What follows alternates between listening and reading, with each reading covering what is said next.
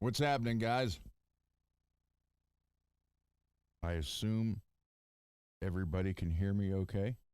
Lewis, MPN, Mad Hatter. What's going on, everybody? Here we go. Big echo again. Billy Ray. Yo, Billy Ray. That was actually his name.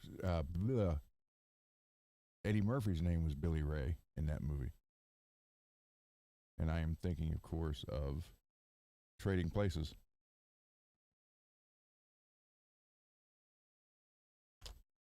So, how is everybody today? No drama?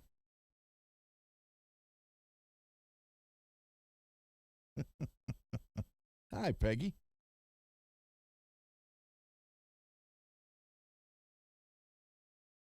Excellent. Always good. Good, good, good, good.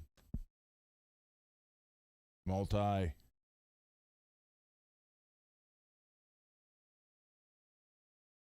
Yeah, drama's a bad thing.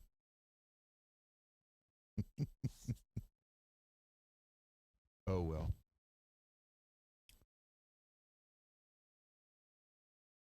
Oh, really? The new acoustic thing? I'm not sure how I feel about that. I mean, I know I like it. It's my son's, but I'm so used to that song the other way. Kind of like they do to, kind of like everybody says to me about the All the King's Men. But they're doing a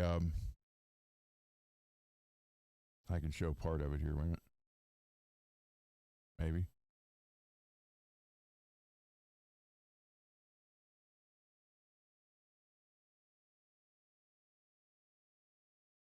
Well, I can't restart it.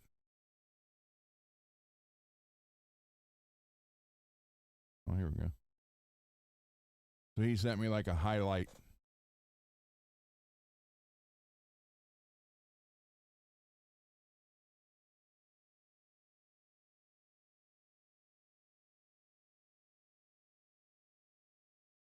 They're doing like a the whole 5 year anniversary thing of that. So it's pretty cool.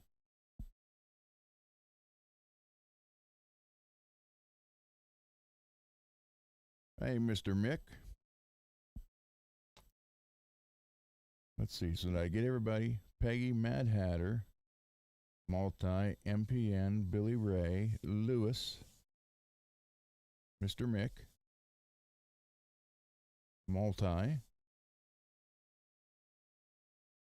think I got everybody. If I didn't, you guys yell at me. So tonight, I would kind of just like to lower the lights and do a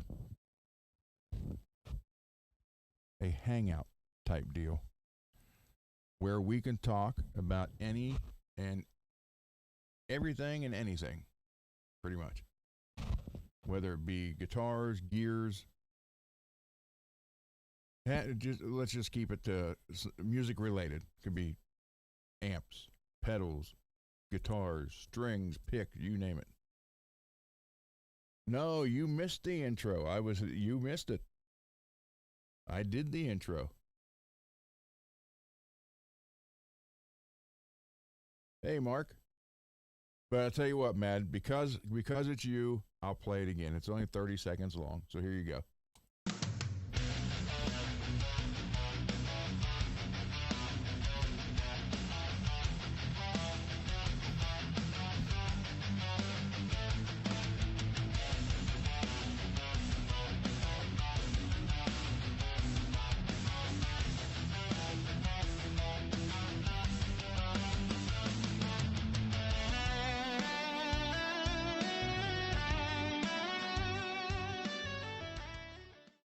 A end broadcast, 5 minute show. There we go. So there you go, Mad. I did that just for you.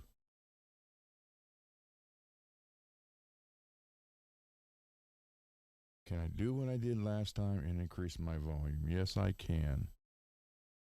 How is that? Is that any better? Jim, thank you.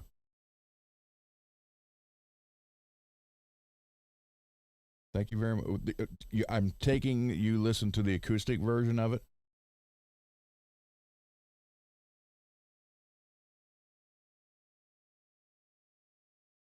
I don't. Can you hear a banjo in that?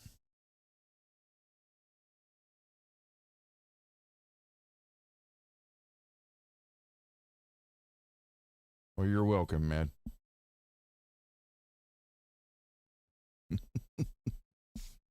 Yeah, they did. You know what? Hold on. Since I'm basically going to be here tonight, I can use the regular mic. Hold on. Let me fix this.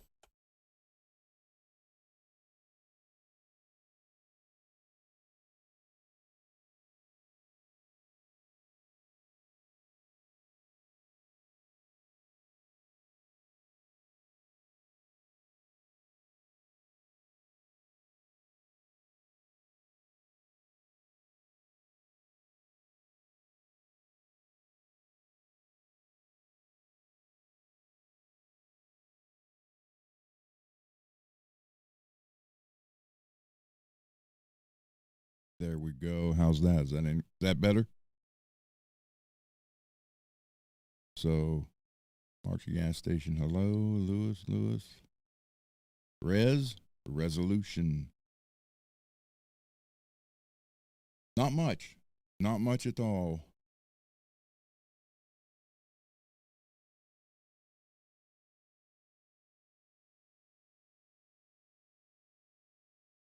Hmm.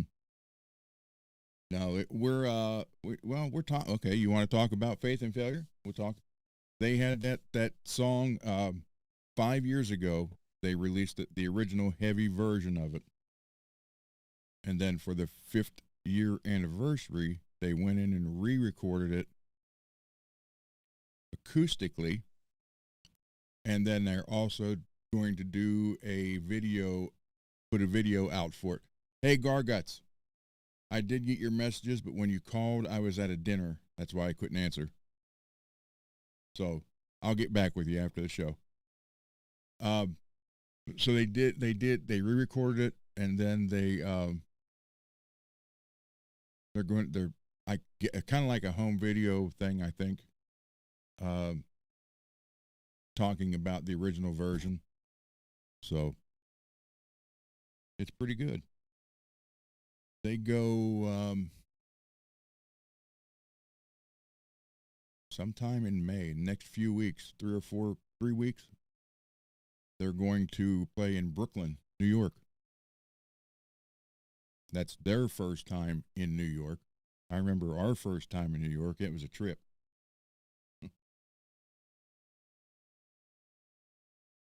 Oh, Peggy, I saw on Facebook you liked you saw my brother Billy on stage for Grim Jack. I posted this thing and told him to keep on rocking, brother Billy. He's the one that drove the bus going down the wrong way street. About got us killed.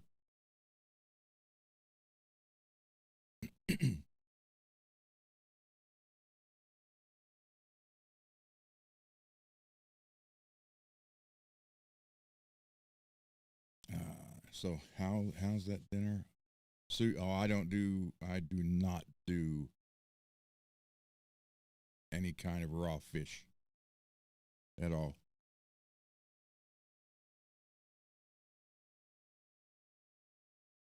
Don't do sushi, none of that stuff. Nope. No, no, no, no, no. Actually, I don't even do fish really, except for catfish.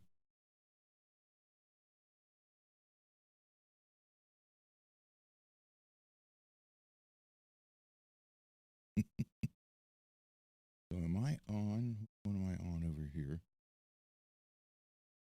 Live chat. top fans. Okay, there we go.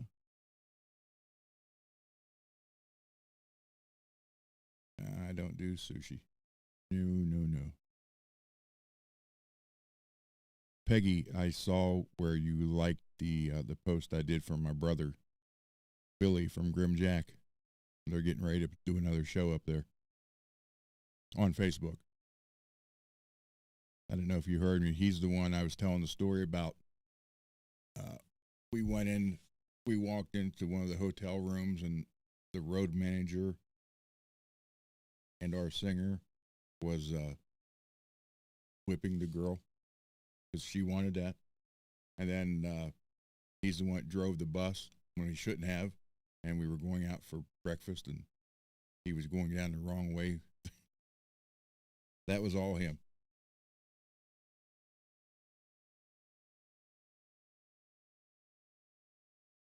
There you go.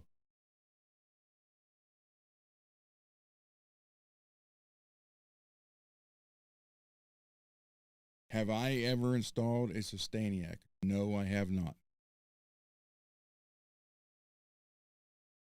That's absolutely. I've worked on guitars that had them, but I've never installed one.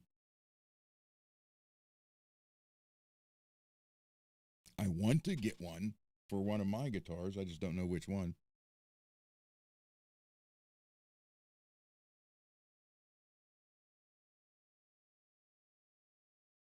Do I like Spirit Box or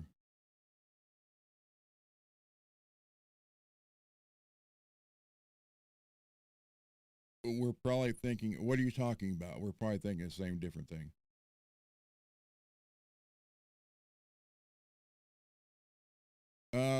Garguts? I don't know. I mean, I can read the instructions. All I can do is try. I've never done one, so I have to do one eventually.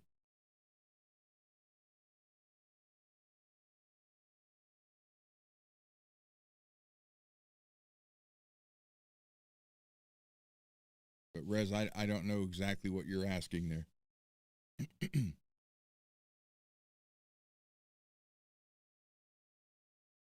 Oh, well, no, never heard of them. Hey, at least you do Garguts. There's a couple over there in California that don't anymore. Thank you. Of course, I know you're not in California right now either, so. No, Rez, I have never listened to those.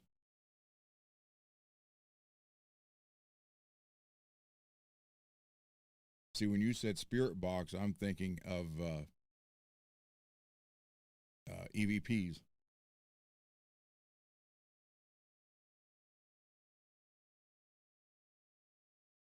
Grab a pen. You're going to tell me grab a pen, then I got to find paper. All right, I have a highlighter here, but no paper. Maybe, wait, I can write on this box, on the inside of this box.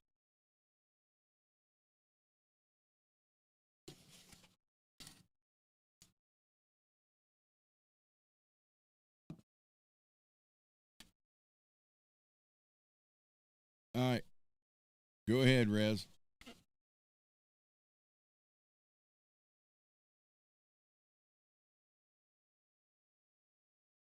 Perfect soul. All right.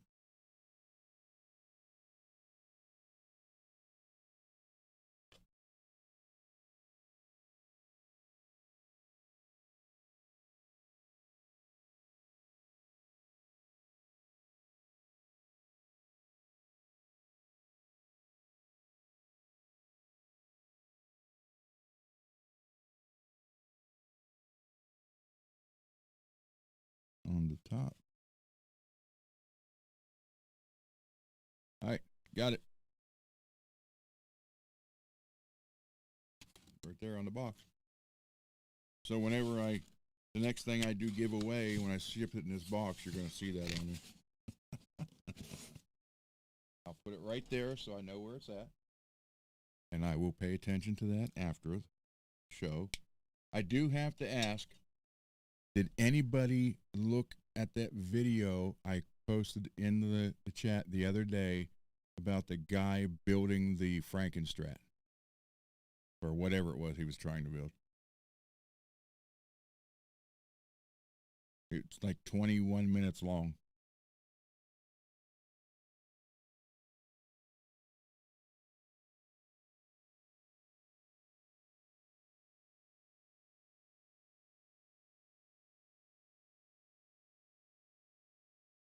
I guess nobody watched it.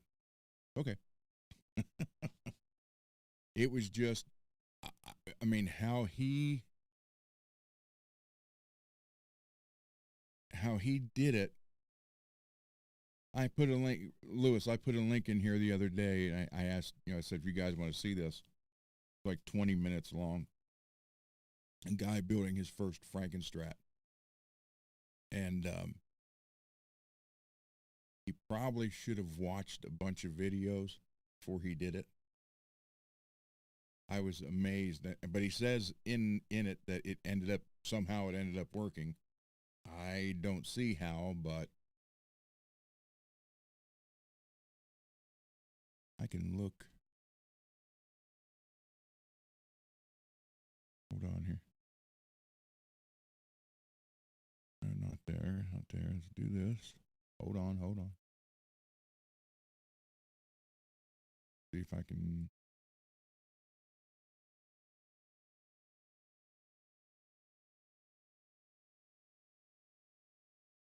Oh, cool.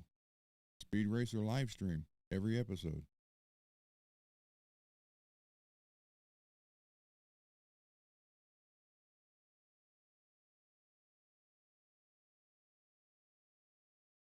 Let me look in the history here.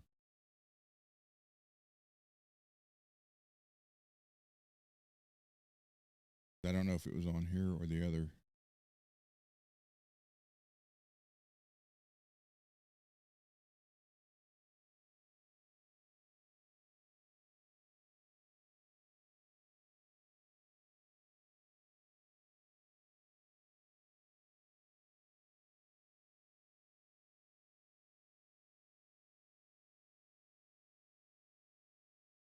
Here it is.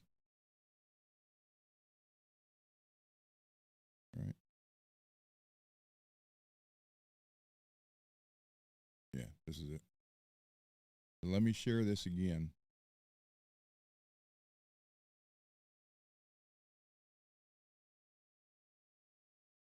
When you have a minute, check this out. I don't know how this worked, but he said it did.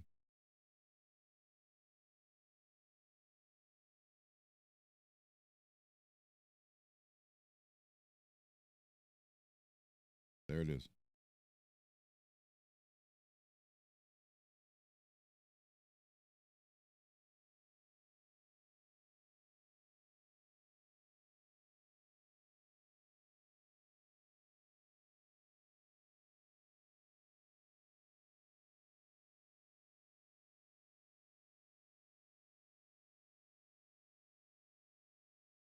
Yeah, I don't know how this guy got this guitar to work, but he said it did. So who knows?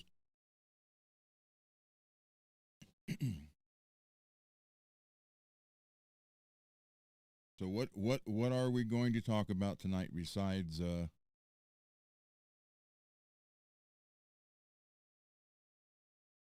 let's see. Let's see. You guys want to talk bands or you want to talk strings, guitars, pedals, amps?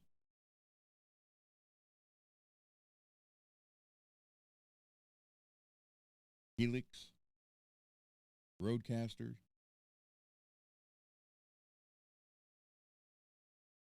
Oh, I do have to show you this.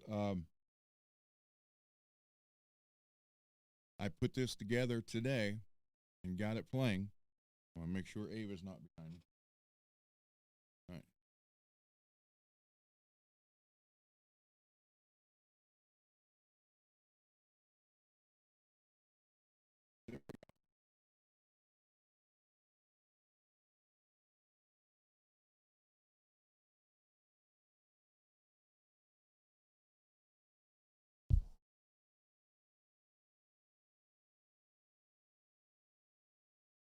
turned out really nice.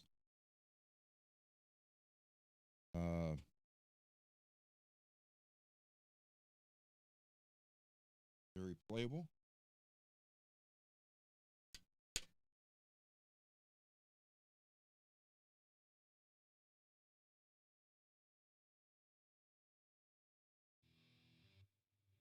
Hear that?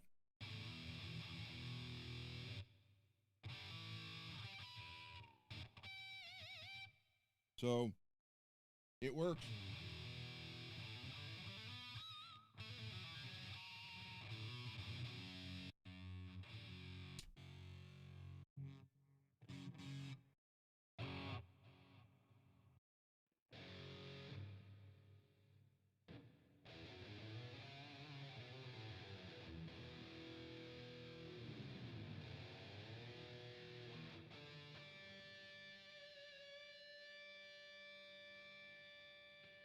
So there you go, Billy.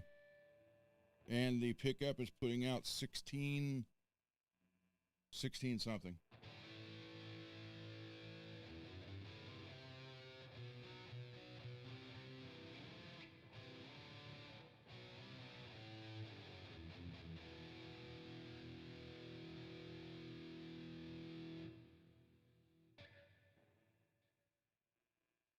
Two springs.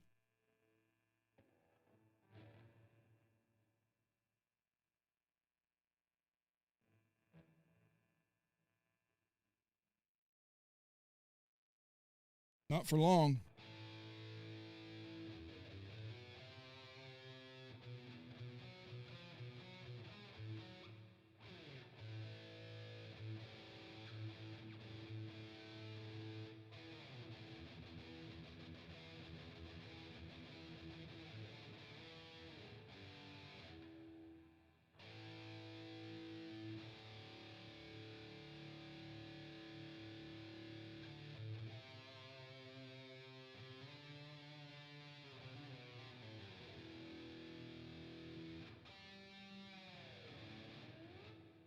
So I don't have a switch for it.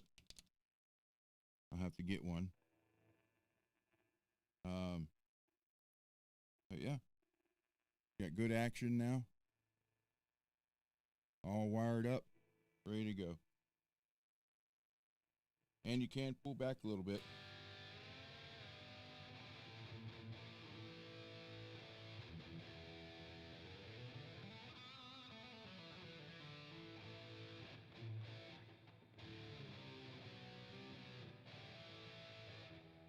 So there's that one.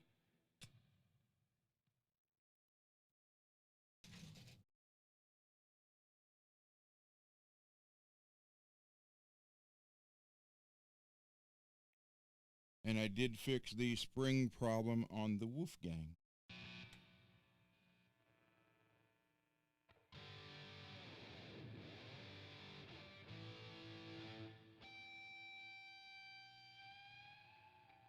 So we're good to go.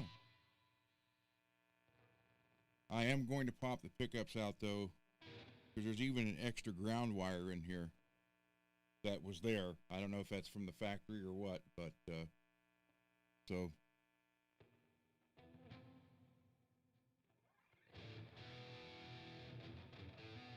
what was the problem with, hey Steve, what was the problem with what? This? When I had to take out on an angle some back here because the spring was catching.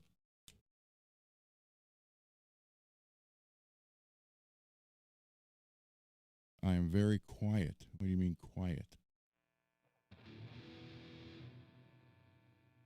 I don't want to blast you guys out. That's the whole thing.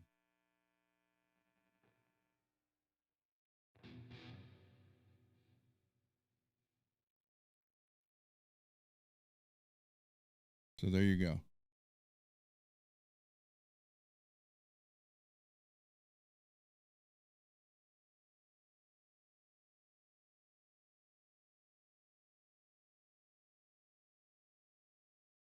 So what I have to do is put the D-tuner back on this.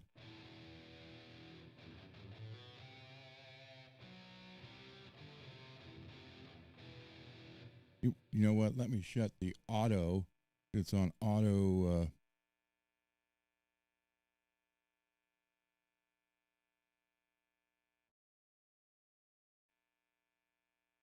There's that any better? It's on. It was on auto gain, which was recommended.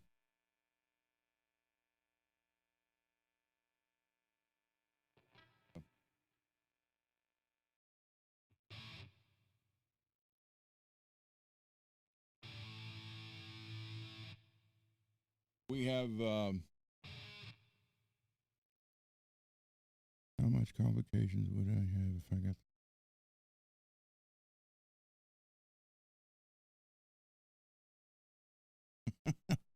Well, you're going to have a battery for the Sustainiac and then a battery for the active.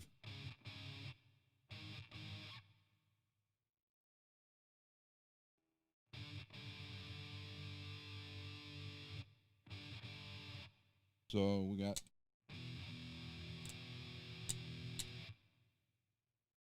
But again, I don't have anything set for this guitar.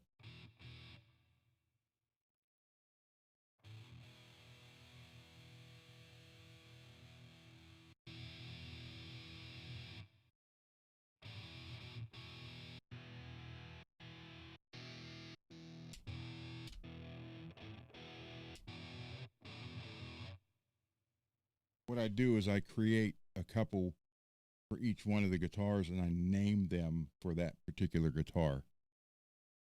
So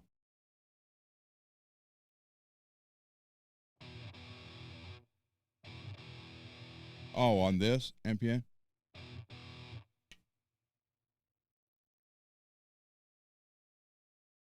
So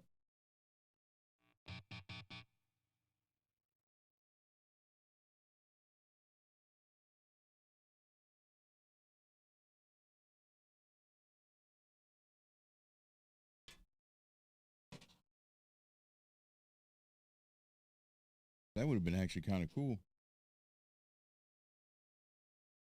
Hmm.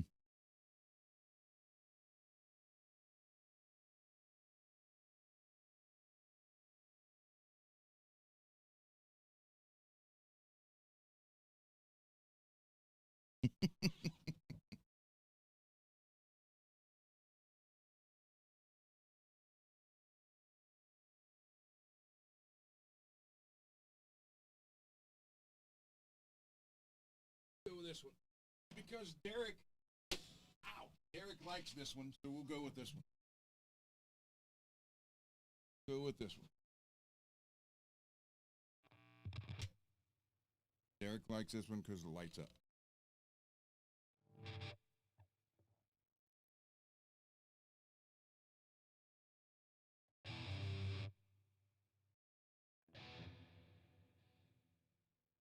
There we go.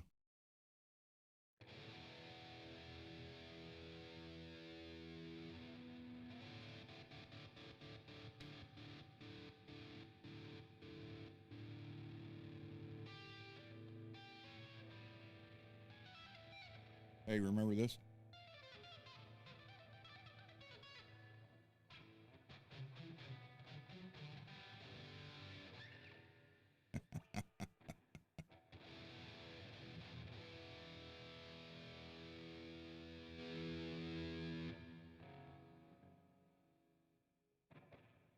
Sure, I am wearing the Steelers hat because of the draft is 50 minutes for me.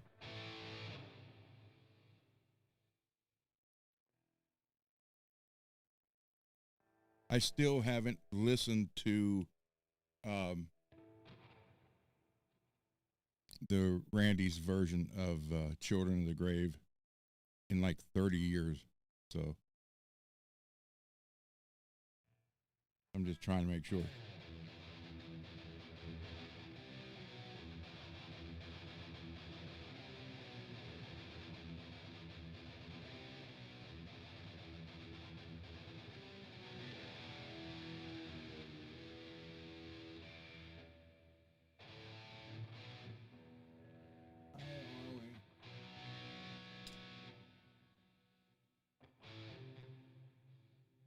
I'm telling you, there's something going on between the connection between the Helix and the Rodecaster. See? Volume's going up and down on its own.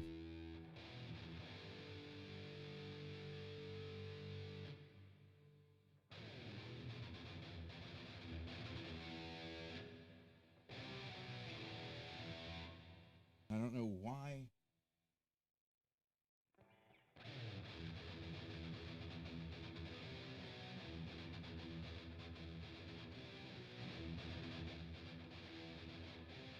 See? It's driving me nuts. And it doesn't do it just playing through here through the speakers. It's just only through the Rodecaster it's doing that.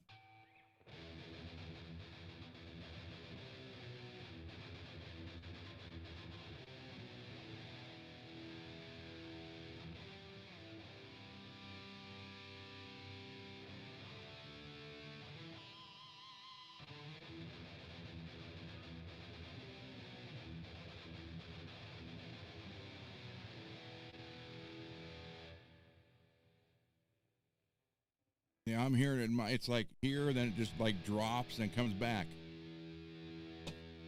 Like right there, it just went up. But you got the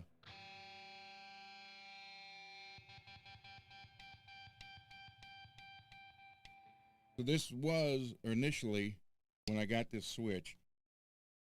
I actually cut a hole back here and I got it covered on the back side now. You can see there's a hole in that bottom right there. And it had just like a flip switch. And to turn it on, the switch works without the LED or not, it doesn't matter. But it has a 9-volt battery to work the LED. So when you're playing it, you'd look down and it'd be off because it would, hit against you and shut it off. So I thought, man, that's crazy. So I took it out and I wired it up so when you just plug it in,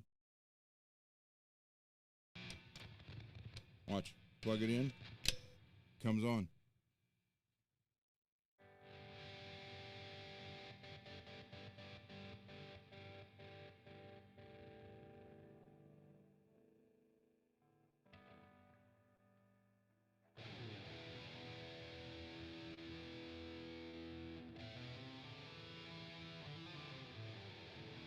Anybody know the Dance of the Skeletons?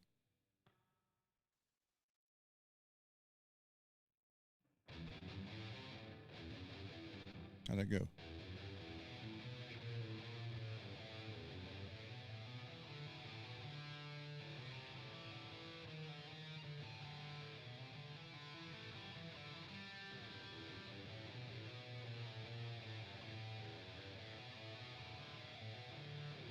You go right out of that into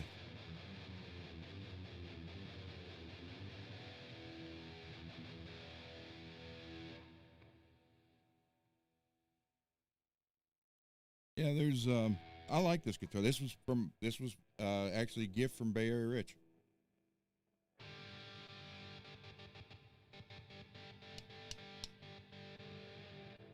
And if you are a original Star Trek fan, when they do the transporter,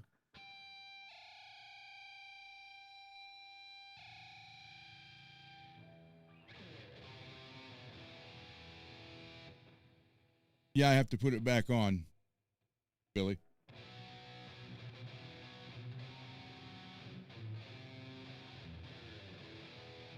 And so I was sitting, and it was like I'm just trying to remember exactly how that went with Randy because I've listened to it so much back then from 87 to probably 94 and I haven't heard it since then, so I was trying to remember the timing and everything, how he did it.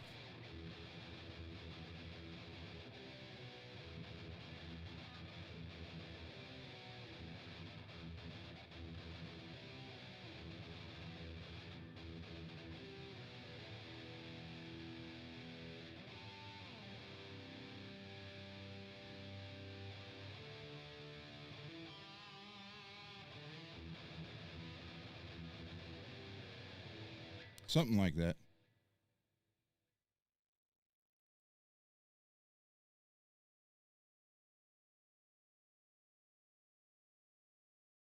Yeah, yeah, I did. I put this had originally it had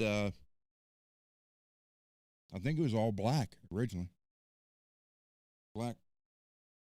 That's why I hate cables.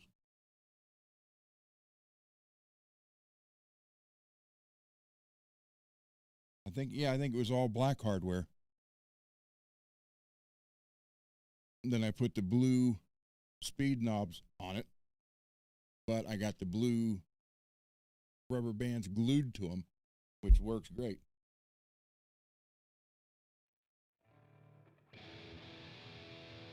Then I put obviously, you know, it's the silver kill switch, Tessie switch. Thank you, Rob. Uh, the blue metal cap here, Floyd. The chrome bridge here. Polish the chrome on these, and then put chrome rovers on it on the back.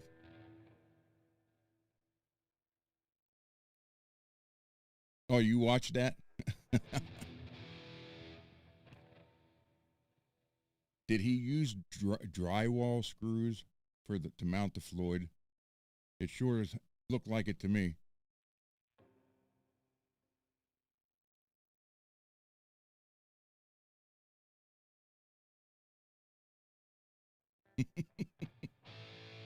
His router job on the end of the neck, zigzag.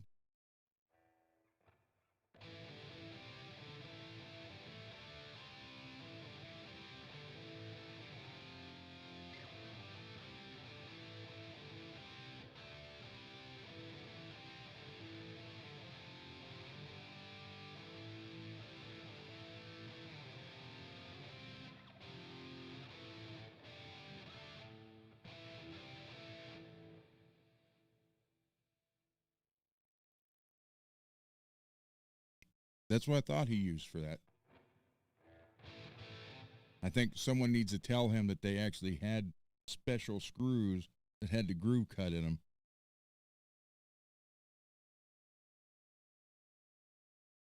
He doesn't know that.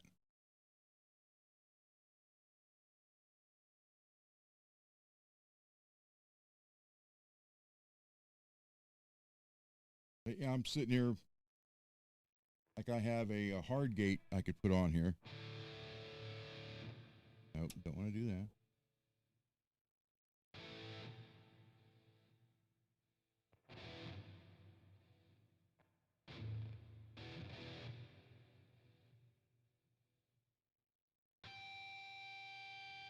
That's with the hard gate on. Here's without it. So obviously I can't put it on there.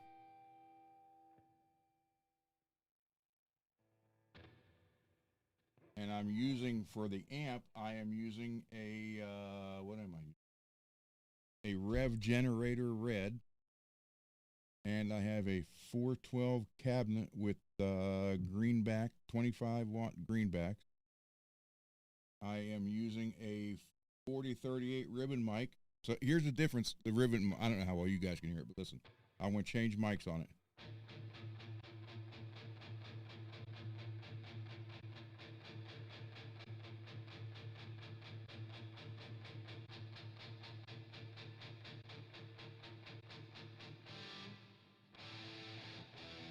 That's just a regular 57 right there.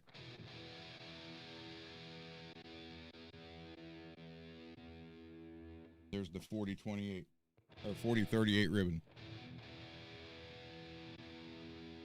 There's a 414 condenser,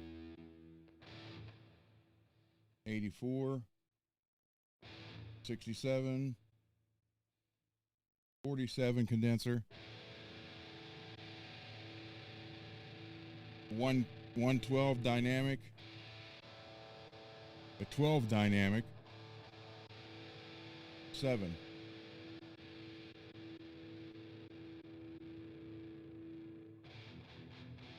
So I was going for Randy's sound, so it come up with the 4038 ribbons the best. You didn't hear that go and higher?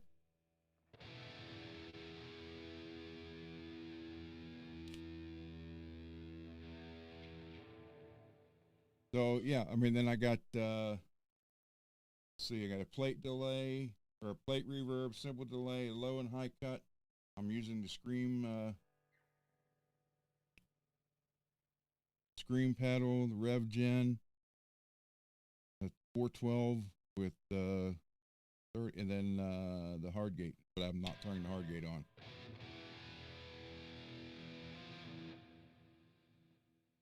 So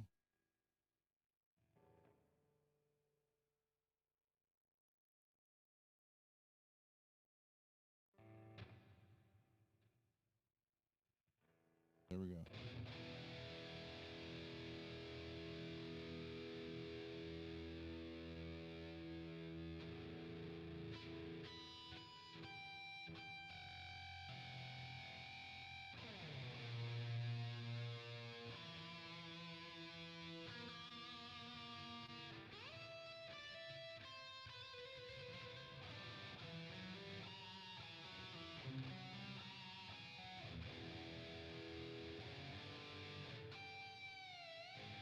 Something like that.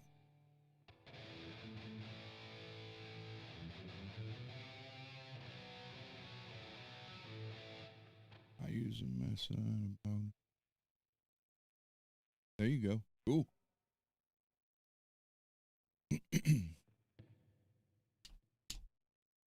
And then here is the came on it. It was already the preset for you guys know this one.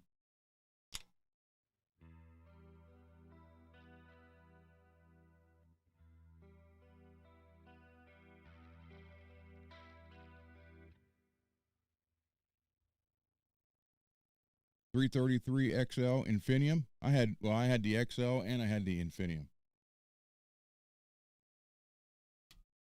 Got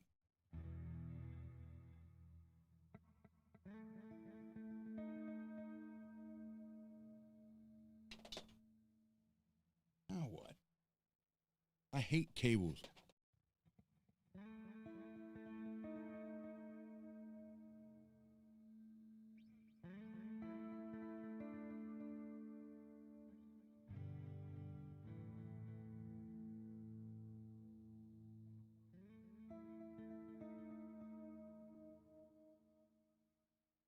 Yeah, they get a big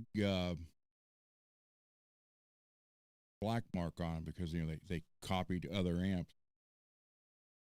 But that's like that B52, man. You can't beat those. 4-man's rectifier, triple rectifier.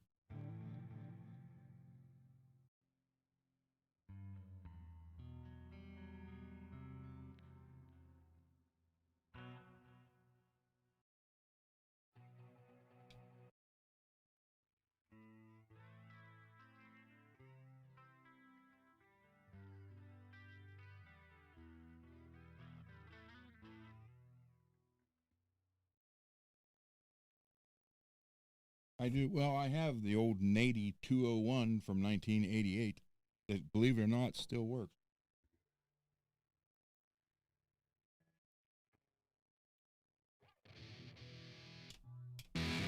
Whoa.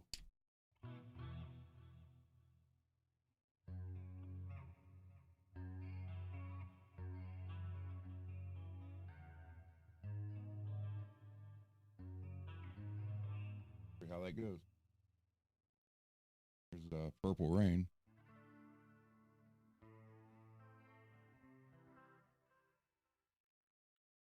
So it had some in it already. You can erase them if you want. Just write your own. Like this one. It's in D, though.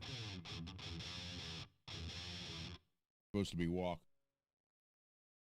Although the Stray Cats ones does sound like the Stray Cats. I just don't know any of their songs. Or Money for Nothing. Something like that. And of course, Barracuda. Got that one. And there's an AC/DC one.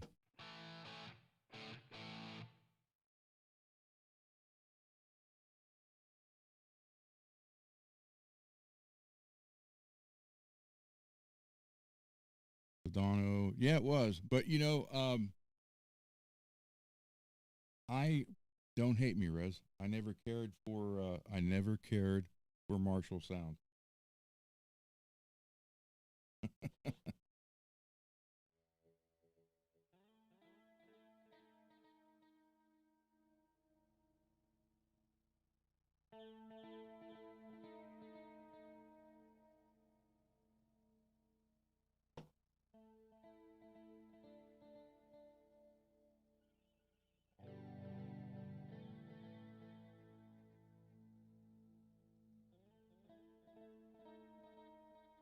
So there's some weird stuff on here. Like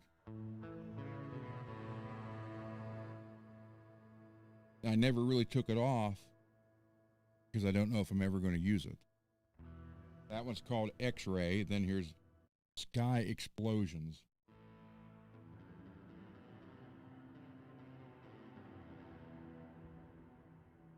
Here's one called Doctor Strange. That was an A chord.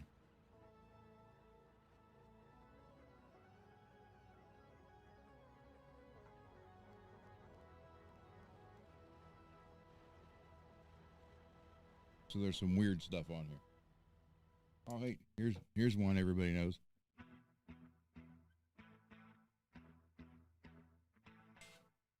If you like every breath. Oh, you want to hear that one again? Doctor Strange? Here, Cheryl.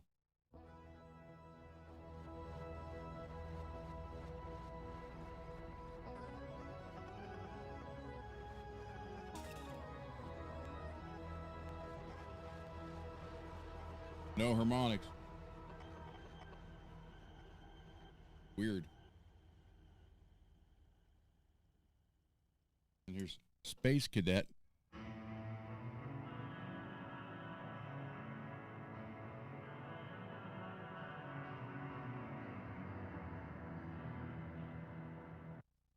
Crossover synth. See, we're getting that buzzing sound again.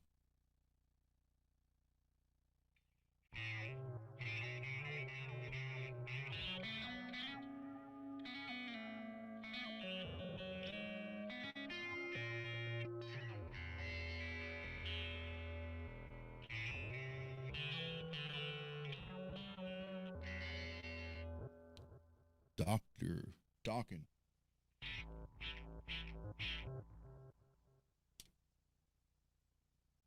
Yeah, hear that?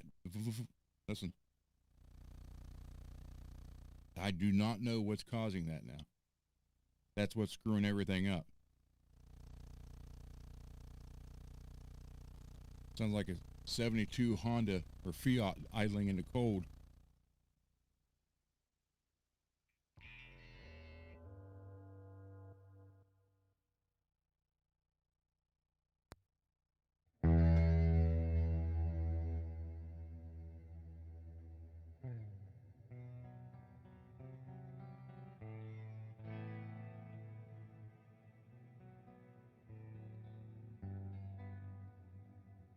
Wait, how'd that go? I can't do that one.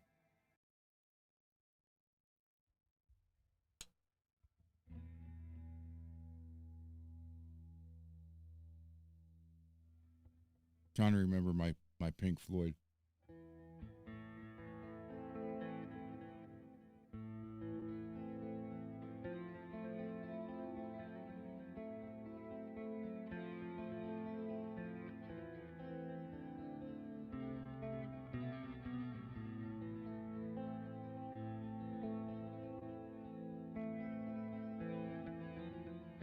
Yeah, you gotta switch your fingers around for that.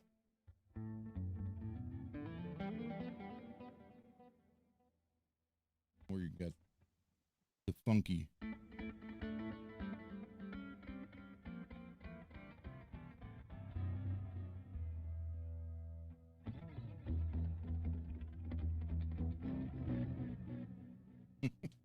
There's some weird stuff on here that came from it from the factory. And like I said, I never cleared it because I didn't know if I was ever going to use anything from it. But again, you know, I can store like 1,400 things on here total. So just depends on what you want.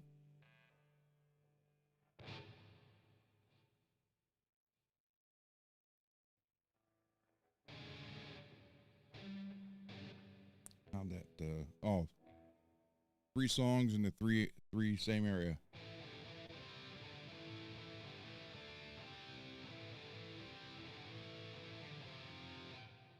So Man on the Silver Mountain, and then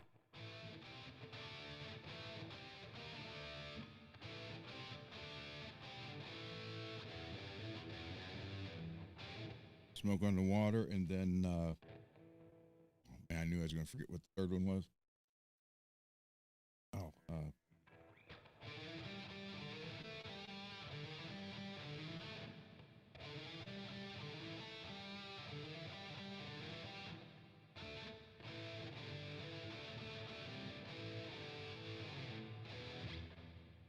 something like that. So yeah, this is I'm trying to nail Randy's live from the tribute album down.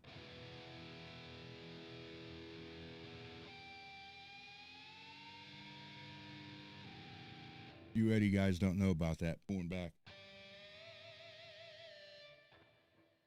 So yeah, I like the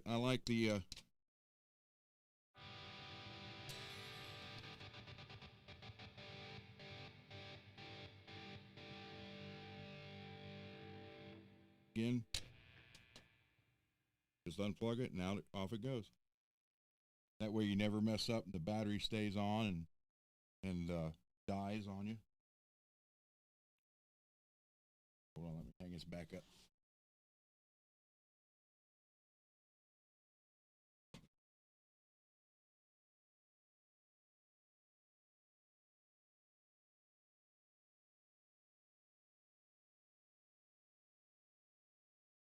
Wait, guys.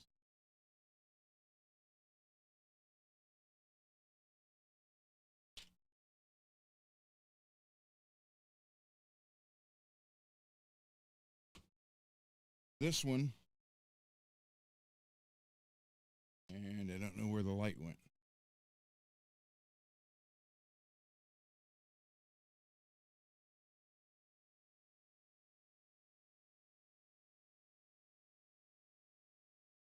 Oh, crap. Don't know where the light went. Oh, under blue lights, this thing glows. This orange glows.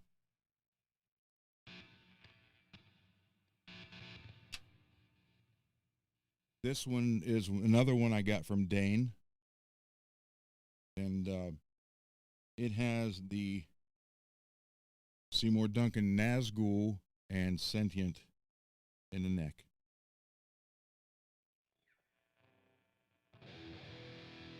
So you can hear the difference between this and then what was in the blue one was the Black Winter. That's the same. I didn't change anything.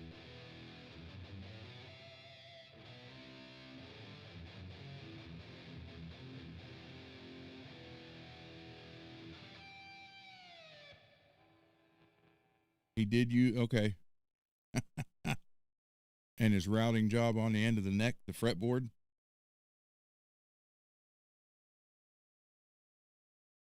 So I don't know how that thing worked.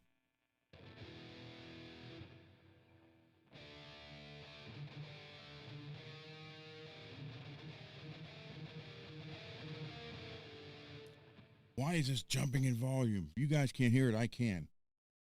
It's dry. It's like this. It's going.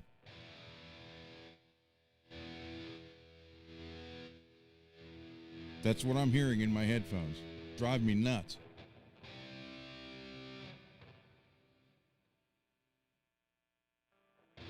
I don't want to mess with it right now because if I do, I've been fighting this thing for a week now. And never had that static before either.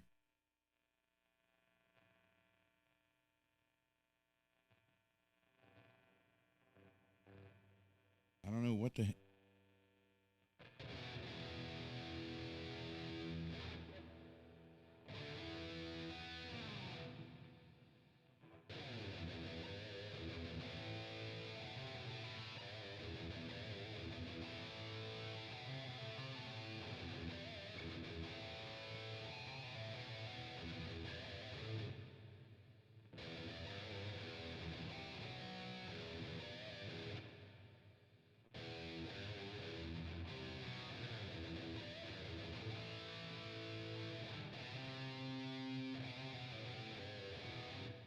Oh, I know what I could show you. Hold on, hold on, hold on.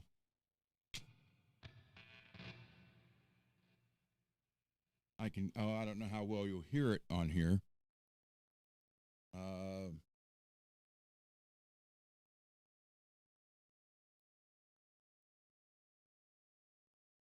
Let me see if I can do that.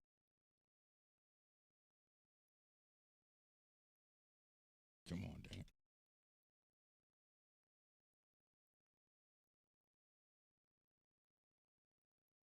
Okay, let's see if this will glow now. I didn't realize this would. It's just, I thought it's just orange and black.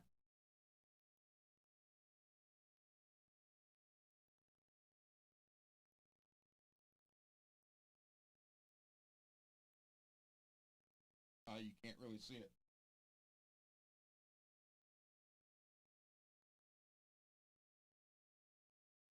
Camera overcorrects for it.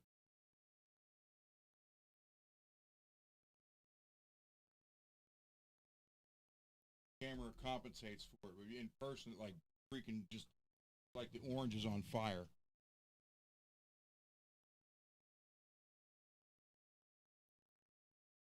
Okay, we can safely say that I hate cords. I hate cords.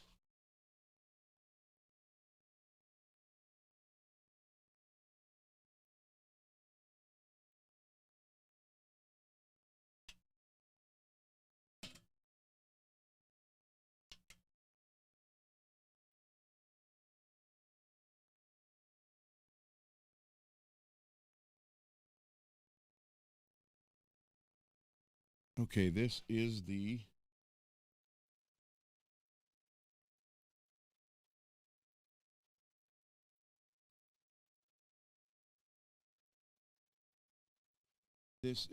Iridescent swirl.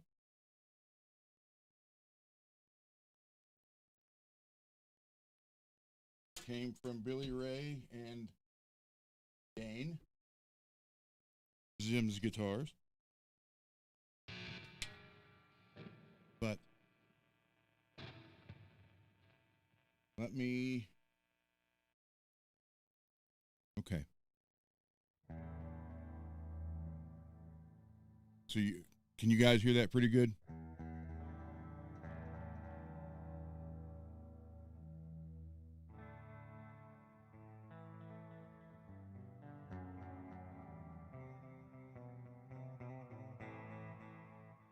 Can you hear that okay?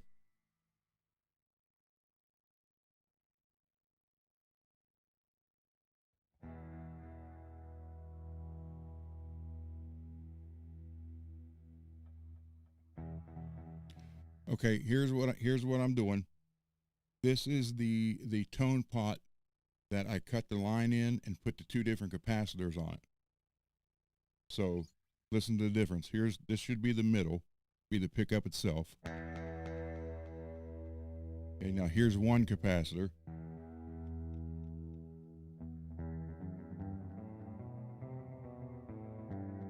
You hear how the treble's gone, a lot of it.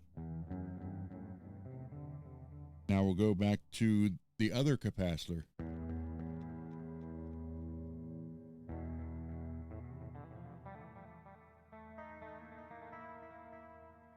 Then in the middle. So you have in the middle, you got just a pickup. Up there, you got one sound. Back to the middle, and the other sound. You can get three sounds out of your one pickup. There you go.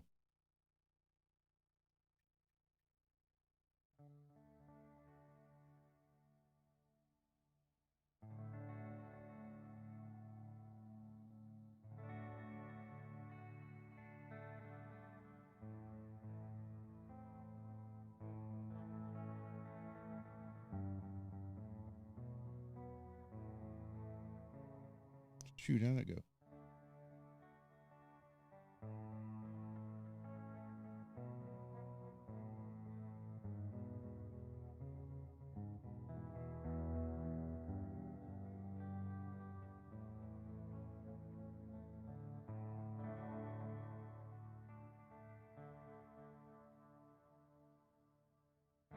So that's why when I showed you guys how to do it, but now you hear the difference.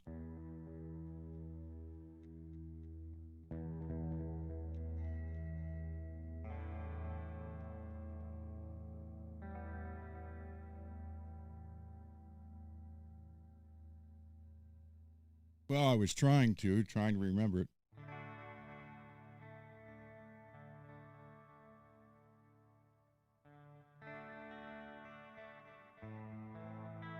Nope.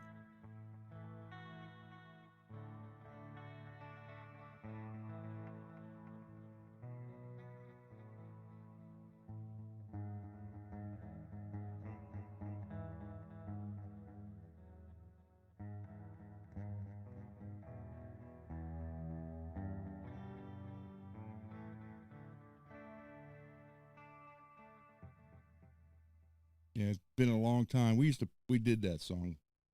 The very last cover song we ever learned, because we ended up doing like in the beginning it was 75% covers, 25% of our own.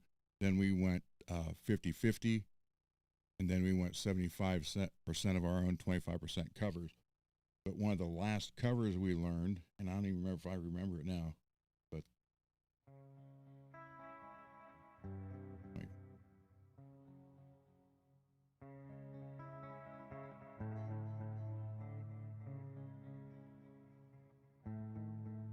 Wow, I don't remember how that goes. That's not how I played it though.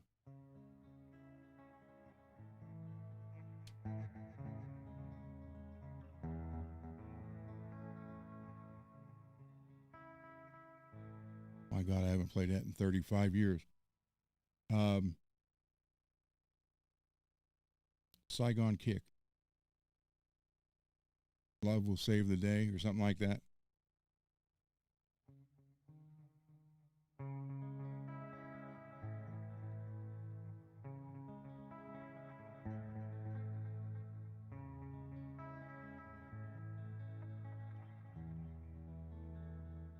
I don't remember how it goes. I haven't played that for years, probably since 1995.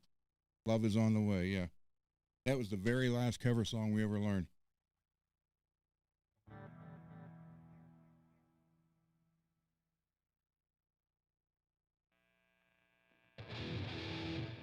Yeah, I'm getting bad. I got a bad cable somewhere.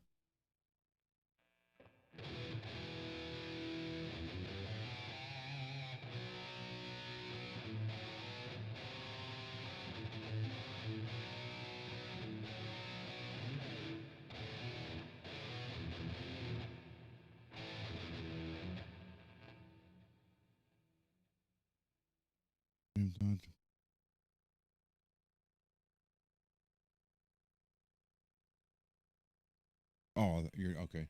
You're not talking. Thought Peggy was asking me a question.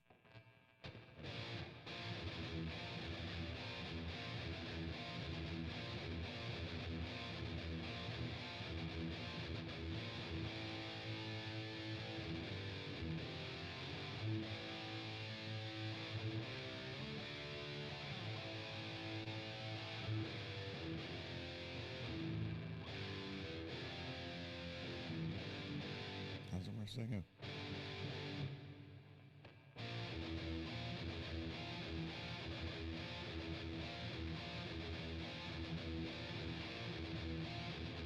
Then the other part is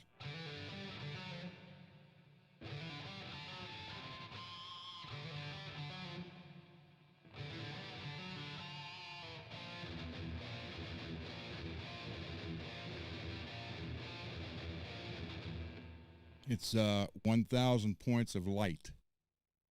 Bruce Dickinson, 1995. The Balls to Picasso album. Something like that.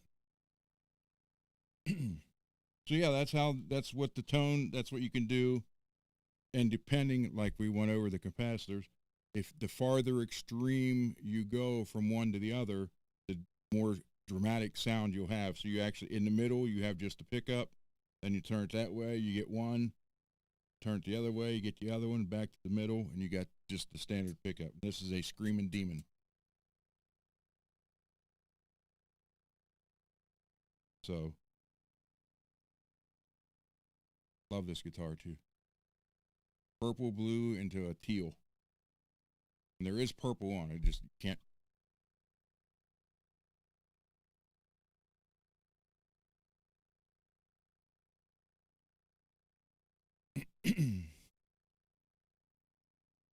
Yeah, I showed how to do that, Brett. You just take it apart, and then take the back might even.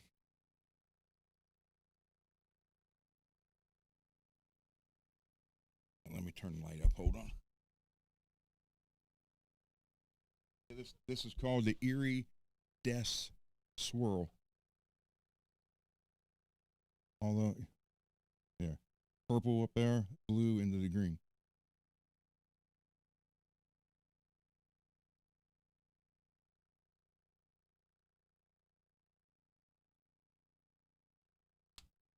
Yeah, so it makes a big difference.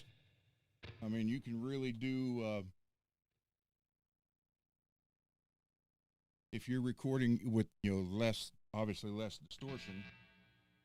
You're going to do something clean or little distortion. That's when it really shines.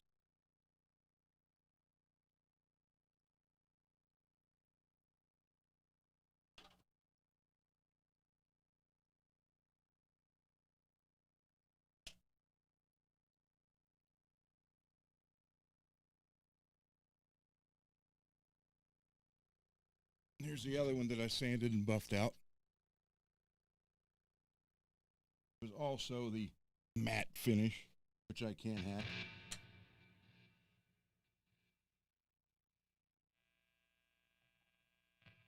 Yeah, there's a cable. Cable's something's wrong.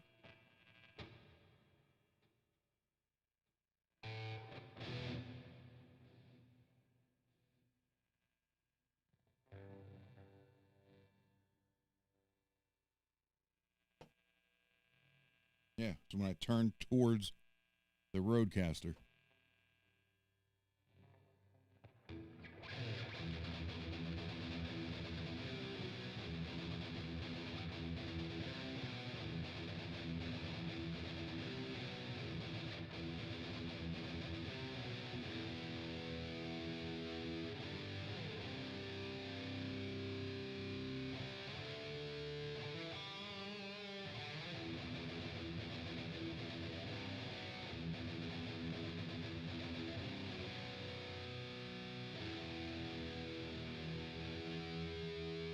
So that is I'm trying to get Randy's sound from the live album on here.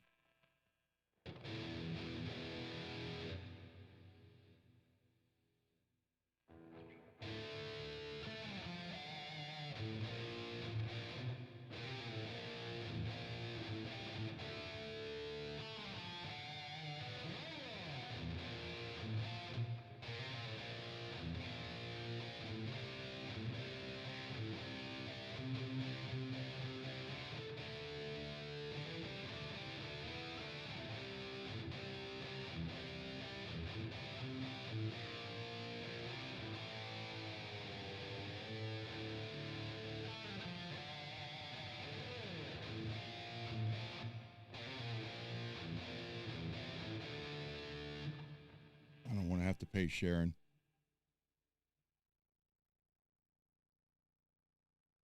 Oh, I'm sure he didn't, Rez, but from what I'm hearing here through the monitors and everything, it's kind of close. And I did use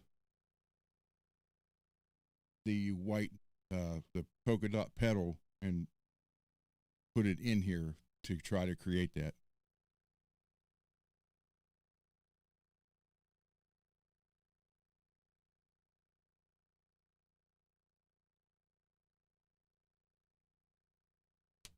Yeah, that's what I said. That guy, he should have watched some videos. I remember him saying, in true Edward fashion, Eddie they didn't have drywall screws back then. 77.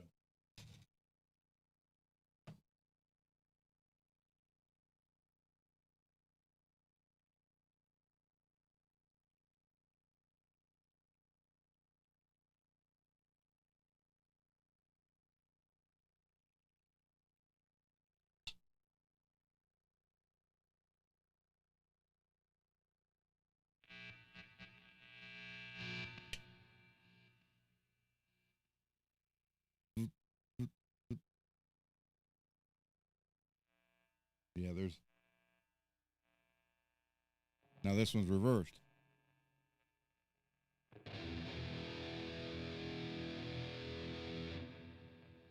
Yeah, there's an issue somewhere that's driving me nuts.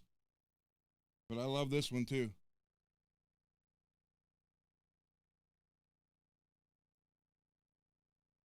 Although the pickup on the neck looks white, it's actually yellow. There, you can see it. And I put red below the tremolo, and then did tremolo in red, and then up here, red, and red up here too. So,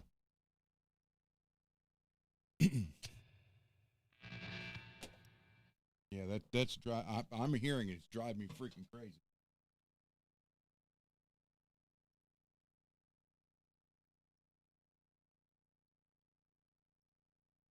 This is the one. This is the one I put the Lawler pickups in it, and this is the one I want to put a maple neck on. So if any of you guys have a maple Charvel neck, Floyd Rose ready, and you want a real nice ebony one, I'll trade you.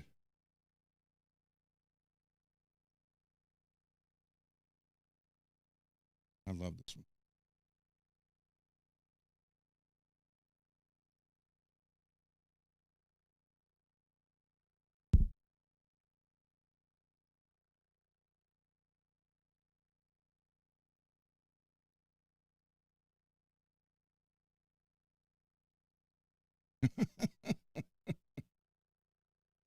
Yeah, I have ebony on the other one, and the alien green that's coming also has ebony. I want a maple one for this one.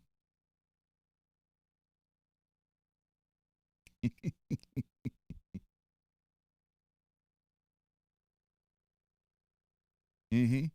Yeah, it is.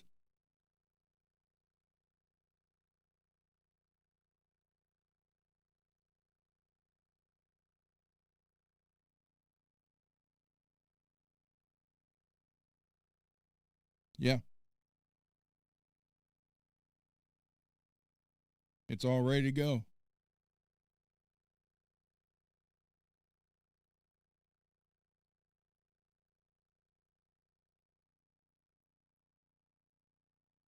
Uh, Jumbo probably whatever they come with the factory.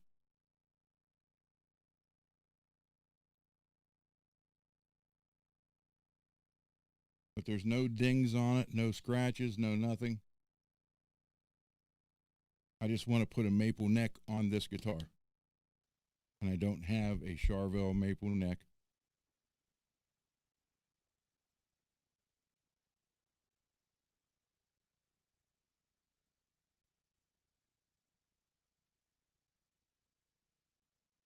Yeah, it's got to be the Pro Mod San Dimas.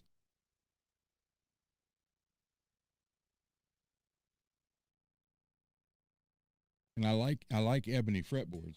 I just want to put a maple one on this one. There's nothing wrong, not a thing wrong with this neck. I just want to change it. So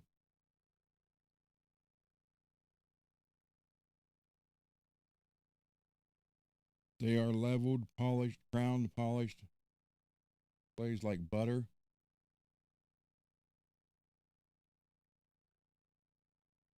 So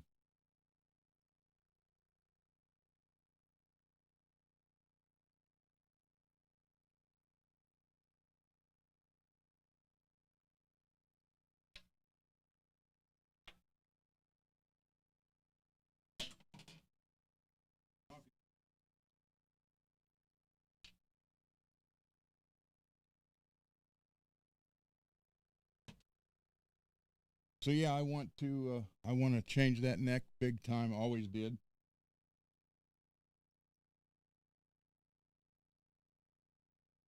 Oh, it's back to the white light.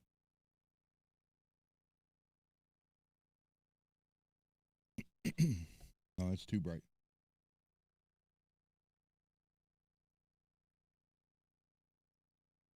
Trying to get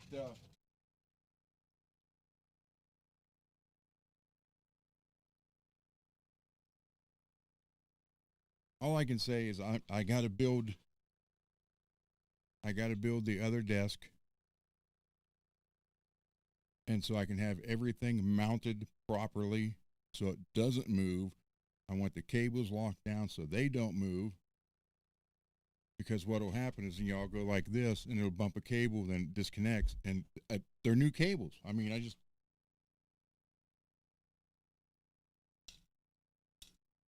but I got to find out which one is bad.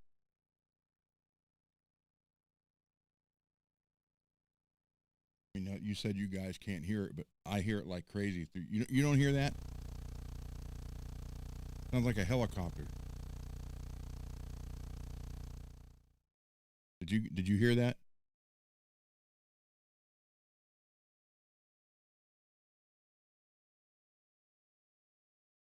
Yeah, that's what I hear. Even when I go up to here, that's where it was when you guys told me that the guitar was loud enough, right there. And I'm still hearing that in my that. It never did that before.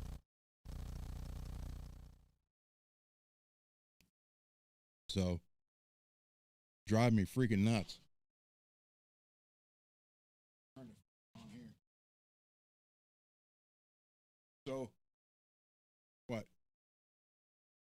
Monday, Sunday or Monday, we had snow. Today it was 86.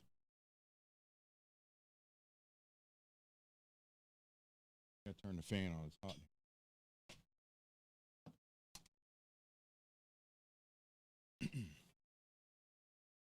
This is, oh, now I can get it out of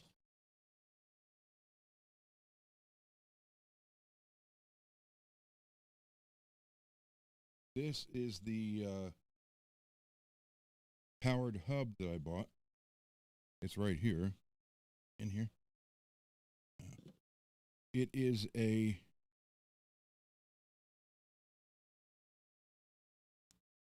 I don't even know how you pronounce that. If it's all TOBEN 1, Tobin 1, USB-C docking station.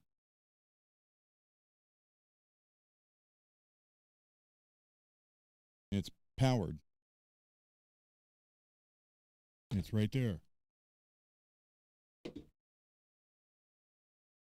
one thing I had to do was go into the device settings to all the USB ports, go into the properties, and unclick where the computer shuts it off the minute it doesn't recognize it, because that's what kept shutting it off. If it didn't recognize it, killed it, and that's why the shows just started ending.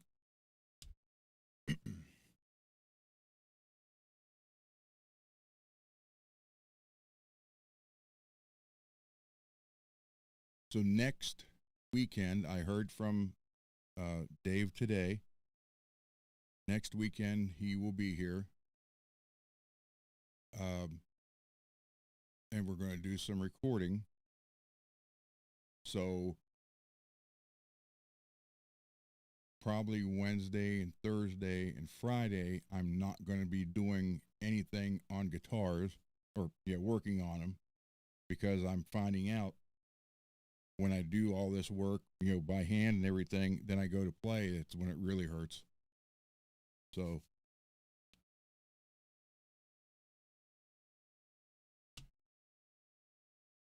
hey, Lewis, welcome back. Welcome back. Welcome back. So, all right. So, what else you guys want to talk about?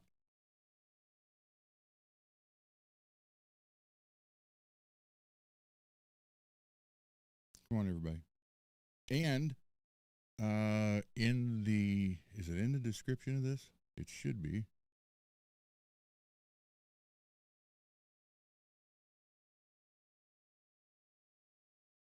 Oh no, wait a minute. Can't tell. I can't do it now.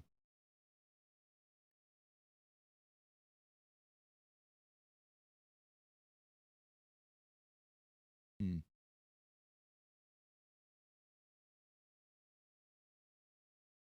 Well, and another thing today, I looked again for the Fretworks T-shirt, and it's nowhere to be in this house. So all I can think is somehow I knocked it into one of the trash bags when I was emptying out everything, and I must get rid of it because it's not around the washer, the dryer. It's not folded. It's not in any of the clothes. It's not mixed up in a pair of pants or anything. I cannot find it anywhere. So I'm going to have to order another one.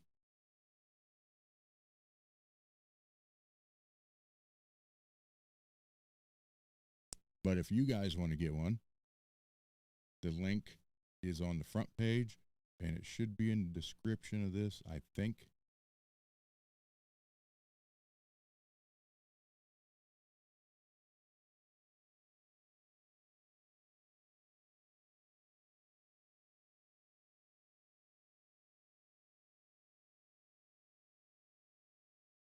So I still have the hoodie and the sweatshirt. It's just that the freaking T-shirt's gone. But to be fair, this shirt was missing for about a month, and I found it. I just don't know where they go.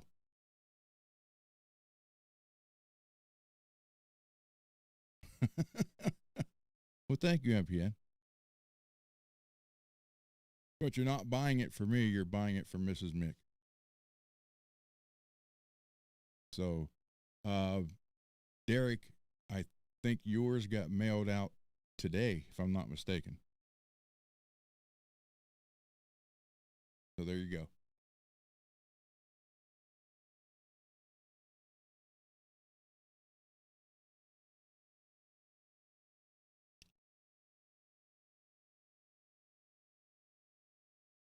Zach, what do I think? Let me show that.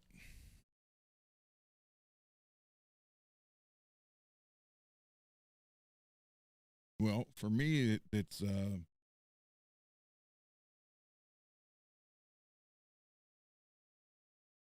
easy because I never used one.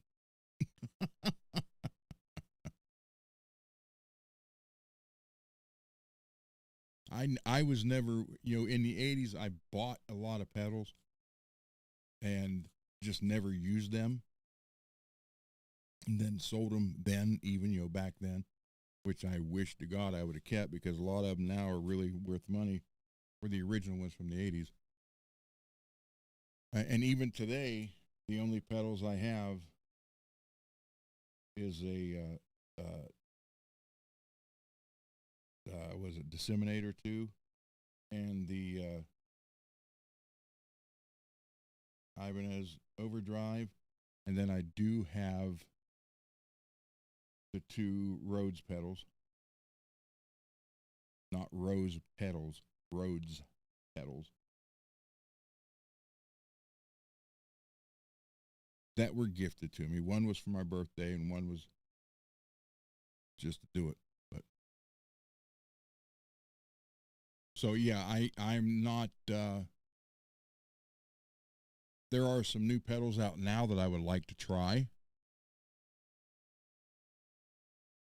but again, using this Helix floor, there's not too much I can't do with it, and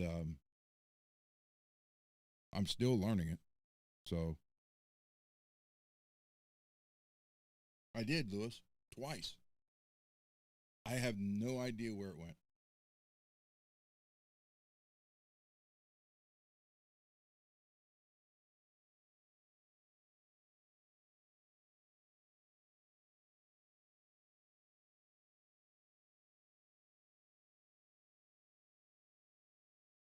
I looked behind it. I looked under it.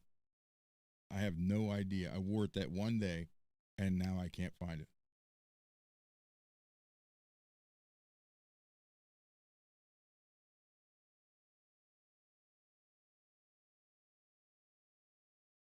Yeah.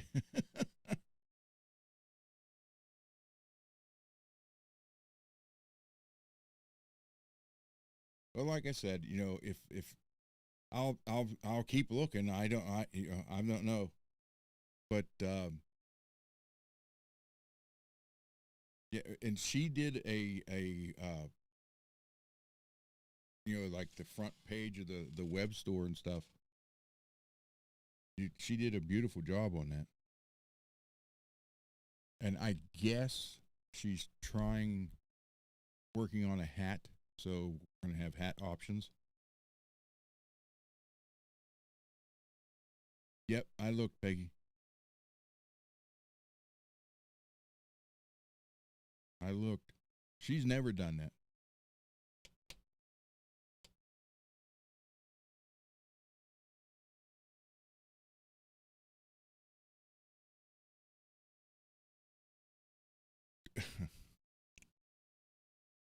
There's a story behind that, Rez, because of the other show I was on, and another. There was three hosts at the same time then, and one of them, she would come and check the show out just for 5 minutes, so one of them could sing a song to her.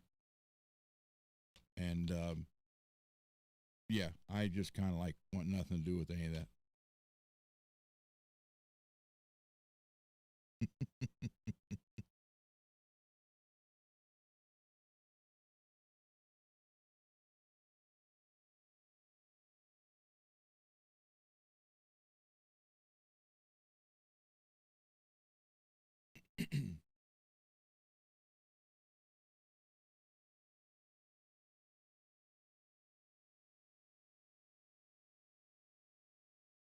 On her channel, okay, she used to come to the other channel I was on, where I was a well, I thought I was a host, but apparently a co-host, but I guess I wasn't. Um, but when I first joined that channel, there were three of us. Me, the owner of the channel, who you all know, and then another guy who apparently he was in love with her, Lori, and he would write a song for her for every weekend and tell us when she comes in, everybody stop. I'm going to grab my guitar and play and sing to her. So that whole thing was bizarre. So I never got into her channel. That just kind of messed it up for me.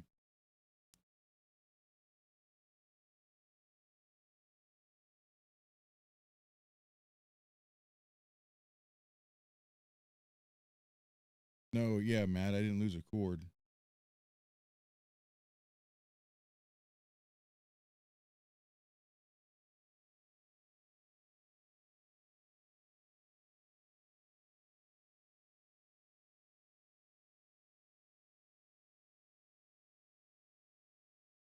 Hmm.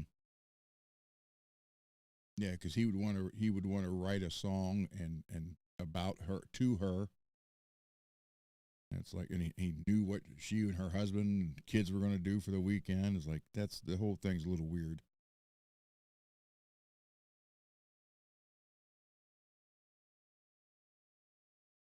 So, and I'm sure he's probably in the chat.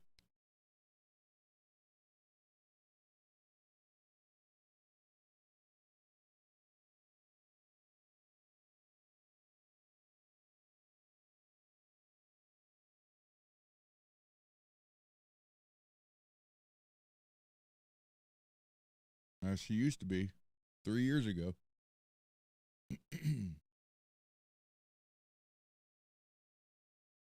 Yeah, I know, Peggy. I am going to have to order one, and soon. Yeah, I said that the other day. As soon as it gets here, I'll open it up and I'll go downstairs or come down here, and there it'll be again. I have no. I mean, I've looked everywhere.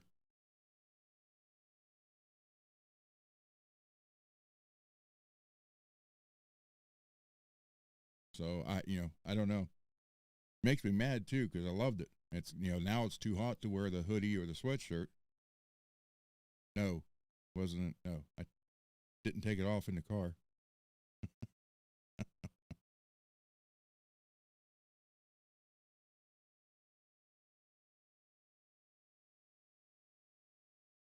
Oh, let me put Dane's banner up again. I like to advertise for Dane.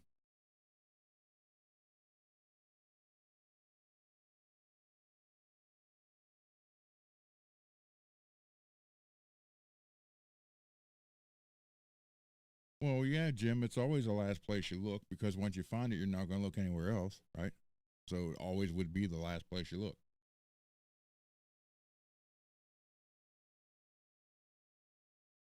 It might have. It might have MPN. Who knows? So I do have to get another one because I'm obviously it's too hot for the hoodie and the sweatshirt. So I do want to get, and I love the shirt. Again, I never wanted to get into that kind of stuff, and then after I did Mr. Mick's guitar, I guess his wife makes them, and then I ended up knowing I was going to get one because she was having a hard time getting the logo right. So he wrote me and said, "Hey, this is what I'm going to surprise you with, but can you get me the version of the logo?" So I thought it was just going to be a shirt. I didn't know. So even though I knew what one was, I didn't know I was going to get the hoodie, a sweatshirt, and a T-shirt. And then once I posted that video, I thought, man, that's cool because I want one, but but then I got all kind of messages about, hey, that's cool. Where can I get one? So I just wrote him and told him, I said, hey, a lot of people want to know about these. And then Mrs. Mick stepped up, said she could do that. I'm not doing anything with it. I know nothing about that. And I'm still trying to get the buzz out of this system.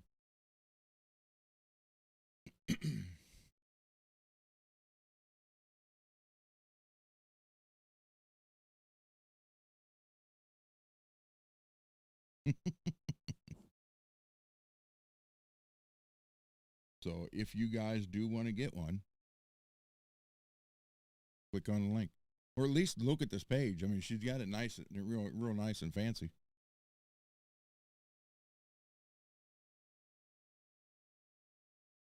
And I think it shows just one item, then you click on it, and all three come up. And I do know she's working on a hat for prototype. So you guys might want hats. I don't know.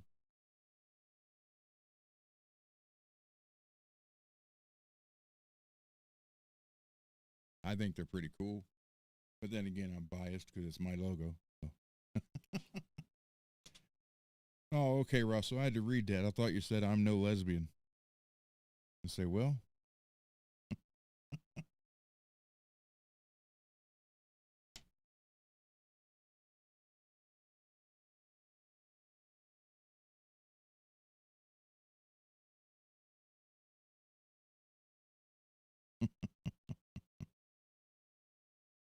So yeah, I am going to build a new desk. It's not quite on the 90, still the angled. And I might move it just a little bit more this way, but I will have it so everything is in place and locked down, and the cables are in place and locked down. All right, man. Thanks for hanging out, man.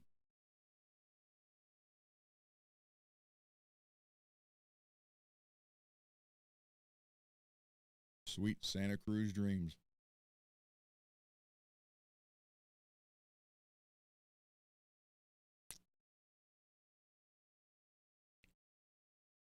So yeah, it's going to be different. I'm going to try to make it better. And again, that's what I said. I want to make this so it's worth your guys' time. you know, because again, I'm still amazed you guys want to come here and sit and talk to me. So I want to make sure that it's, you know, I make it worth your guys' time to do that. So thank you. Thank you, Cheryl. I know I'm not wearing your freedom hat tonight. Sorry, but the draft's going on and I am a Steeler. Rainy days ahead just popped up on my screen. Great.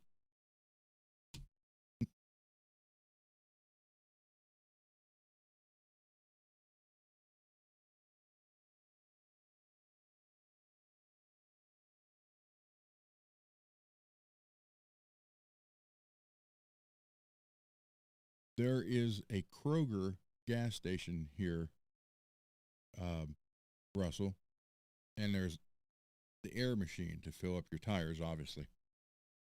Some genius decided to put a storm grate, which is about 6 foot by 4 foot, right there where you park to fill your tires up with air. So there are a lot of keys and cell phones down in that storm drain. Brilliant, brilliant idea to put it right there.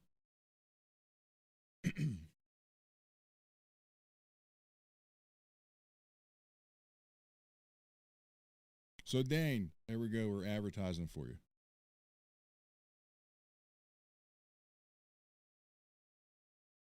And I tell you what, I I would love to go to that store in person. I would love to work there for a week.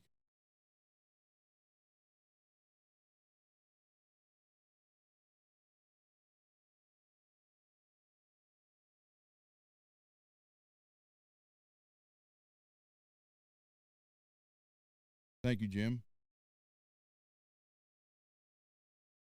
I'm not kidding you. You pull up to put air in your tires, and you're pulled over top of 4 foot by 6 foot grate with the spacings at about almost an inch and a half wide by 5 inches long. So like that, and cell phones, keys, everything went down in the. You can shine flashlight and see metal reflections down in it.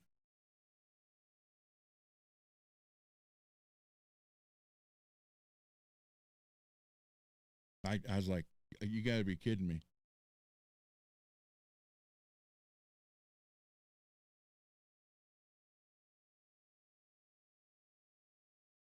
That's a good one. Concert. Here's a good question for everybody. What was your favorite concert that you ever went to?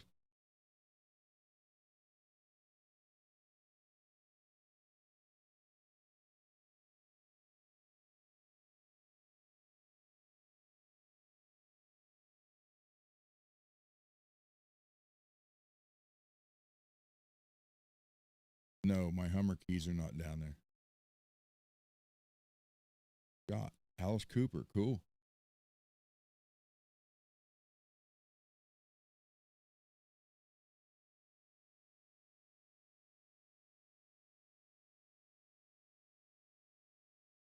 We played 80,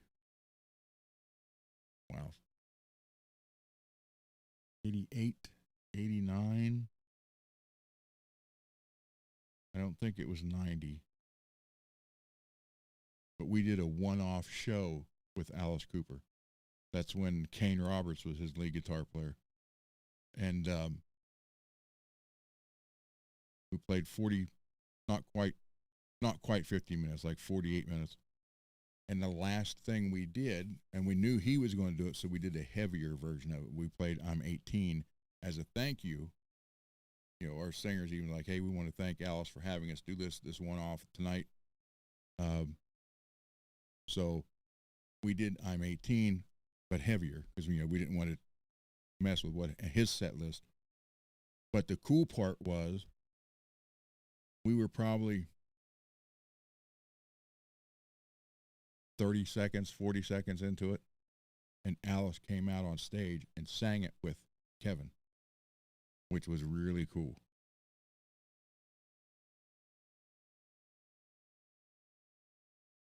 And it's funny because people laugh at the Wayne's World movies where he's back there thinking it's all this. Um, he really was like that.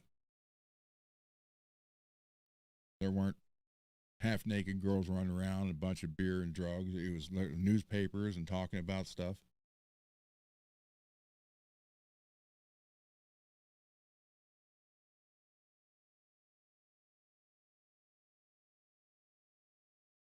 Corey Feldman doing Smooth Criminal.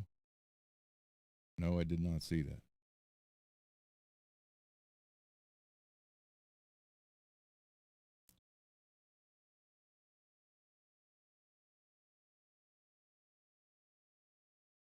Glenn Campbell was one crazy guitar player. Unbelievable.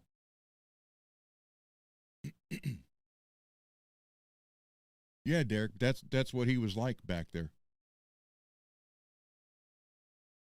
There was a like a big fruit bar, pastry bar, a lot of water and stuff like that. Lemonade, even.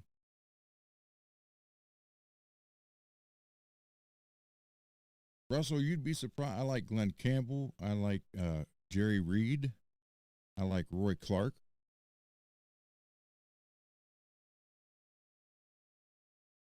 Chet Atkins.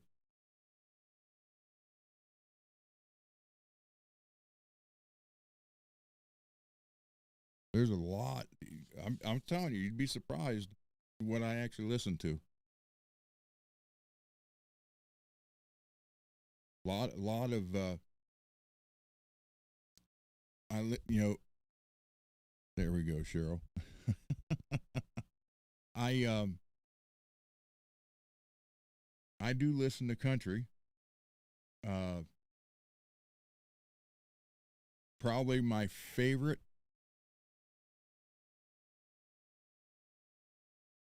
Let's see. I give you my five favorite country. Number one, Alabama. Um, Keith Whitley, Randy Travis,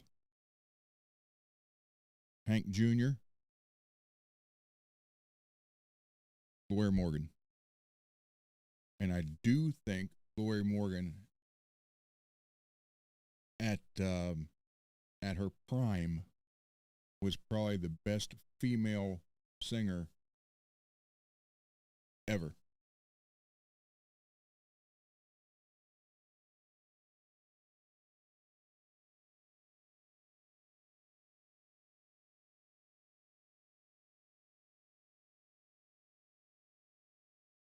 See, I loved the after 91, country ceased to exist basically, and I blame a lot of that on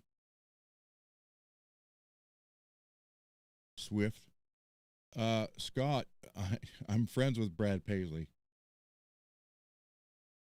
His parents live like 15 minutes from me across the river. And one of our singers, our first singer, and the other guitar player, the very first other guitar player that played with us, they both graduated 2 years ahead of him, I think. And the year after they graduated high school, the school had a talent show. And they wanted us, because they both graduated from there. So we went and played that talent show, did 2 songs. We did one of our originals, and then we did Somebody Save Me by Cinderella. And we actually won the talent show, and we beat Brad. He played it too. And then the video, or the photo, here it is, my phone.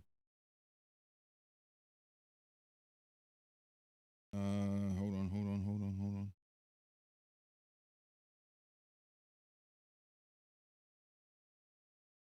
The photo of me at the stadium, Brad played earlier that day. We opened up for the Fabulous Thunderbirds, and Brad was probably 2 or 3 bands before us. And then he lived in Moundsville and Glendale, West Virginia, and his street is called. They renamed his street Brad Paisley Boulevard, and he used to join the catfish tournaments here on the river. So I fished. I've known him for years. And Roger Horde, a guitar teacher and player that teaches at a store up here called CA House. Roger was Brad's guitar instructor.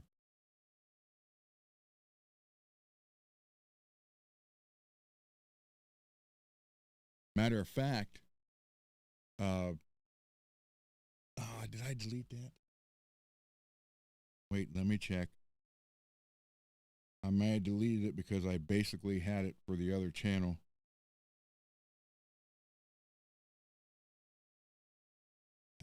Album, media type videos.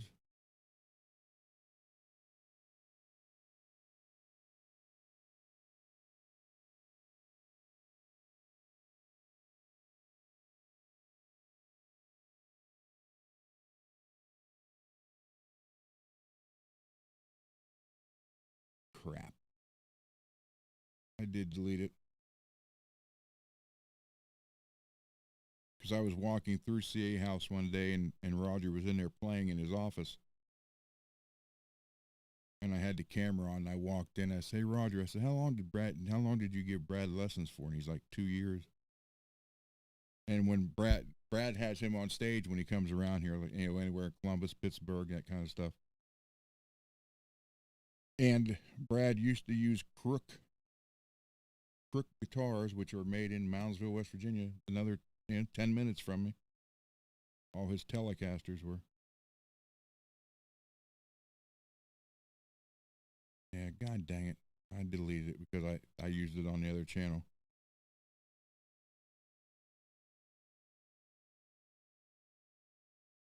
Here's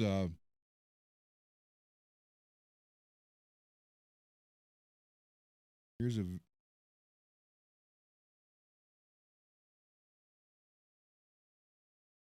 I don't know how well you'll see it. Let me shut the light out. If you guys like I get Bullet for My Valentine. Here is their guitar player talking about faith and failure.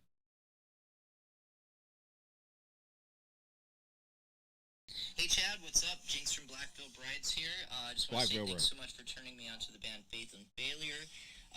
I'm really impressed. I just checked out Troubled Times on YouTube and I left a comment. And like I said, super impressed. I can hear some of our influence there. And not only our influence, but in the guitar solo, I heard some Randy Rhoads, who was my favorite guitar player, and it sounded like a little bit of influence from the Mr. Crawley solo. My favorite solo out of Blizzard of Oz, and one of my favorite solos from Randy Rhoads. I don't know if that was, the intent or whatever, but I heard that there, and I thought it was incredibly cool, a little trilly, diminished scale there. Super cool.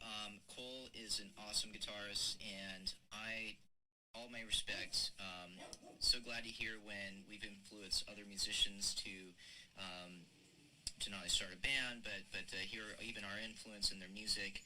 And I look forward to watching their rise because I know they're going to do really well. And maybe one day we'll tour together. That'd be awesome. So super stoked. Chad, thanks again for turning me on to them, and I wish Faith and Failure all the best of luck. All right, take care. Hey Chad, what's up? Jinx. That was pretty cool. So Black Veil Brides and Faith and Failure tour.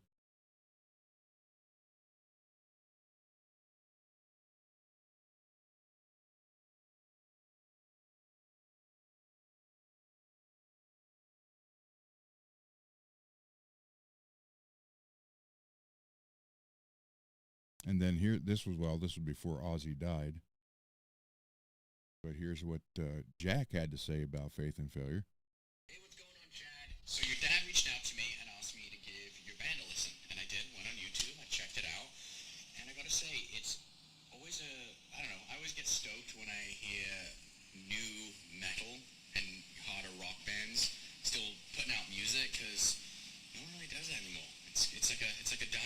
And so I got really excited. I was like, oh wow, this is actually really good.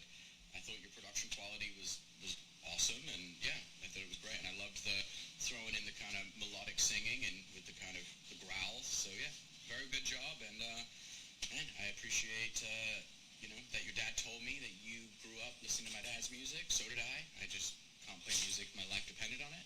But it's nice to see that you're carrying the heavy metal torch. So right on, man. You take care.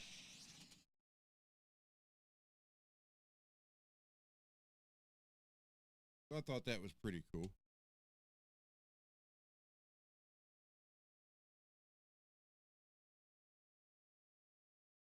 Yeah, I like Alan Jackson, Tracy Lawrence, I'm friends with Tracy Bird. I have, gotta find, it was when I was doing the fishing. I did all his seminars in, God, what year that would be?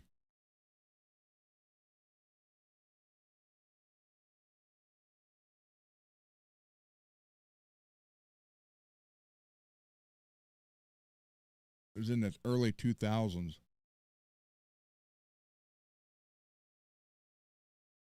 Matter of fact, I don't know if I, nah. Hey, does anybody know what happened to videos on Facebook? Or, yeah, Facebook. Because all my videos on my Facebook page have pretty much disappeared. I can't even find them anywhere. You go to photos and albums, and it's like there's a bunch of reels, but all my videos are gone.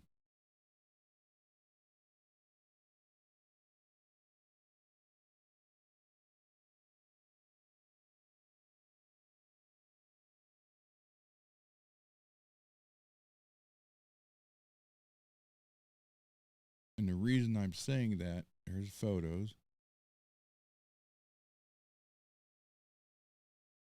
is because Tracy was at all these seminars, and as Surefire was a sponsor of mine, I gave him a Surefire light. Then my dad took a photo of me giving it to him, us shaking hands, and then I did all the seminars. I did 5 different shows in 5 different states with him. I did the first one, and I thought that was going to be it. And then he ended up taking notes and invited me to all of them. Here's albums, and there's nothing that shows videos.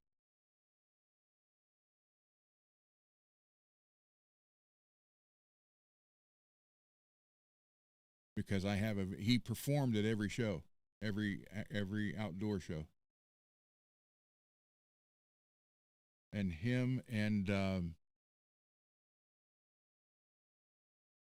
who was the guy? Oh my God, I can't think of it. He had a song, something about heaven. If I could go back.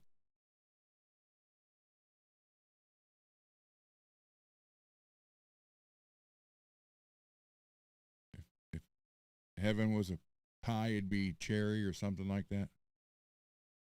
He was there. Is it Greg or Craig? He was there when him and Tracy they sat out there together and did it.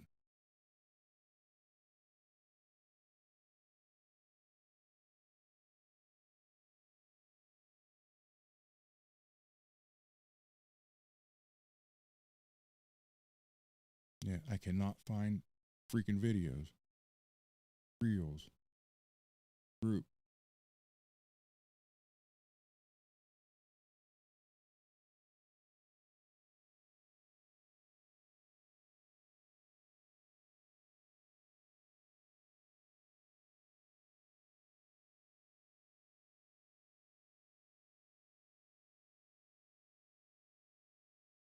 Like the videos just disappeared. As what?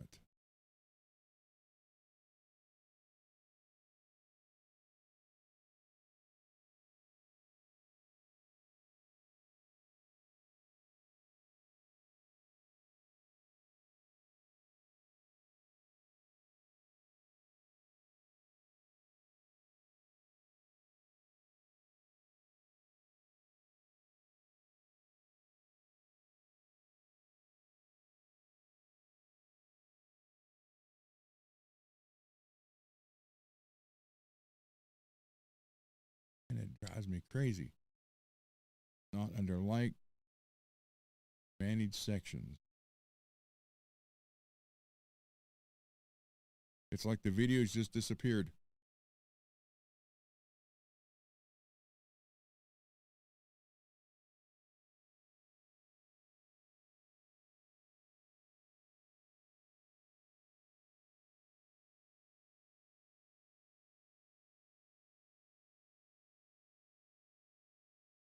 All the photos are there.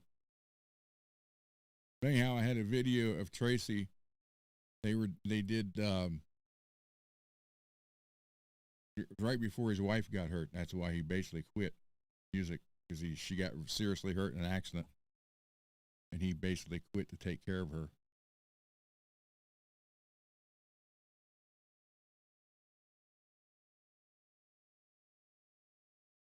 They did their song. It was on his last album that he ever did, and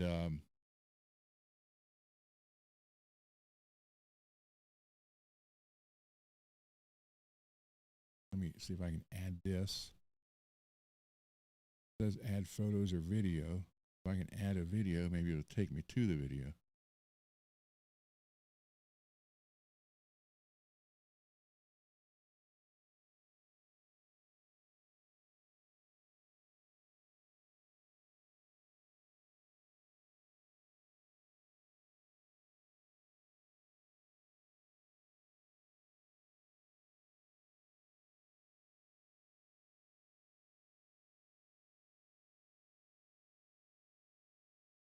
Hmm.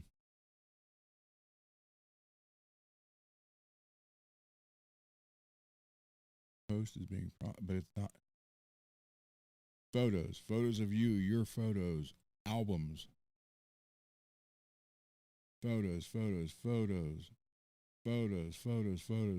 photos, and they post it as a reel.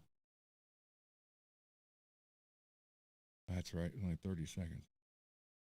God dang it.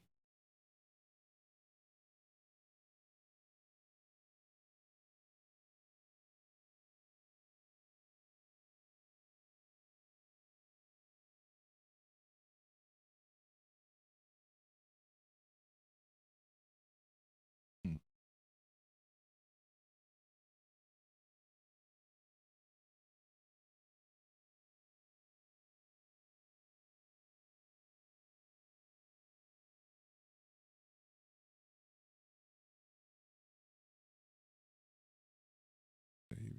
As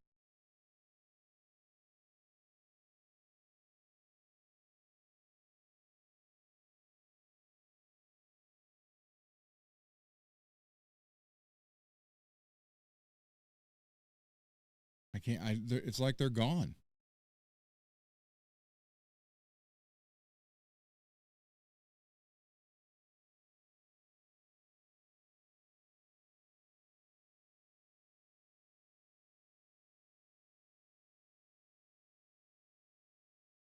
Hmm. I don't know. I don't know what happened to them.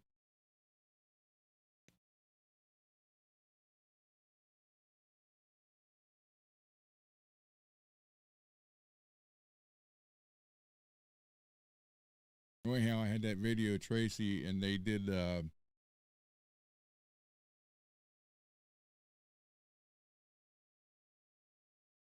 can't think of the name of the song. They just did it, and it was.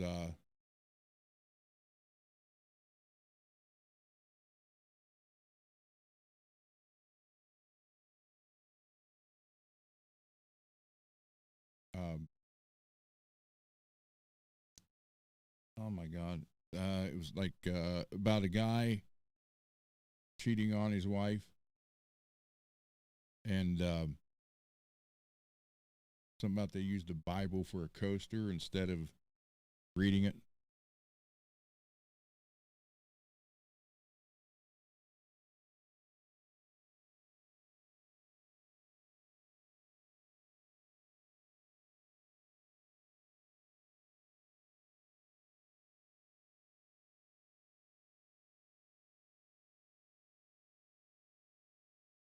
You guys want to see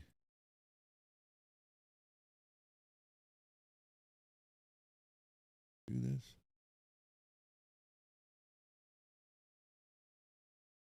To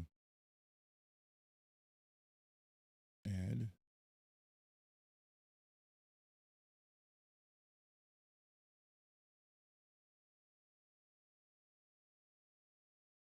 Now you're going to see my favorite photo of my wife, and she hates this. She was actually looking at stuff, looking through a box, and I snapped the photo of her.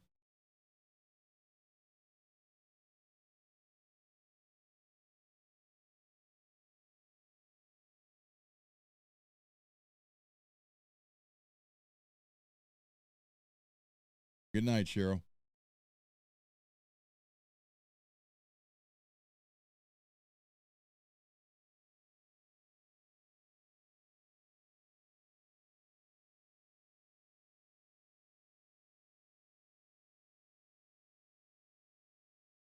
Can you guys even hear me?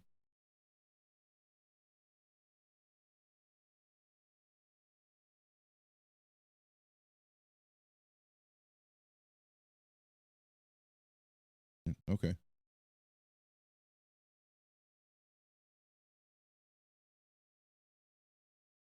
I keep telling you about shade. Here's a big shady side right here.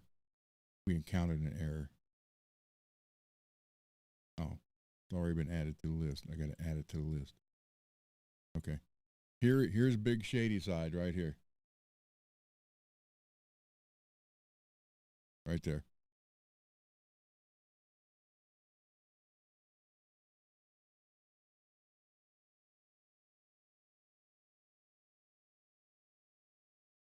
And if you can, you can't see my mouse,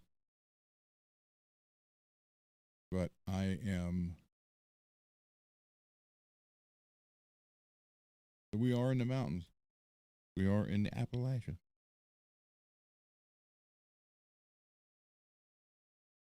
All right, now here's my favorite photo of my wife, and she hates it. She freaking hates it. Let me get rid of this one. Yeah, I'm probably clear up by the big mountain, the big hill in the middle of the town. About where I'm at. That's the high river you see there to the right.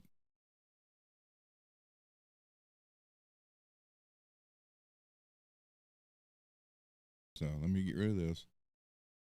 Here's my wife, and she gets mad at me. She hates this photo, but I love it. Right there.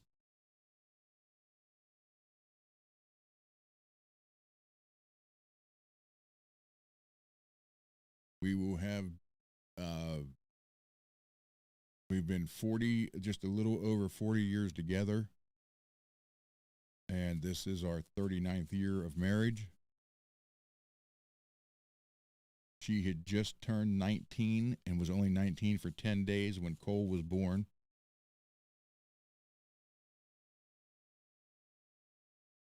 So Cole's going to be 38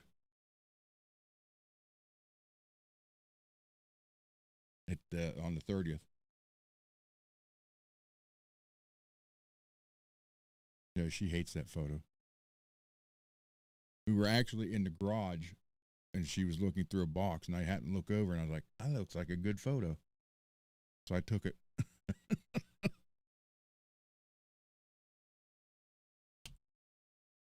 So,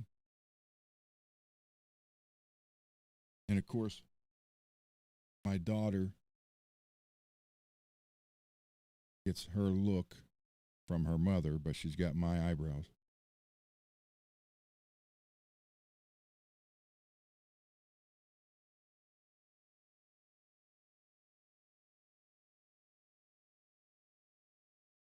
Yeah, there we go. Let me find, I got to do more folders.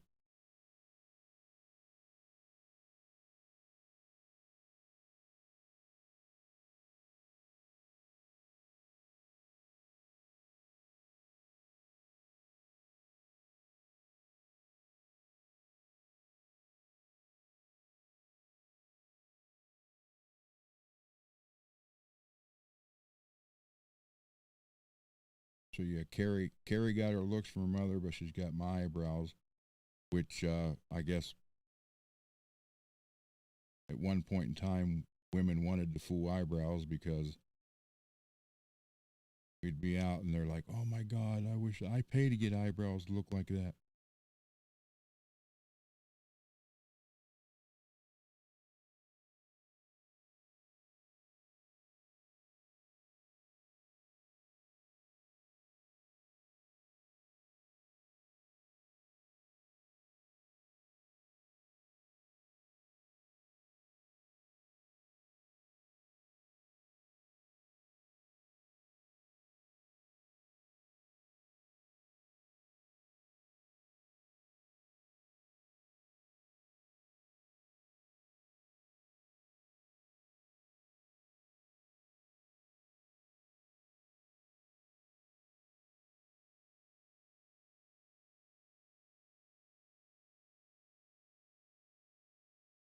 Oh, okay. Any other time, I fly right by it and see it.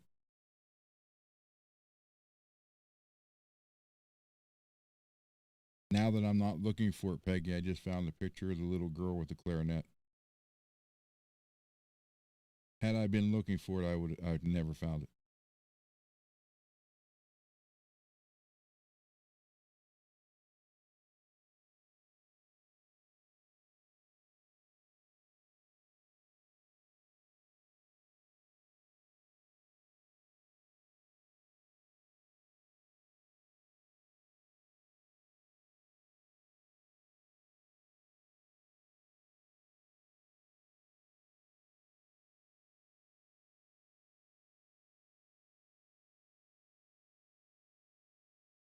I have a photo of her where she took Diva to the groomers. She was bringing her home.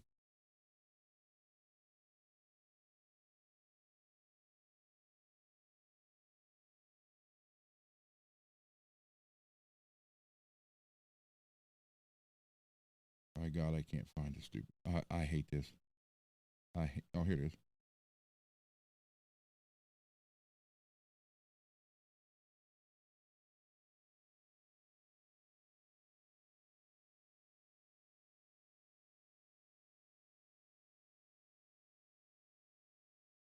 She was either taking Diva to the groomer or bringing her back.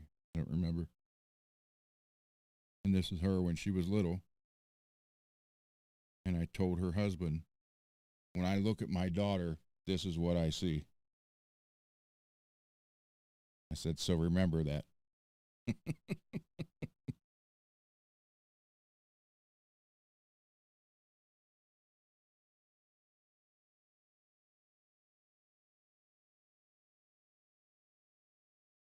Oh, here's what I'm doing to Rich's guitar.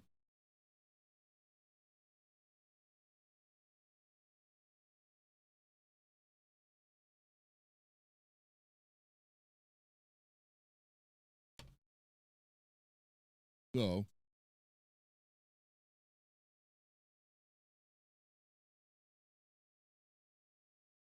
the Chi-Town Hustler. Well, Rez, that is why I wrote the song Road of Fire and Tears. Because I missed. I was even wrong. It was doubled more than I Cole said it was 4 years, and I missed 4 years, the first 4 years. Well, when I first met him, they had been dating for probably 3 months, and I had never met him. And that's when this room was literally full of guns. And then I heard him come in upstairs, and she come down the steps. She goes, "Dad, are you gonna come meet Steven?" I said, "Do I have to?" Because I waited my whole life for this, to mess with the guy she was going to marry. And she's like, "Yes, Dad, you have to meet him." I said, "Okay." So I went to go up the steps, and I turned around and I grabbed I grabbed an AR and an HK. And she's like, "Dad, put him down." I said, "I want to show him the blue AR." Meanwhile, he's upstairs hearing this conversation between me and her. She's like, "Dad, put the guns down." I'm like, "No, I'm going to show him my blue AR. I want to show him this. Does he like blue?" She's like, "Yes, it's his favorite color." I said, "Okay, there we go." And this Beth said he was shaking in the doorway. I said, "Fine, then I'm going to take the 44 mag up. I wanted to see this long barrel on here thing." And she's she's arguing with me. I'm laughing. My wife's laughing. And this was his first time he met me.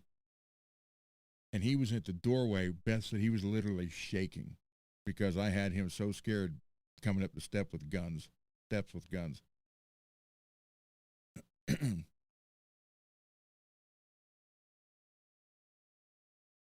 Yeah, that's what I carry daily, Derek. VP9, extended mag, compensator. Oh yeah, he was shaking, and because she's like, "Dad," she told him, that I taught law enforcement, military, and she was, "I could show you Dad's trophies where I took first place in a bunch of shooting matches." She says, "He doesn't miss." I told him, I said, "Don't run away. You'll just die tired."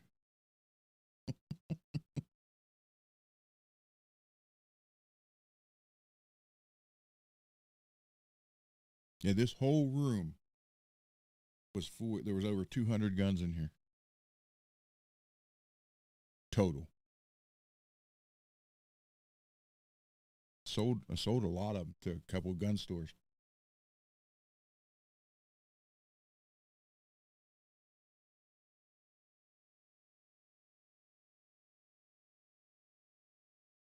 Well, right here, this wall right here in front of me, which has a couple of guitars, I can show you what was hanging right there.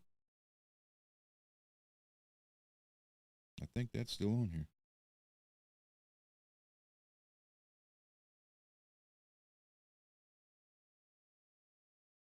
Yeah. This corner I'm facing right now, this was it before. There's some of the ARs on the wall. That's right where I'm facing. I'm sitting about right here where that pack is.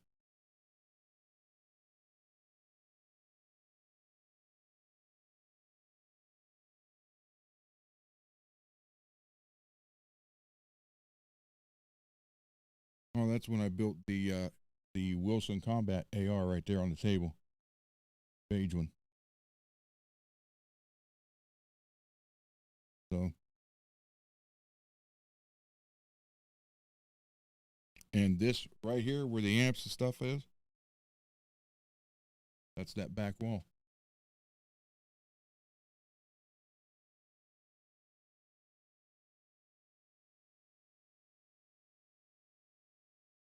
And over here, where those are hanging, that's where this table was with a couple of my Dylan presses right here. Yep, that was my shooting shirt right there. One of my shirts. So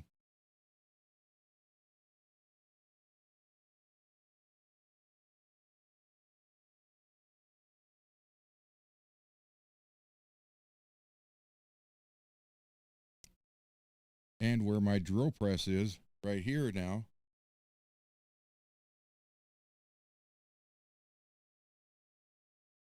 That's the bench that the drill press is on. And the necks are hanging on that wall where the targets were. So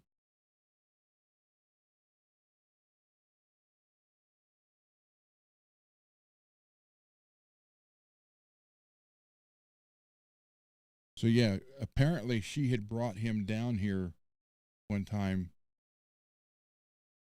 because I guess he asked, what does your dad like? And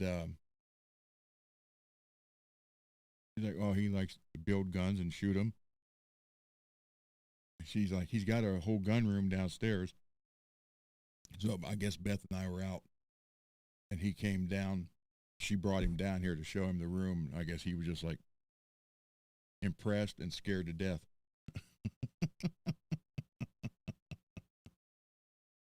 So yeah, I had a lot of fun with him at the beginning.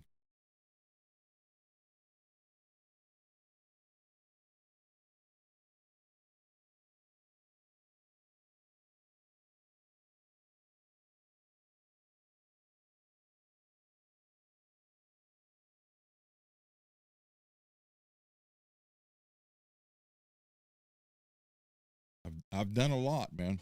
I have done a lot.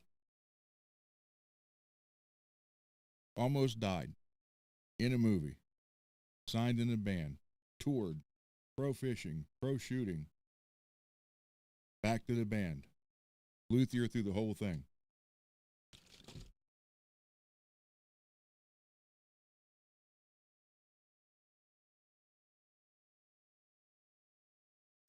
So, yeah, done a lot from that. Not bad from coming from this little town right here.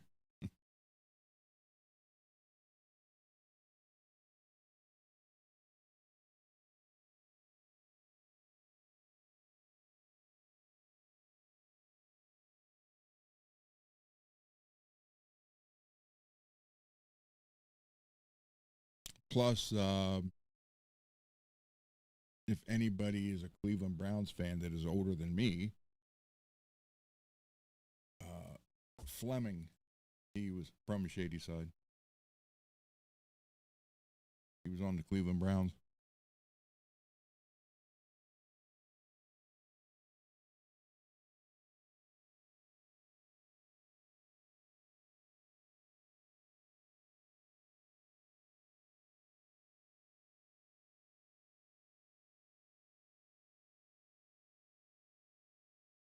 Thank you, Jim.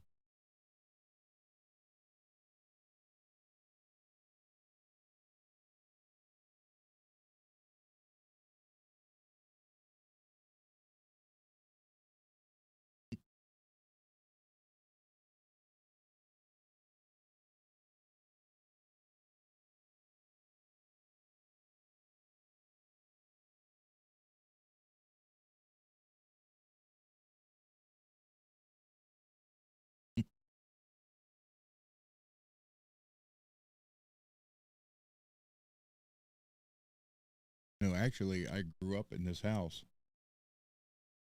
I lived here from 66 to 87. Then I was gone from 87 to 07, then came back here in 07.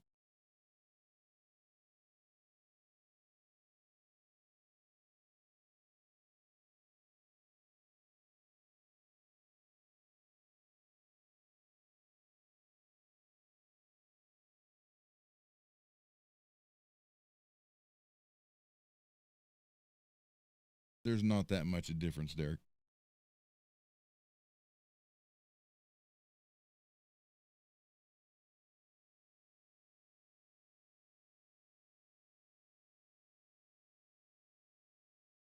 I mean, it's if you get into what they call the soloist DK or the dinky, and it there's a lot of cross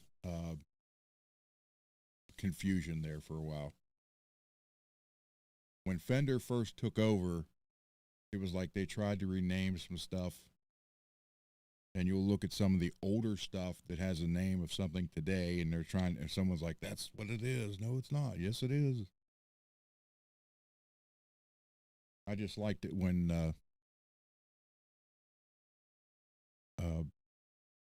Grover had it.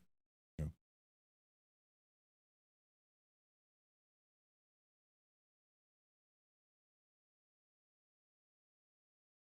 But yeah, Russell, that was the whole thing with that song, Road of Fire and I can't remember the name of Fire and Drink. Fire.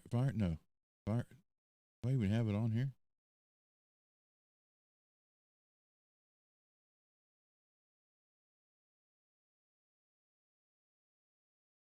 I don't.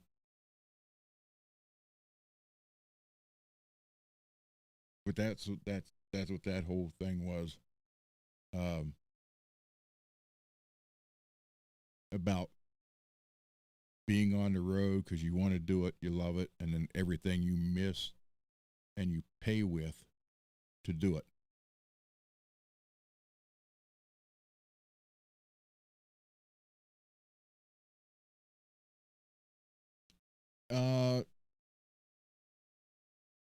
I'm going to tell you, Derek, I proved this to a friend of mine who has bought a $5,000 American Soloist custom shop. No, it wasn't a custom. It was one of the ones from like '89, I think it was. I think he paid like $4,800 plus tax and shipping. So he had over $5,000 in it. And he's trying to tell me, because I have them from back then too. They're not here; they're in storage. He's trying to tell me that these ones here can't compare. And he knew that I have some, but he didn't know I didn't have any here. So he brought it here one day for me to do a setup on it. And I sat and played it, and I'm sitting there thinking it plays no different than any of these ones here from Indonesia. So I told him, I said, tell you what, and I had a black rag. I said, tie this around your head, sit down, I'm going to hand you one of mine, and you tell me what it is. And I handed him, matter of fact, I handed him my slime green one, right here.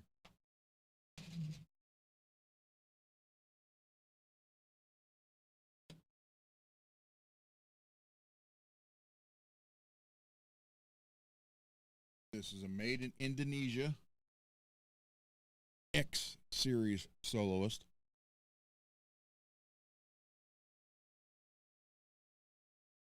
The only thing that these will come with the special on them.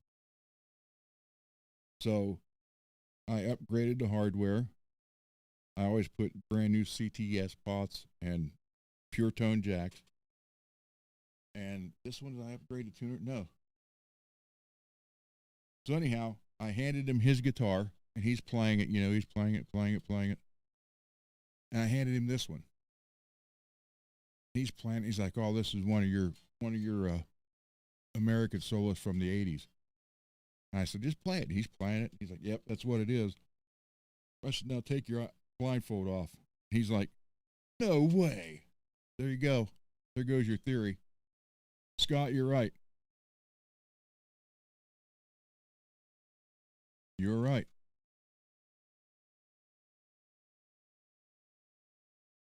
So if they're set up and you got the better upgrades on them,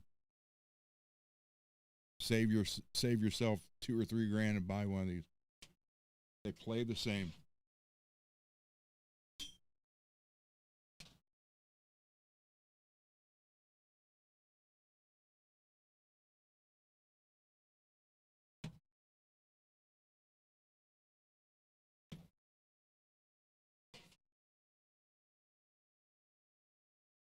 But there was just something magical about them.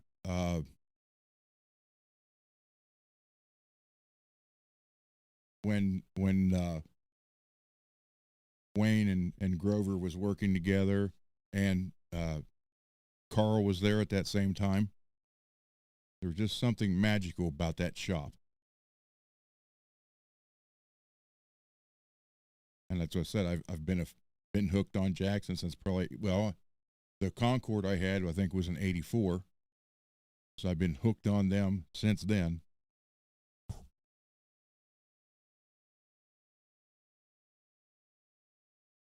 And it's not that I don't like other guitars. I mean, I love ESP. Heck, I even like this Chapman And it makes me mad because I paid $900 for this thing. Now they're on reverb for $500. Baritone.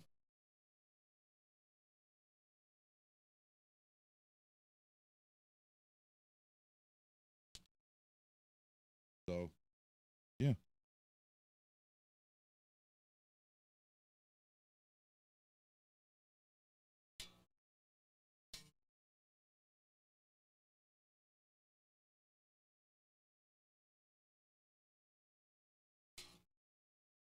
So again,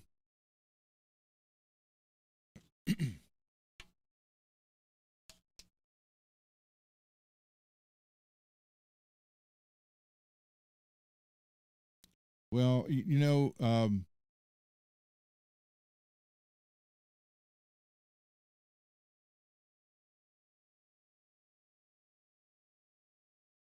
well, there you go. Yeah, I'm serious, Derek. Look at, if you want a soloist, save yourself some money, and look on reverb, because now they're even down more. I see some of them now for under 500, which is ridiculous. Like that, the mirrored one and the red one and the rainbow one, those three, and that orange one that I put the gold on, which, by the way, that is finished now. Until summer, when I go ahead and spray some clear on it, but dang it, running over cables.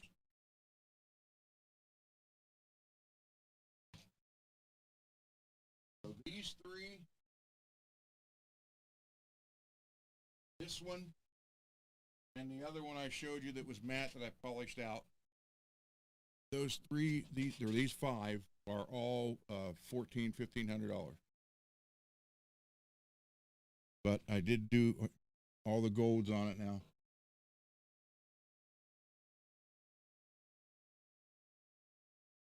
And this was the matte finish. I buffed it out, sanded and buffed it.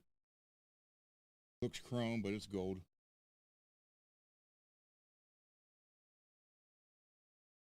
See you, Russell.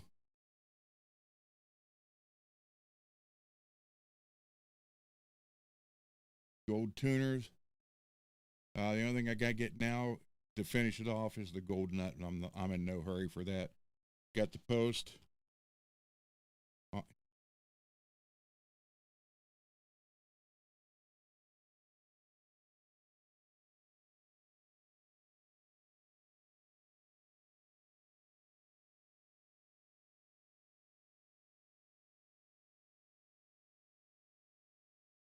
So these, you can get them used $800, sometimes $7, and the regular X series soloist are like, $7.99 or $8.99, and now you're seeing them on reverb in good shape for $500. So do yourself a favor, get one of those, upgrade to Floyd and the pickup, set it up right, and enjoy it. You got one that plays just as well as the other ones for a third of the price.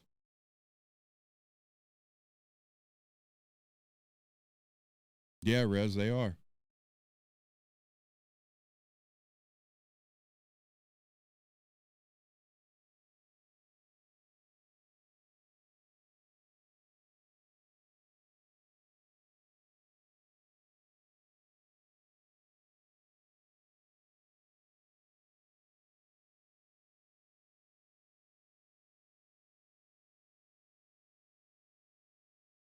Oh, by the way, after the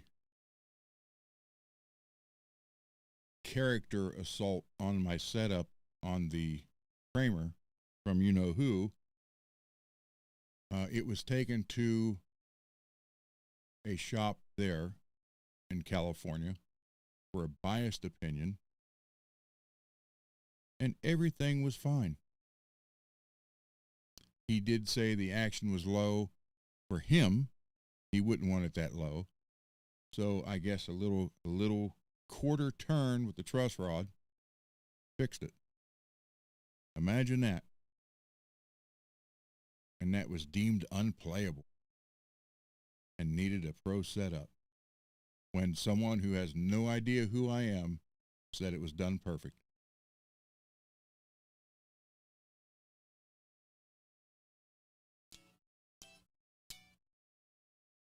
So that was just a here's my chance to get at you.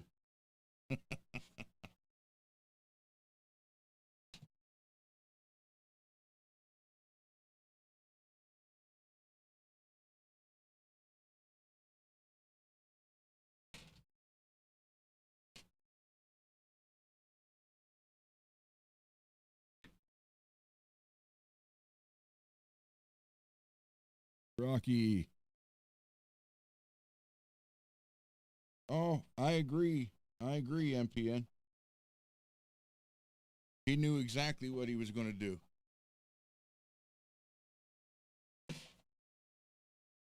I knew what he was going to do. And I thought it was funny how, oh, this is unplayable while he's playing Van Halen licks on it. Really?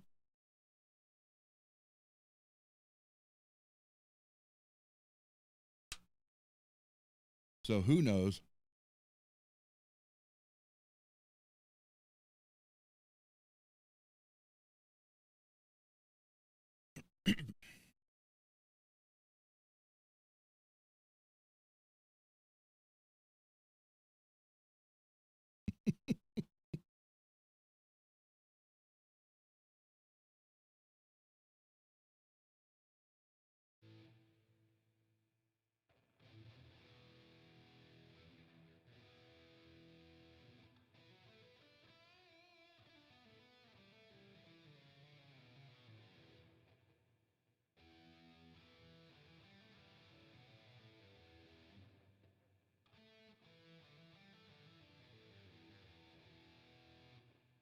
Apparently he doesn't like me anymore, Derek.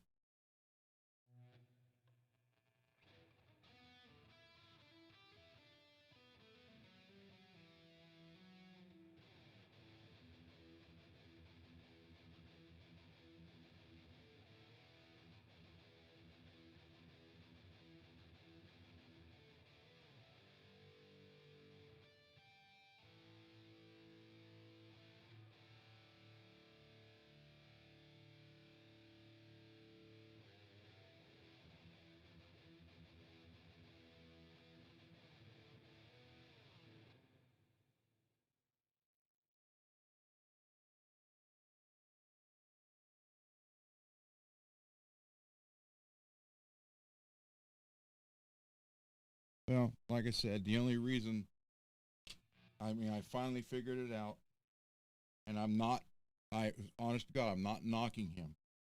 But all this talk about I can play anything, at first, for the longest time, I thought that's pretty cool.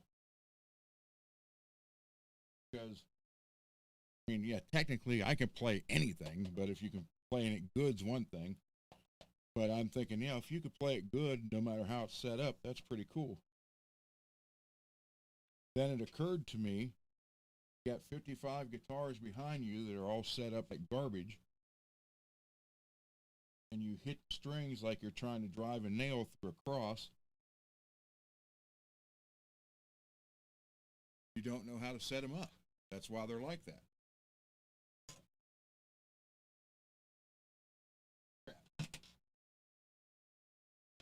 Hangs up. Chair will fall.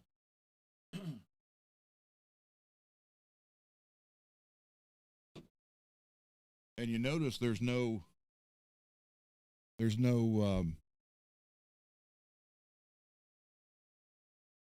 least I don't think there has been. I haven't really been paying attention, but I think the bench series has stopped completely.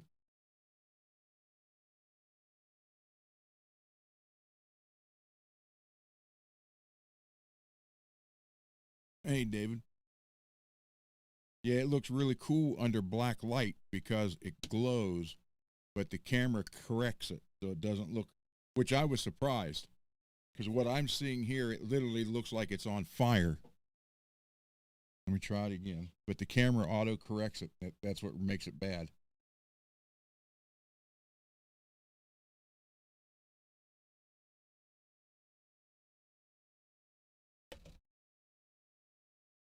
Hold on.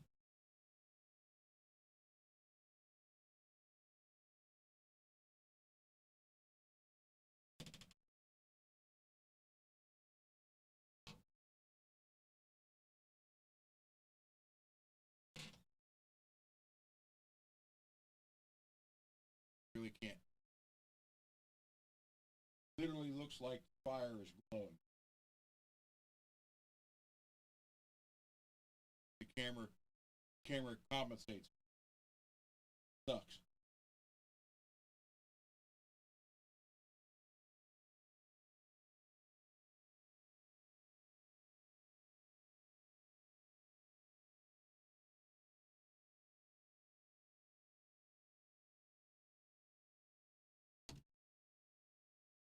So yeah, that's the whole sad part behind that. Because, well, Scotty, let me ask you. If you had 55 guitars behind you and they were all set up bad, high action, not intonated, most of them, half of them you don't tune right completely, it's close enough, and you're putting ground cables on with black tape. But for years you've been telling everybody how you built guitars for a long time, and then that's what you're doing.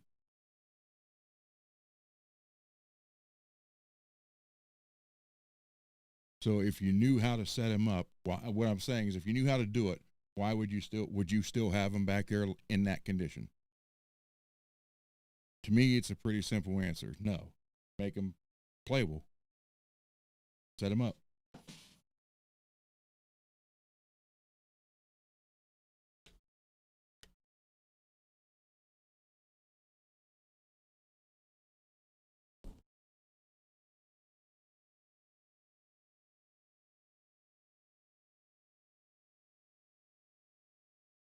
Well, that's what I'm saying. If you knew what you were doing, there was no reason to have them all that way.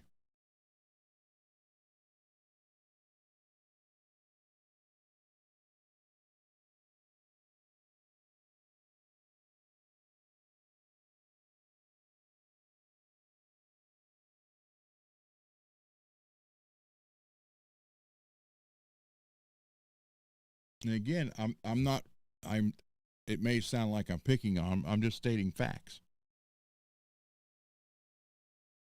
It's not my fault he told everybody for 10 years how he did all this. And then when we do it live, you don't do it.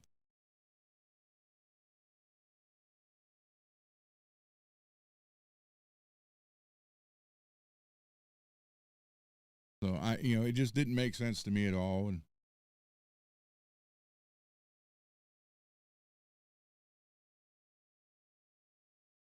I hope, what, let me check, see where that box, as soon as that thing gets here and I post that video, I'm never mentioning this again. That's just the slamming of the book right there. I want to get, now it says it's arriving by next Friday.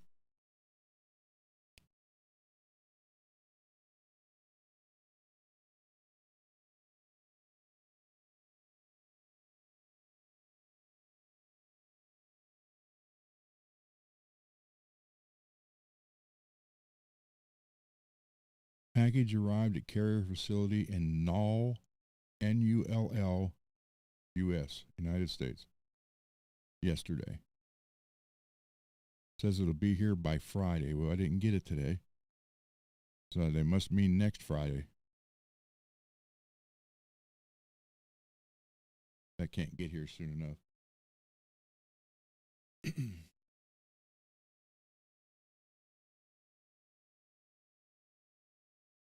Yeah, and then I'm done with that whole. I'm gonna post that video, that little short of that box, and then it's basically book is closed, and I'm never going to mention it or think about it again.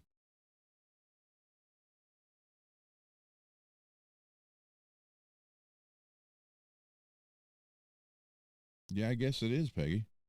Well, where's Null United States? Computer?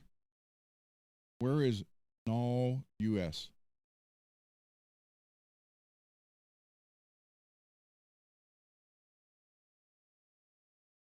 Yeah, no.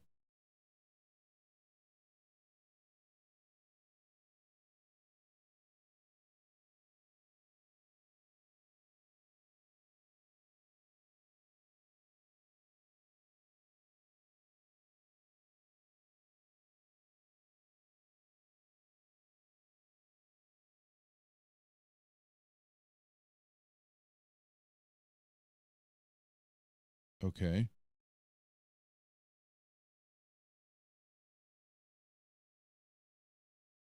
It says Null Island, the busiest place that doesn't exist. Most commonly refers to a digital concept of Null Island, a fictional location, zero latitude, zero longitude.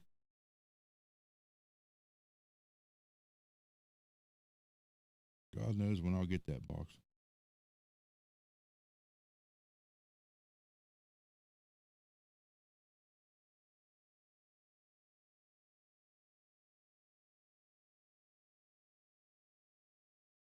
Oh, here's one. Someone put, I ordered something recently and the Amazon's showing this.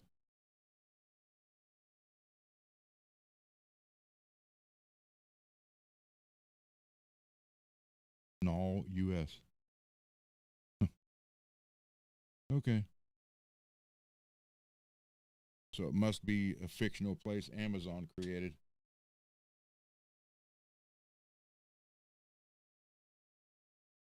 Yeah, it is.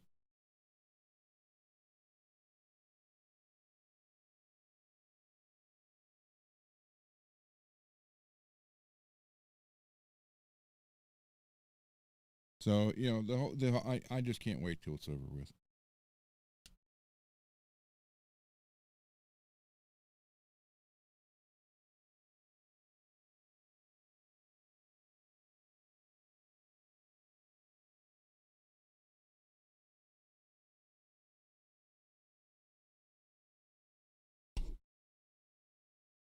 Yeah, Null, that's what it says. Null US. So, went from New York to Null US. So, wherever Null is, that's where that is.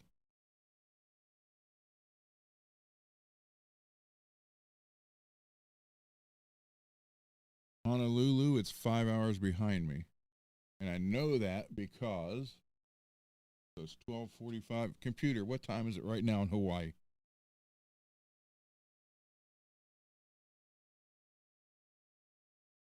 6:45 p.m. in Hawaii. Yeah. So, and I know that because I have a guitar coming from there I got to work on.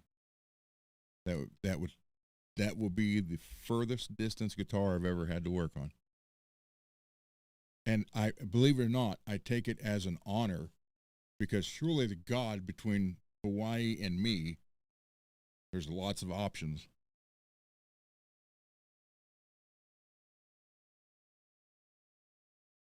So I'm honored for that.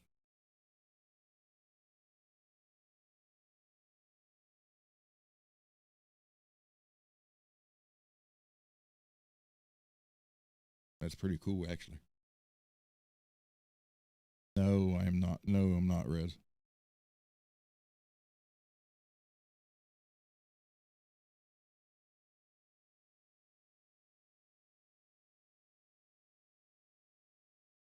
Dave. I have relatives that still live there, and I don't know why they still live there.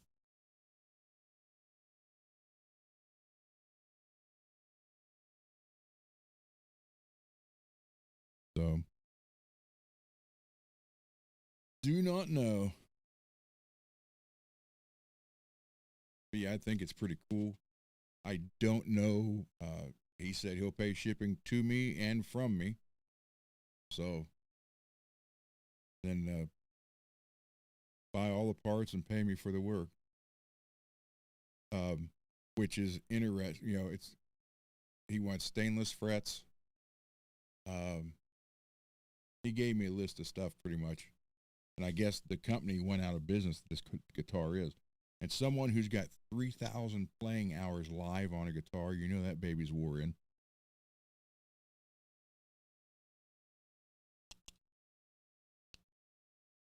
So it's going to be interesting.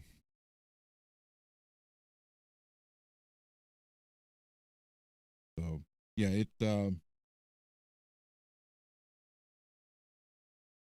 yeah, I am looking forward to it.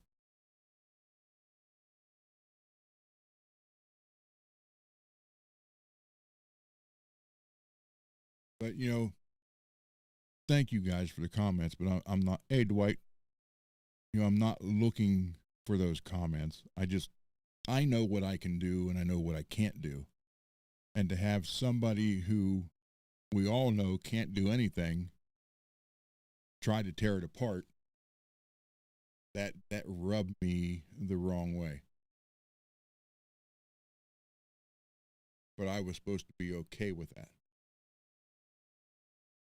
So,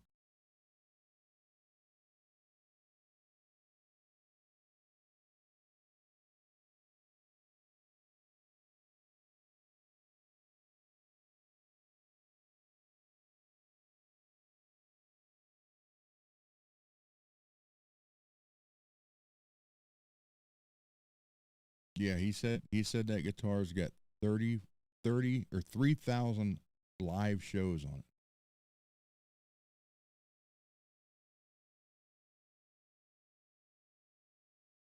75 bucks for a setup. Well, I know the stores around here now, and I'm not talking just the one my aunt owns, I'm talking about the other couple that are around here too. If you walk in and with a Floyd Rose and say, hey, this needs set up, it's instantly 90 bucks for the setup, plus strings and whatever else.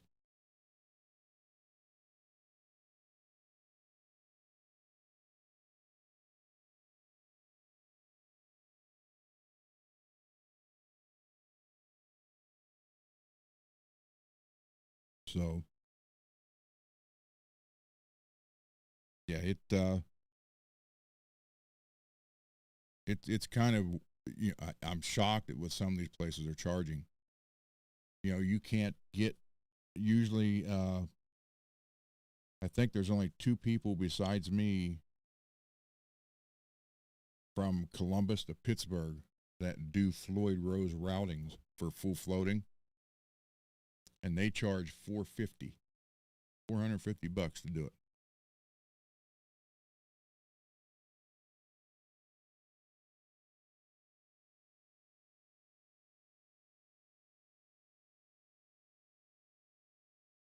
So, yeah, it's the prices are, some are crazy. Well, you know, the sad part about it, you have to put a disclaimer out. You know, if you're not using a CNC machine to route them out, and even then, you know, a clamp could move, loosen up, the guitar could move, and you know, could basically ruin it. But when you do the routings by hand with the router, you always put out a disclaimer, you know, and have the customer sign it. Hey, accidents can happen, you know. So that's why, you know, when I do all the ones I do, man, it's like I'm scared to do them. As many as I've done, I'm still scared to do every one of them. And I think it's a good thing because it makes sure I'm making sure that I got the grip, I got everything ready, and I'm paying attention. because I don't want to just say, oh, that's no problem, flip it on and do it, and then mess something up. So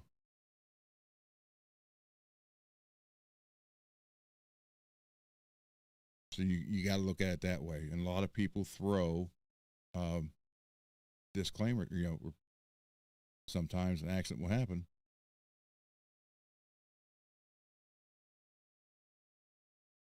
So, and I've seen it. The one guy over by Pittsburgh did it. And what he did, he pulled the router out to check something, didn't shut it back off. Excuse me. And when he put it back in, it hit part of the template and shot over and just routed out the template and a big chunk of the body.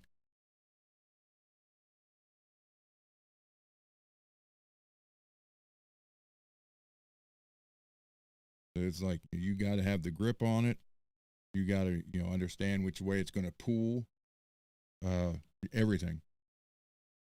So yeah, when I did Mr. Mick, $1,400 guitar. Still nervous, but once you start making that first cut, it goes away.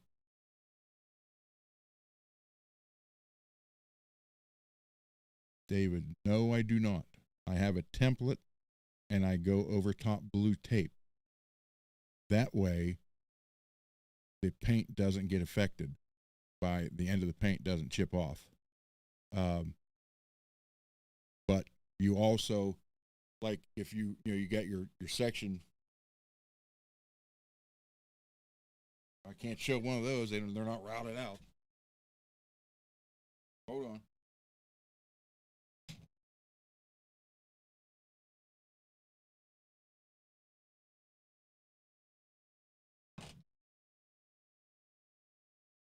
Kind of sucks holding this guitar up here because I hit everything with it.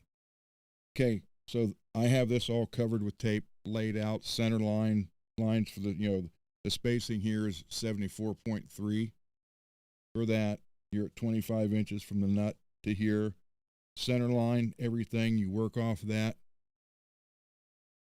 And I got it's all blue tape. And then what I do is I put blue tape on the bottom of the template, super glue it to the blue tape, okay? And then I will literally router over the blue tape, and it leaves a nice clean edge. But here's the thing. When you pull the tape off, pull it this way. Don't grab it from the routed edge and pull it back. Pull it towards the cut, and you won't flake anything off. Plus, I use the router bits for 3 or 4, and then I'll get a new set. Just to be on the safe side. A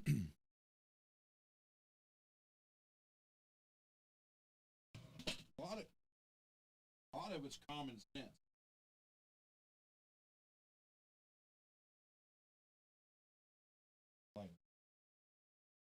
A lot of it is common sense. You just have to take, but the main thing is take your time. Don't try to rush through it. I mean, there's shorts, I think, on here on the channel of Mr. Mix when I was doing that. And you can see on there where I went through the blue tape and everything. Yeah, and that's what I do. I'll buy a new set. It's a set of 4. Thank you, Rez. Yeah, the Silver Tiger. Yep. Thanks for hanging out, Rez. Seriously. I appreciate it, man. So I'll buy a set and I'll do 3.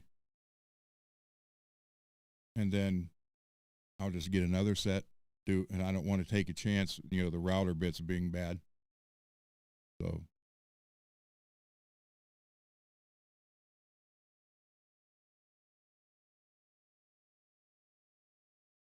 So I try to think ahead of what could possibly go wrong, and then make sure that I'm prepped for everything. Now, will you always catch it all? No. But, you know, you'll never be perfect, but you never give up trying to be perfect. So I don't want to become complacent and say, oh, yeah, I've done this 100 times, and sit there and hit it and go through the wrong spot or something. You know, it's crazy. So you just take your time, double check, triple check, and just do it slow. And it's good to be a little bit nervous. That keeps you on your toes. I remember the very first time I did it, I was scared to death.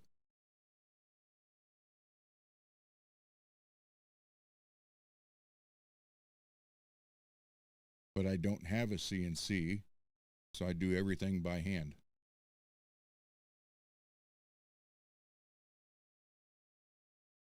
Would I like to get one?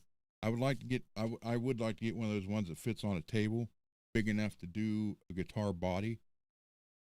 I would love to be able to do that. Have it programmed in so it, cuts the body out, cuts the Floyd, just drills everything, get it, just take the body out and then paint it. Seal it and paint it. And assemble it. But there's something to be said to doing it by hand. There really is something to that. Hi, Aves. You kind of get a little satisfaction, especially when someone says, I don't think that'll work, and you make it work. There's a big satisfaction in that. So,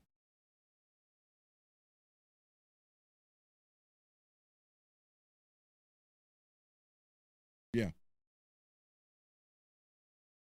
Like I did it on CC's guitar and the Red Kramer giveaway guitar. I put the kill switches in, so route through, then you come back up with your Forster bit, a bigger one, and go down about 1/8 of an inch bigger than the hole, so you can have your cover bit flush. And just having the long drill bit, not necessarily the right one. If you have the long drill bit, but the flutes are the whole length of the bit, if you're on that much of an angle, trying to drill from the cavity up to the front of one of the horns, or especially the lower horn, but to get the wires in there, that bit is going to dig on the back side of the cavity. So I have those bits, but I also have the long bits too, but the actual drill part's only about the first 4 inches. And there's another 10 inches of bit that's just smooth. So it does help to have the right equipment. It really does. Hi, babe. Nothing in there for you to eat. You want to say hi to everybody? Here. Come here. Come here. Hey, did you take my shirt? Ava. My shirt? Did you take my shirt? She was just at the vet yesterday. She's 93 pounds. And healthy as an ox. Strong as an ox. Hi, babe. Huh.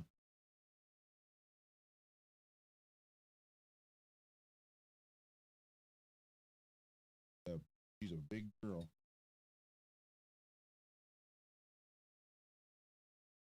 Her lineage, however to say that, she was from military and guard dogs. Come here. Come up here. Come on. Come here. Come up here. Here. Come here.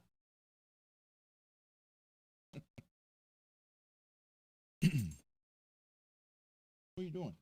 Come here. Up here. I want Peggy to see you. Come here. Come here. Come on. Come on. Come on. Come on. Come on. Got my shirt? Got my shirt? Got day shirt. You take my shirt. Side. Bathroom. Yep. Hold on, guys. I'll be right back. You gotta go bathroom, huh? Come on, let's go.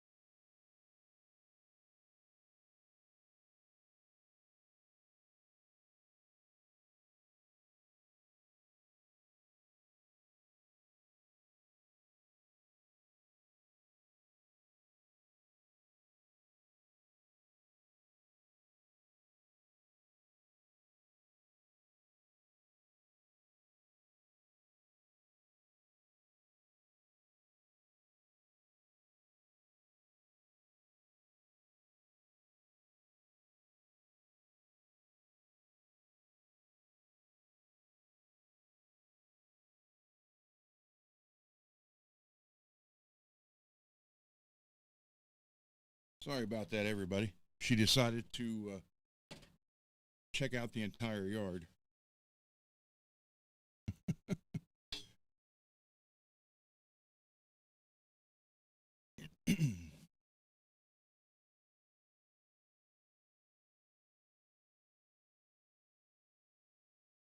I'm back here telling her to hurry up. She's walking around checking out everything.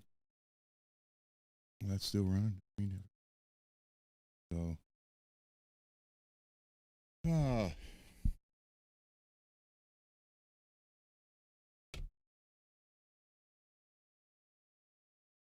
yeah, she is.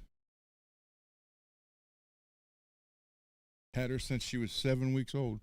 She'll be 8 this October.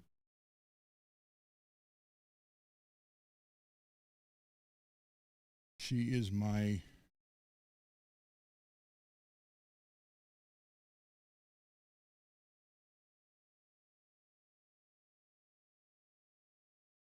got my first one when I was 5 years old. So she's my 10th or 11th German Shepherd in 56 years.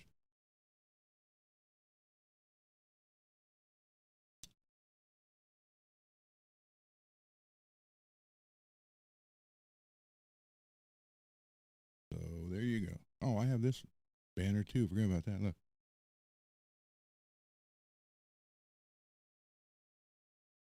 There you go.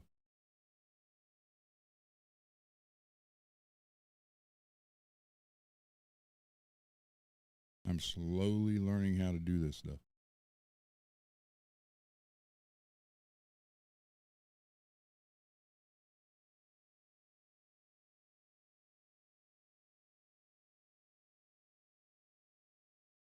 Huh? Okay. Then, can I add this? Where that went?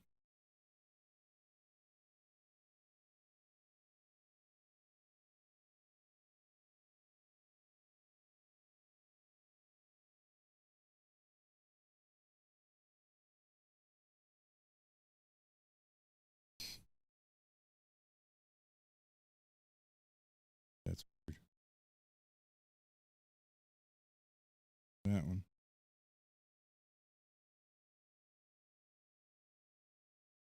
Oh well.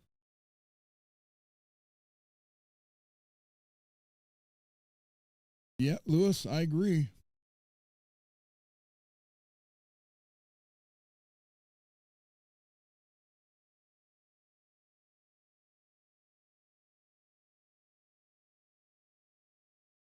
Yeah, she is she was trained. Diva was on dog toy box covers. The long-haired shepherd. And I'm going to look, see if I can find one of those photos, but it's going to take forever. So I'll just start at the other end and work my way down. That might be quicker.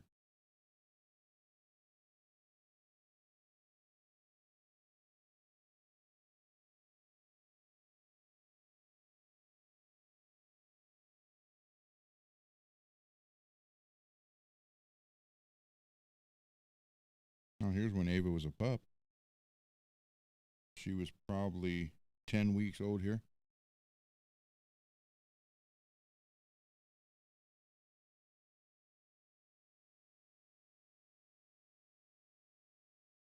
Look how big her paws were then.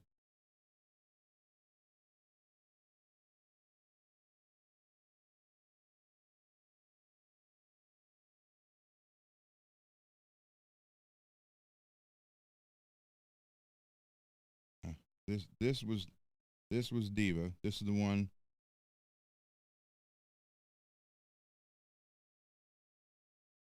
She was actually on couple box covers, couple for dog toys.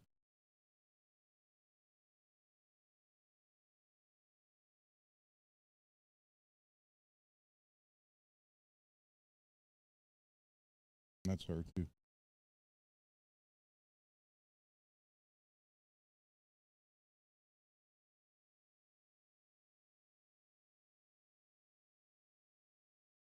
have a. Oh, I do. I just don't know where it's at.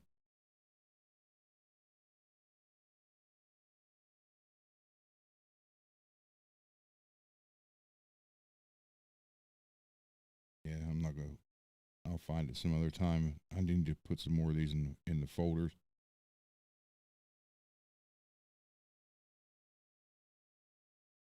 She was like on a frisbee cover, and I think 3 or 4 altogether, different ones, different toys. Then she did photography work for studios that wanted to do animals.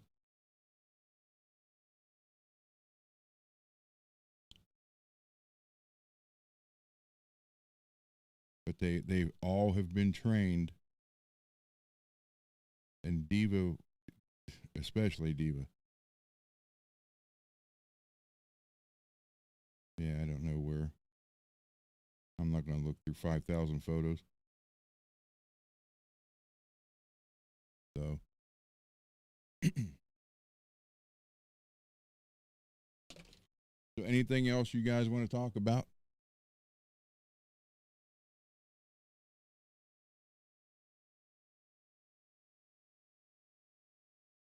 Ah,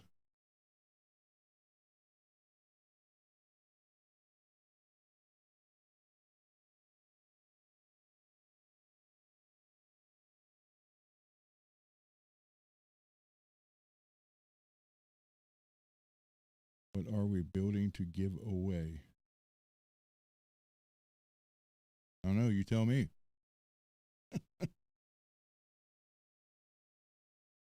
Actually, the giveaway guitar.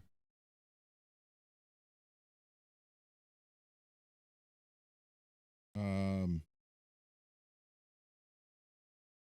by the way, one of my so-called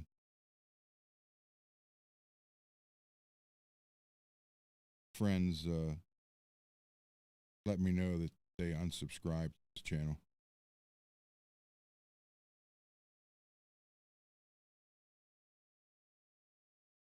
So here's the giveaway guitar at 500 subs. Those are not pink, they're red, they just look pink in the photo. So it's yellow, red, and green, and black.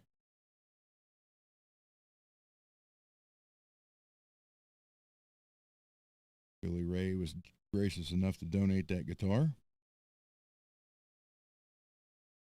So that's pretty cool. I appreciate that. Thank you very much, Billy. He just wants to help the channel out.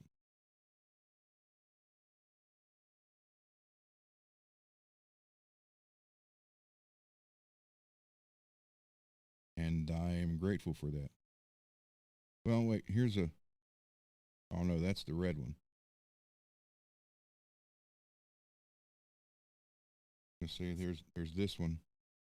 I routed that red one out too.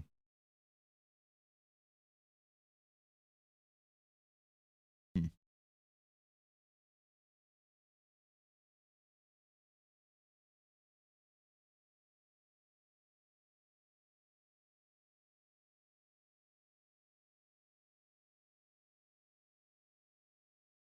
So yeah, it's like I said, when I do the routing, man, it does get scary. But again, I think that's a good thing because you're paying attention. Oh, just what? Just 2 months ago, this was the Ohio River.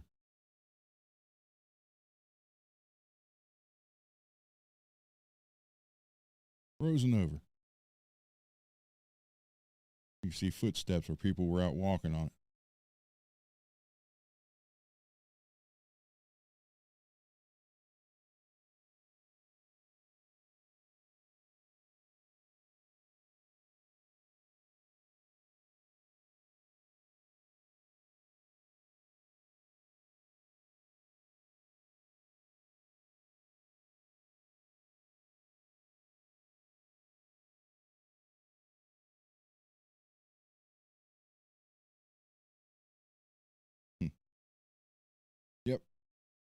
So it's I love working on guitars. I always have. I I mean, like I said, I built my first one in 7th grade, and I actually had the Concorde design in 1977, 76 and 77 before Randy had it by accident. I wanted to make the V, and I, I had the neck and then the center, then the two horns, and I cut the one horn out, class ended. So somebody decided to change my pattern, and they made it shorter. I came in the next day and just grabbed the pattern and traced it and cut it. I went to put it on the guitar, and I had the one, it looked just like the Concorde. I had the long one at the top, shorter one at the bottom. And I was like, well, because I had to pay for the wood, so I went ahead and built it. And I actually didn't like it because they weren't matched. Little did I know that 3 years later, Randy would have Jackson, the very first Jackson guitar ever made, would be that. So I guess you could, well, that's another weird connection between Randy and me and my wife. So it was interesting.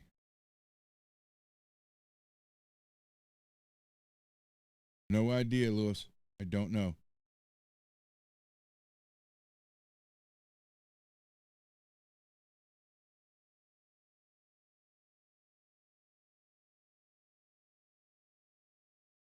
I have no idea. I don't even know what to tell you there. Just like that, the 91 or 92 other guitar that the other guy was going to give away when he hit 200,000 subscribers. 20 years, he just got 14,000. I think we're safe to say that that will never be given away.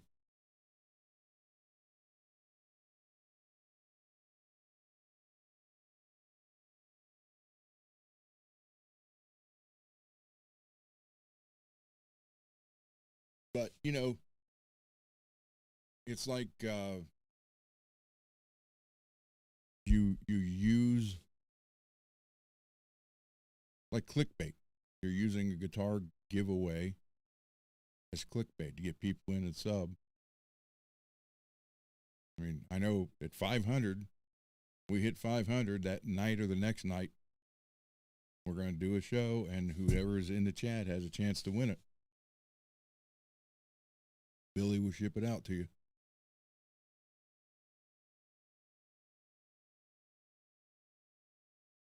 So,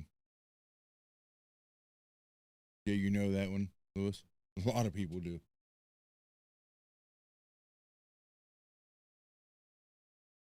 Well, why do you think he did that, Peggy? Knew it wouldn't happen.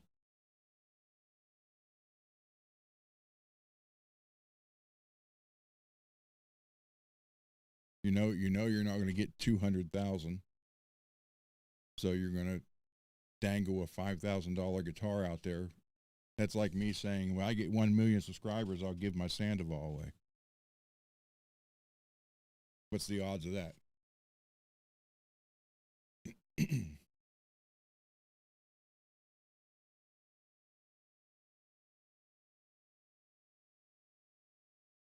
Well, considering 52 years old, took 20 years to get 14,000. So you only got what,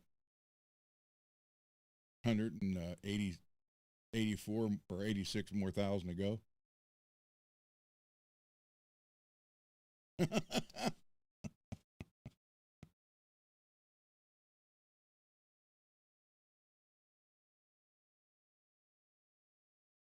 let's ask the computer that. Computer, if it took 20 years to get 14,000 subscribers, how many years would it take to reach 200,000 subscribers?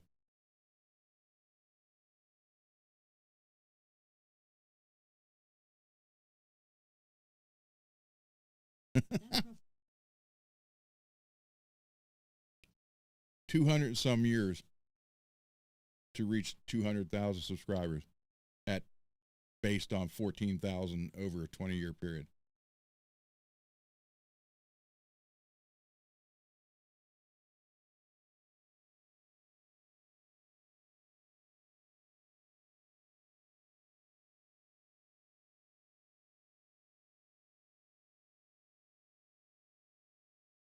Jim, I'd like to get that little EVH amp you got off of it, the smaller one, the 50 watt, but I don't have anything I could trade right now.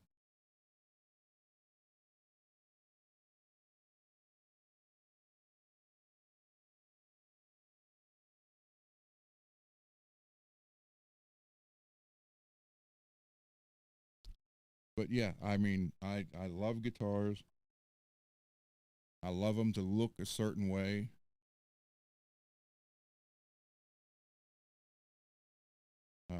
And again, when you can make them feel the way you want them to feel, you can make them sound the way you want them to sound, and make them look the way you want them to look, then what's the issue?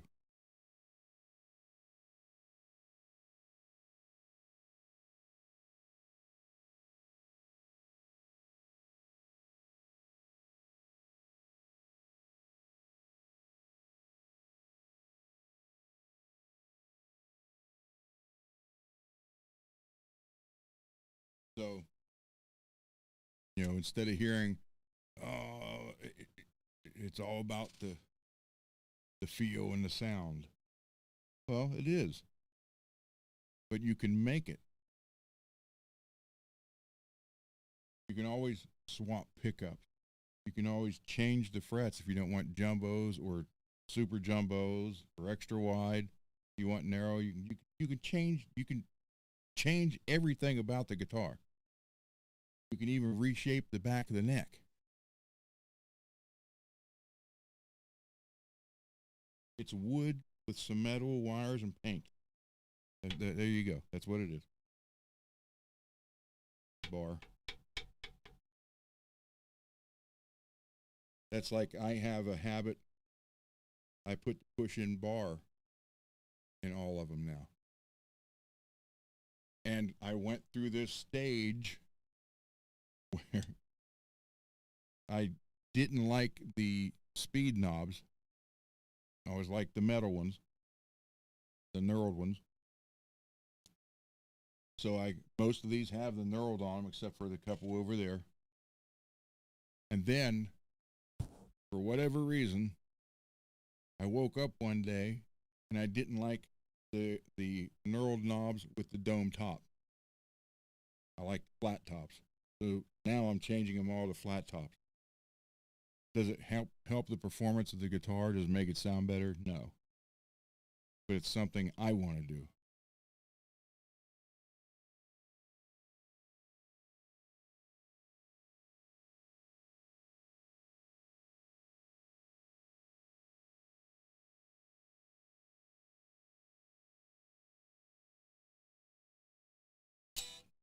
Well, like I said, you can look at them, and there is, if you are able to work on them at any level, it kind of changes how you look at used guitars.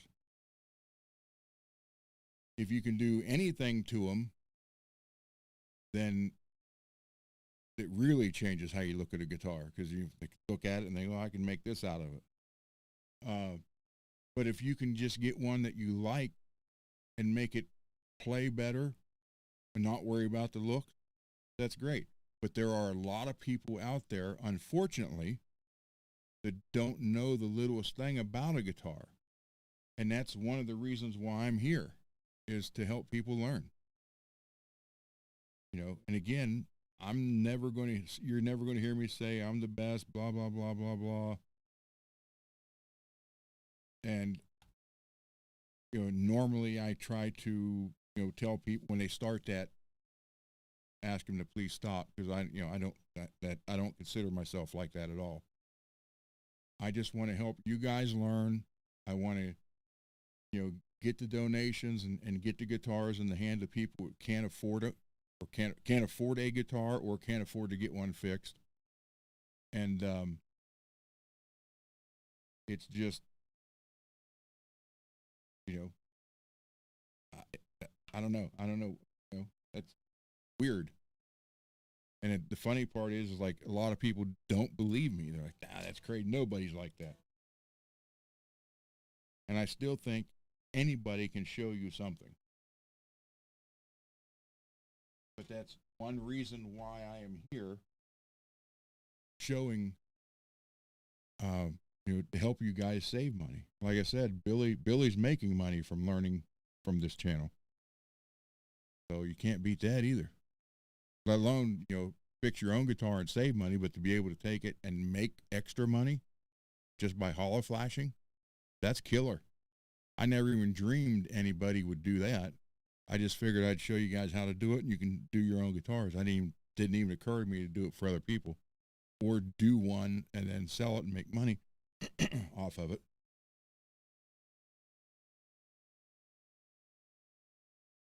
But I do think that anybody who plays should at least be able to set the guitar up. Derek had questions about changing magnets.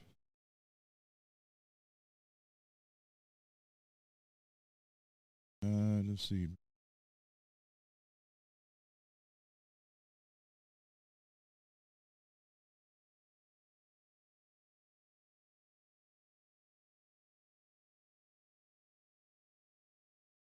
You'll get different, people take the smooth ones out, put a rough cut one in for different sound. You can order rough cut magnets. They haven't been smoothed out. And again, I've only redone 3 sets, maybe 4, 3. And one set that I redid is on Alex's Kelly that I did for him. So I'm not by any means, not an expert on redoing pickups, but I do know you can take the smooth magnet out and change it for a rough cut one, and you get a big difference there. Probably Scott would probably know more about that than me if he's still here. I did 3 sets of humbuckers, and that's been, well, the last set I had was a set that went in Alex's guitar, and I'd had those for probably 5 years, 6 years. They've been sitting there.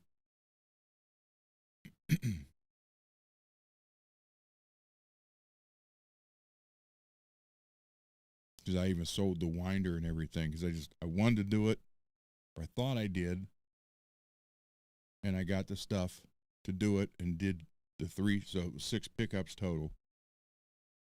And then I just lost interest in it.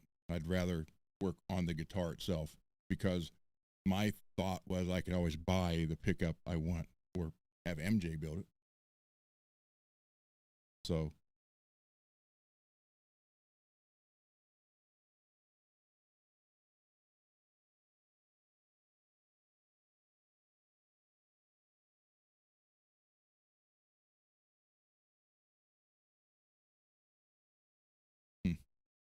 I'd love to have that 50-watt head, but I don't have anything, to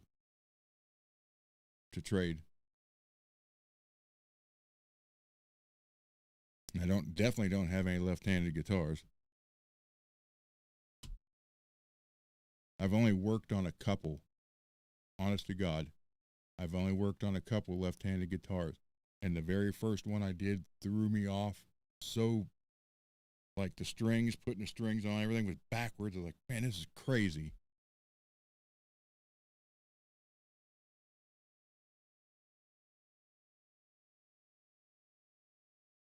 It screwed with me. I was like, sitting there and got it together. And I'm like trying to do the chords to play it. Like, wow, I can't do this. And it's funny because I write left-handed, but I throw football and baseball right-handed. I shoot right-handed. Actually, I can switch back and forth to shooting, which was an advantage for me. Because, people get up to targets, and if they're one-handed, they'd have to go all the way over, where I could just switch hands. And they were like, "Oh, how do you do that?" I'm like, well, I used to be ambidextrous when I was younger. I could write with either hand. Now, as far as on a desk and paper, I can't do it anymore. But like on a chalkboard or a whiteboard, I can do them almost exactly. So.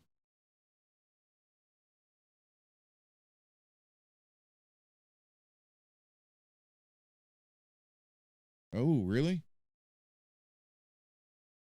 Very vague about letting out weather.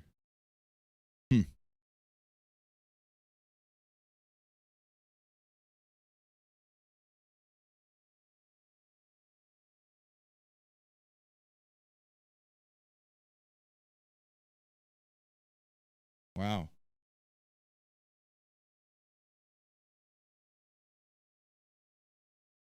Well, maybe she quit making them then. Because I know, yeah, she's a supervisor now. No, I believe you. No, you're fine. Because a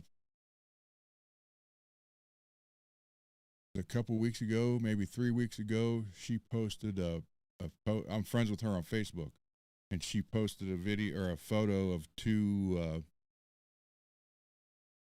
I think it was it was either a Black Winter bridge and neck set or the Sentient and Pegasus set in orange with black lettering. And I commented on the photo. I said, MJ, I want those. Because I want them for I want them for this guitar. Put in here. Because they were like that color orange. And they had the lettering in black. So it was orange. And I thought, man, that'd be perfect for this. And she wrote back. She said, call the custom shop. But she didn't say she was going to do it. So maybe she's not doing them now. I did know she became supervisor over the custom shop. But it was my understanding then that she was still doing some. And I'm pretty sure she's still doing the big name rock stars for their guitars. Us little guys might have a hard time doing that now, getting her to do one.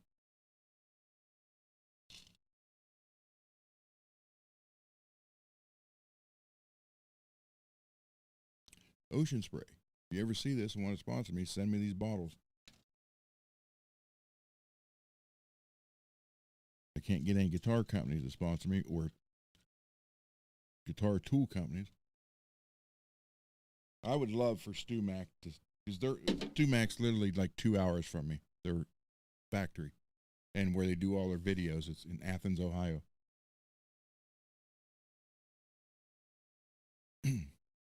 I would love for them to call me up and say, hey, come down here and we'll give you some tools and you plug us on your show and do all that. That would be great.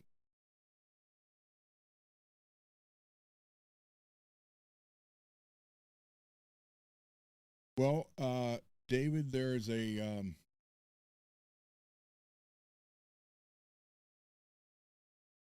it's in California, one of the beaches. Well, the store is no longer there now, so it's just online. Squid Music. They do order all the different color Seymour Duncans.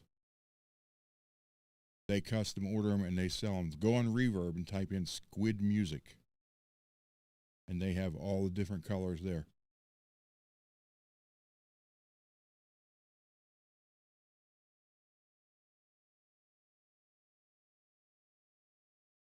And I forget what beach they were at, but I guess the store is closed, the physical store. Now it's all just online stuff. but they have a reverb store. I keep putting my phone down different places. Let me look for you real quick.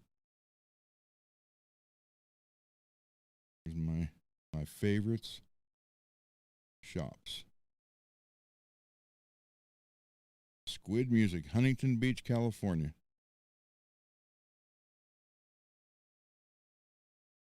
There's red and black. Red, white, zebra, neon and black.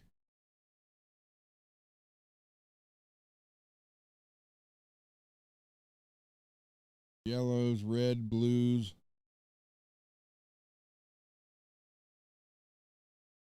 Neon yellow. Red and pink. Or black and pink. Yellow there. Or neon yellow. Then there's red and white.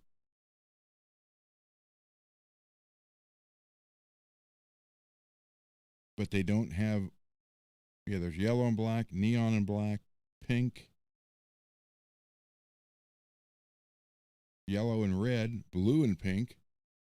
Oh, it's a Jason Becker one.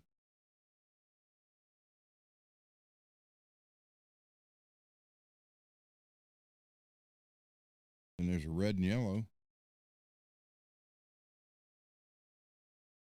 So they order all these.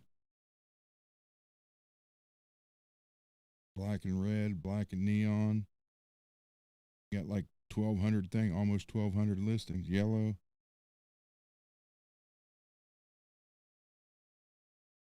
Yeah, they got a bunch, but it's Squid. Wait, let me scroll up. Here it is.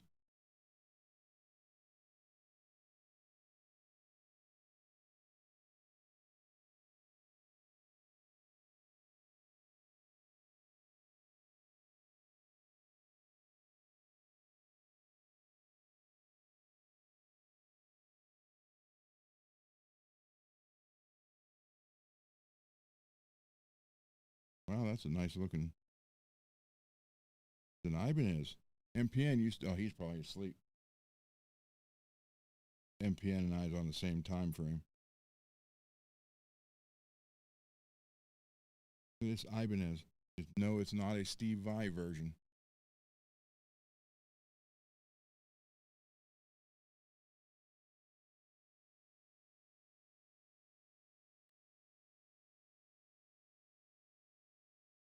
Transparent, fluorescent, green electric guitar made in Japan. $1,962.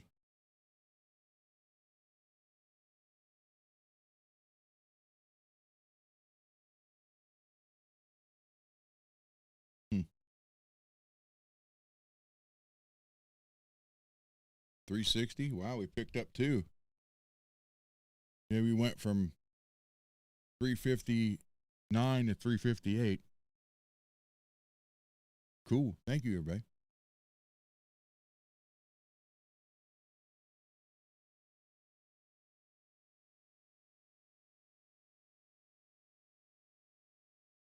You're welcome, Dave. That's what I said. You know, if I don't know, I'll tell you I don't know, but we'll figure it out. Or try to. And if Garguts sends me his guitar, I've never put a Sustainiac ever in a guitar before. I've worked on guitars that had them already, and I want to buy one and put one probably in the red one or the green one. But I've never done it yet.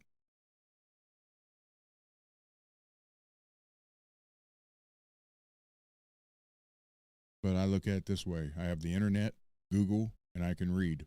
We can figure it out.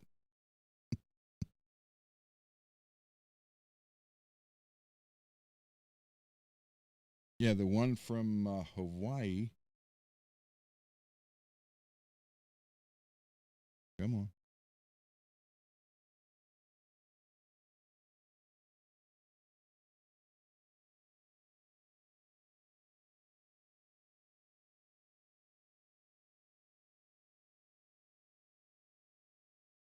We happy to pay you. I thought I'd take the neck off for a smaller box for shipping. I would like it shipped back with the neck on and ready to go. Shipping is paid by me. I have a strong pick attack, so action would be 1.5 to 2 millimeter, depending on the feel. Use a 1 millimeter pick, and it slides freely under the strings. I like jumbo, hard, high quality stainless. You can take your time, and thank you.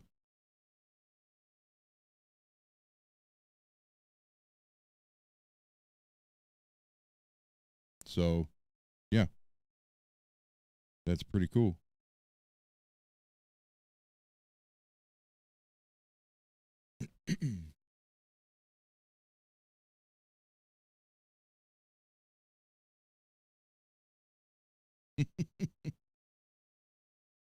Yeah, there was YouTube, or I'm sorry, YouTube. Amazon sells like a vinyl cover for the bobbins. So basically custom colors. And I tried that once. And I could never get them to fit on any of the pickups. I don't know what they were made for. Yeah, he did. And that's good. So he's a heavy hitter, heavy pick. Wants the action up. That's good. Excuse me.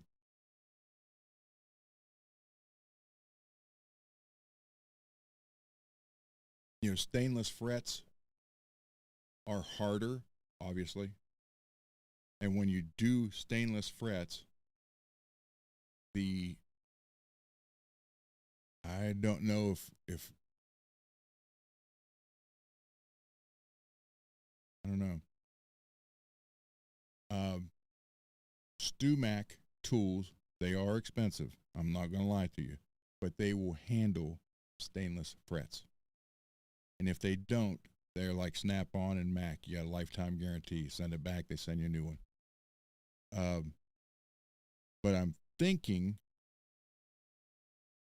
like if you buy like the Amazon fret nippers, I don't think you'd make it through 24 stainless steel frets with one set. So that's why I was saying, depending on what you're going to do, because I've had people ask me, hey, you know, what do I need to buy? What tools? You know, and there's just certain tools that you should buy the more expensive one, you know, from StuMac. You know, save up a little bit longer and get it. Buy once, cry once. You know, that's the whole thing. So, but and some the Amazon stuff you can get away with. But again, and like if you, but it all depends if you're just doing it for yourself or you're going to do it for yourself plus friends, or if you're going to do it for like a side business. You know, depending, there's a lot depending on it. I mean, it would be nice just to buy all the StuMac stuff at one time. I know they were giving away I entered, I don't know how many times to try to get this. It was a bench, probably the size of my bench, loaded with all their guitar tools. It was like a $6,000 value, and they were giving it away to one lucky winner. And I know it wasn't me. I didn't win it. So there's some things that it's worth getting the StuMac stuff, because literally StuMac is the best for luthier tools, at least for the metal parts. And again, you can't beat the lifetime guarantee. So, I mean, for me, I could run down there, you know, like 2 hours and 10 minutes from here if I had to, instead of mailing stuff to them. But yeah, it would be better. There's just a lot to take into consider. If you're only going to do your own stuff and you're never going to work on stainless steel frets, then the Amazon stuff will be okay. But if you're going to move up from there, that's when you have to start looking at buying the better tools.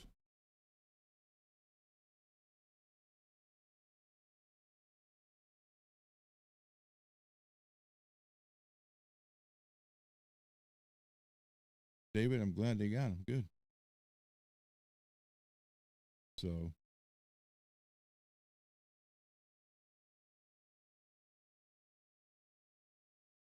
yeah, I would call him, Derek, and say, hey, I agree, David, they are. I need to buy. There's one more major tool from them I need to buy, and it is the fret crimper.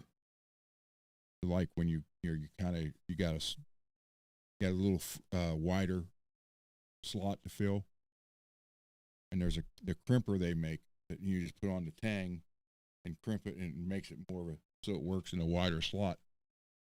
I should have bought them a couple years ago, and I didn't.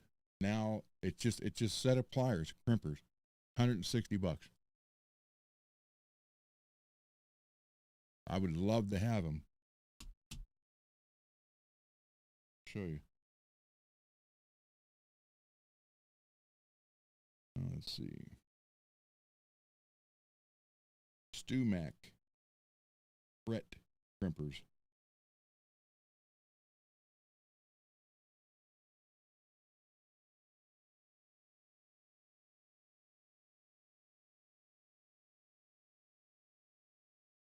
Right here. 100. Come on.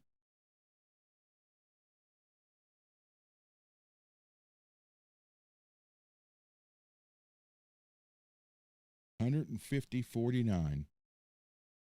Add to cart. In stock, ready to ship. Yeah.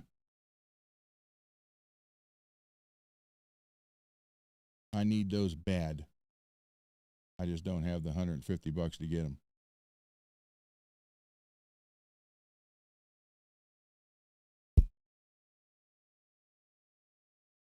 I have the nippers. I have the cutters. That's what they look like. $150 just for that. We're in the Snap-on prices now.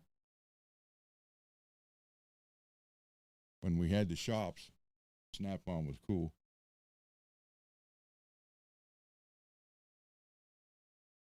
Oh, these are on sale. I got these. They're on sale for $95. But these are great.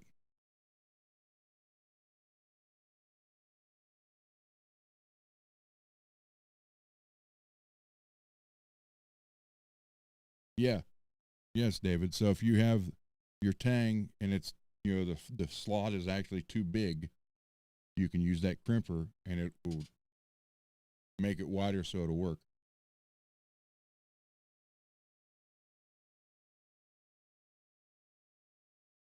$150.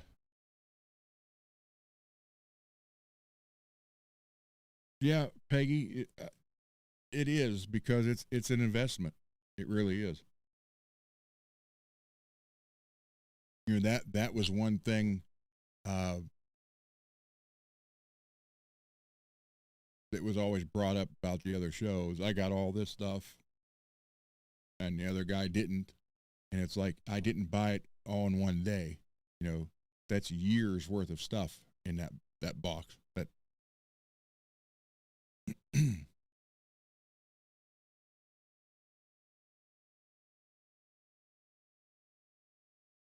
it's good stuff.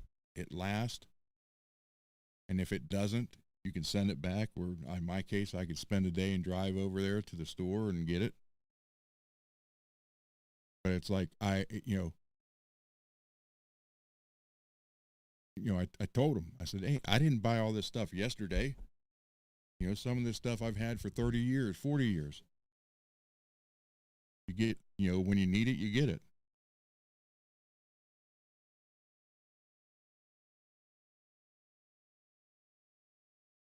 But that's, also, if you keep everything clean and organized, you know where it's at, you don't lose it. Except for shirts, apparently.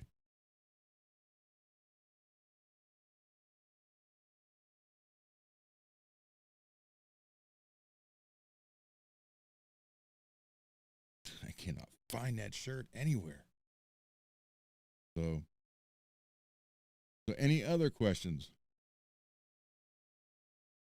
Oh, wait. Let me look. Hold on. Let me look here. On reverb.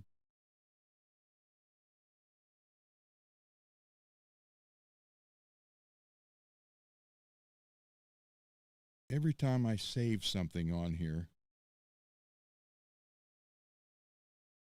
and when I do get a little extra cash, within 24 hours it sells.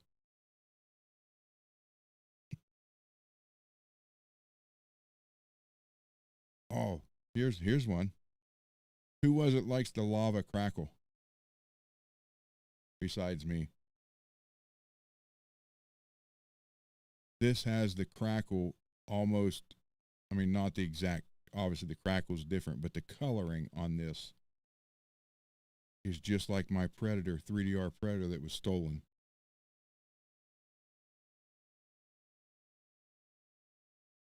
Because the way they did, I still have yet to figure out how they got the red and the yellow and the orange to blend together. I came pretty close on the Kelly, I did, but this is like top-notch stuff here.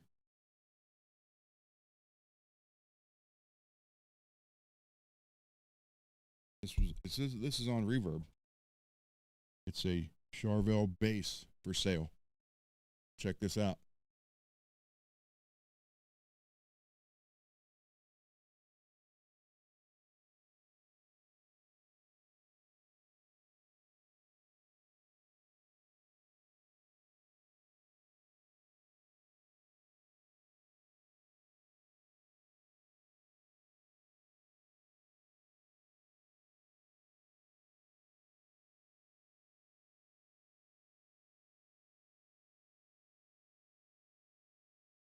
Yeah, oh wait, back, move it back, you see it.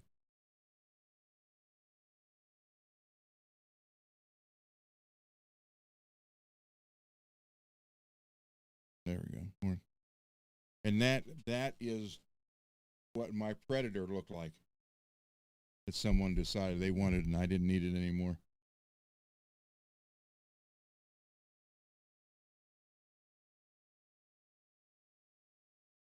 Yeah, that is on Reverb. Vintage 1980s Charvel Jackson 3B neck through bass. Guitar in lava crackle finish, excellent shape. $2,299.99, so $2,300, 75 shipping, and probably another 80 for tax. You're gonna have $2,500 in it.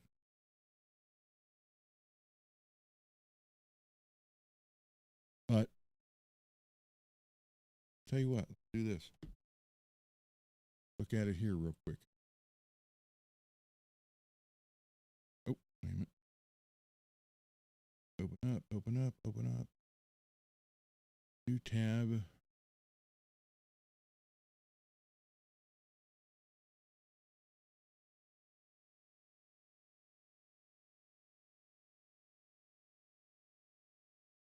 I wish I could have caught him, Peggy.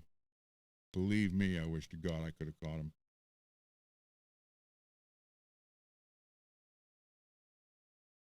And that was my lifting and football days too, so I would not have had an issue. Now, I don't have time to log in because I don't remember what the password is. We're just going to look for it. Reverb.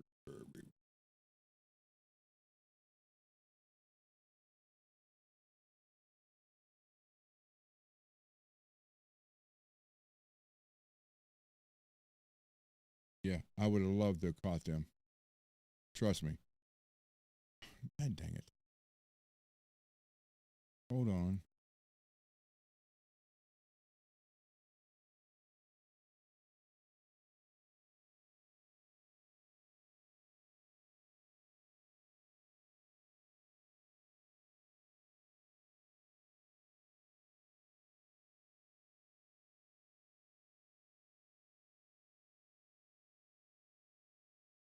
I would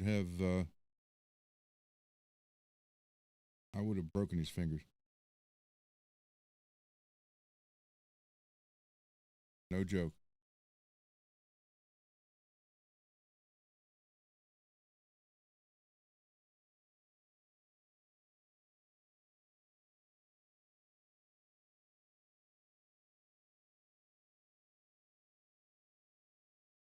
I would have broken the fingers.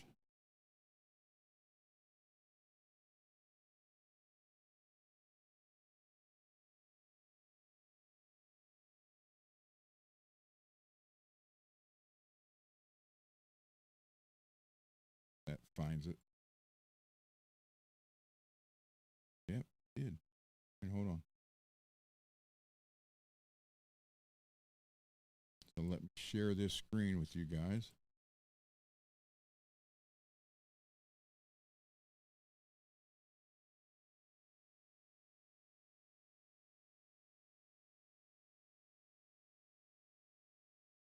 Here we go.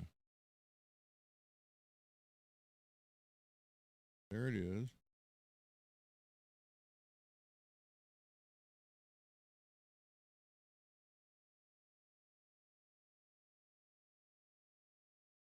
Glare. Thought that was worn off there for a minute, but it's not. It's glare.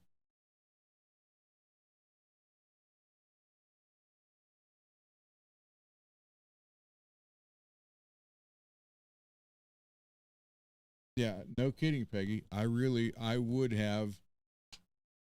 have taken his 4 fingers and bent them back till they hit his wrist. Then begged him to call the cops on me. 9.7 ounces. Yeah, I tell you what, man, back in the 80s, they had that lava crackle look down. Look at that.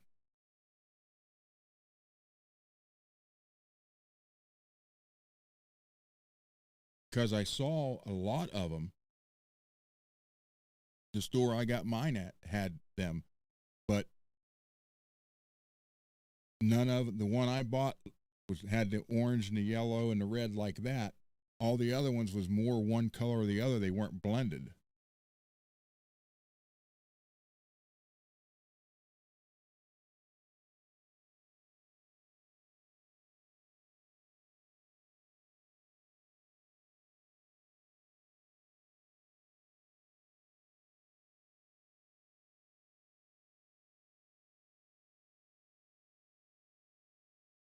That is sweet.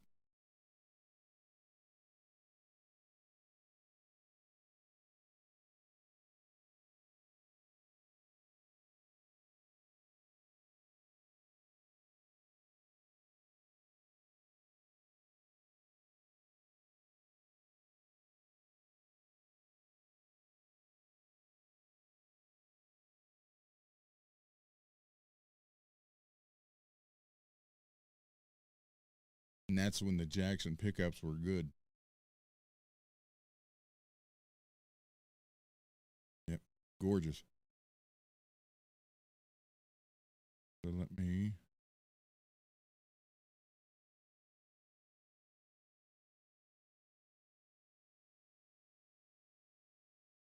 do this. Let's look for Charvel, not vintage 80s.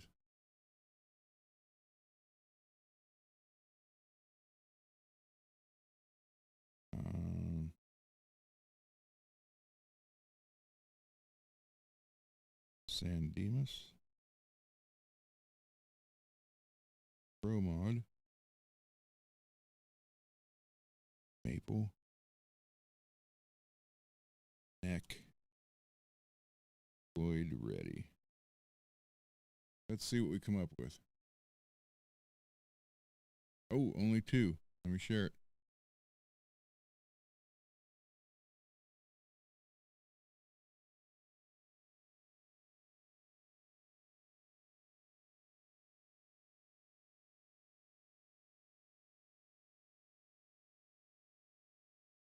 Only 2.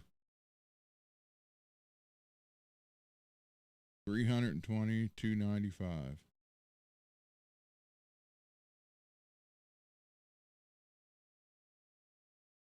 Or 299, sorry. That's what I'm looking for. I will trade an ebony, beautiful ebony neck for one of those.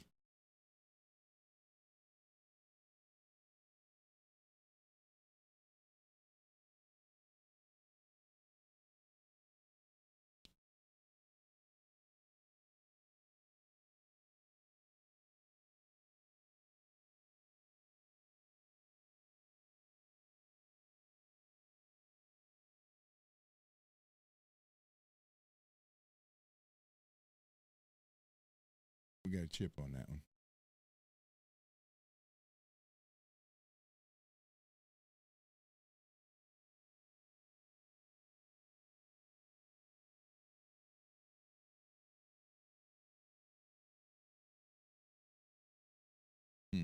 Let's see what the other one is.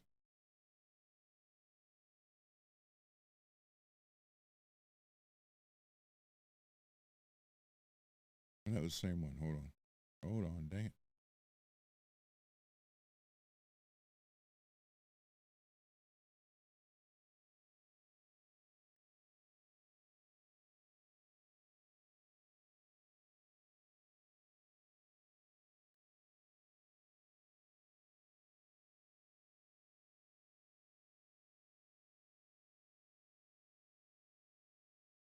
Yeah.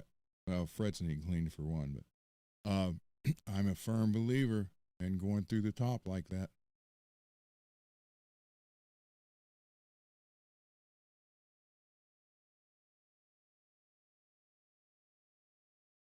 I mean, you drill a bigger hole than that all the way through it on the weakest part of the headstock and neck, and what do you expect when they fall over and break? Yeah, I like this one better. What's that? Can't zoom in anymore. That could probably be cleaned. Polish the frets.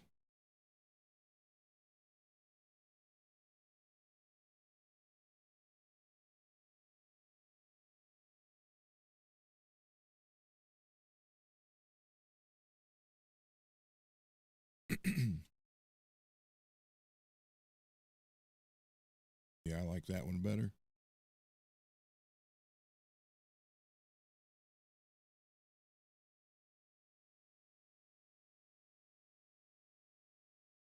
It just looks cleaner. You know what I mean?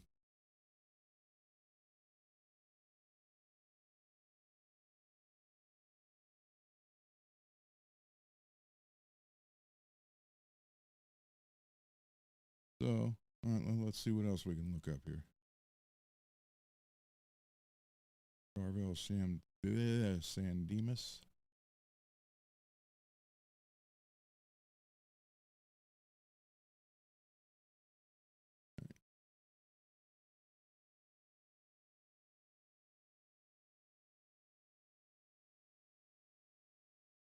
That's bright. Ferrari red.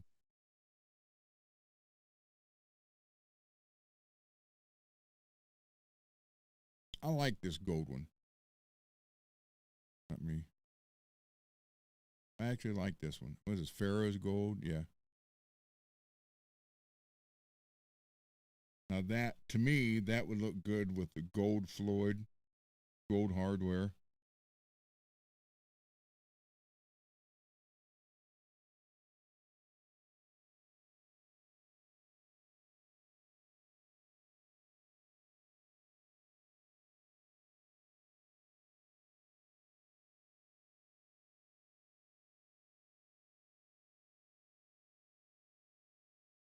And I don't have any gold guitars anymore.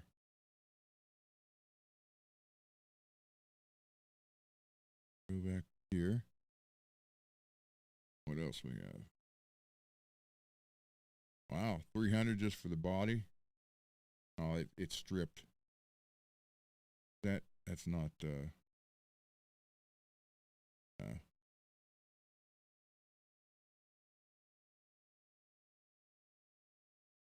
Yeah, you don't get anything with that. Just the body. Huh. I like the grain on the back right here more than I like the front.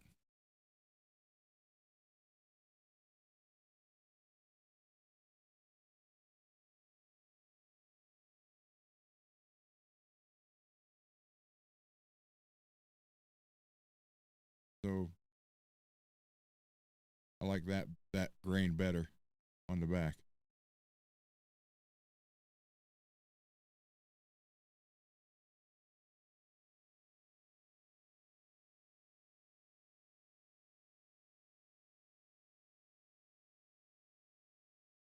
Hmm. Let me get rid of these pages here. Hold on.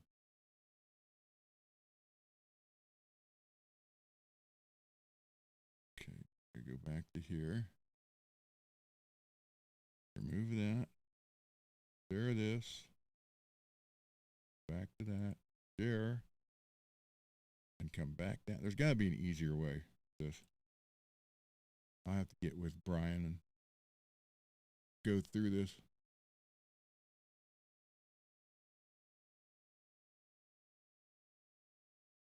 That's the chameleon.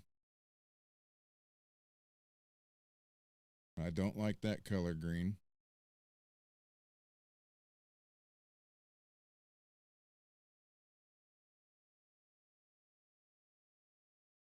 Yeah, definitely don't like the pink.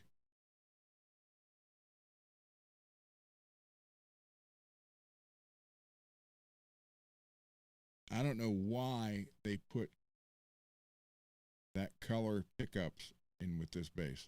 I think that would look so much better with black chrome.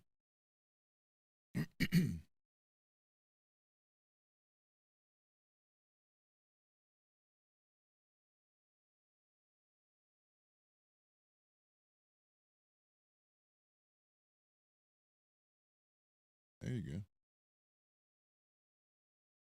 That's different.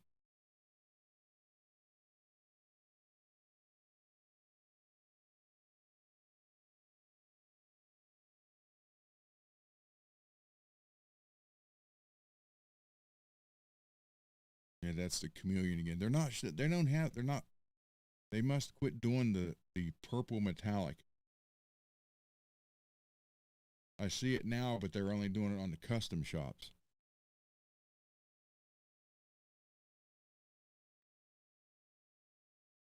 I told you, Derek. They don't, and they don't come on. That you don't see them very often.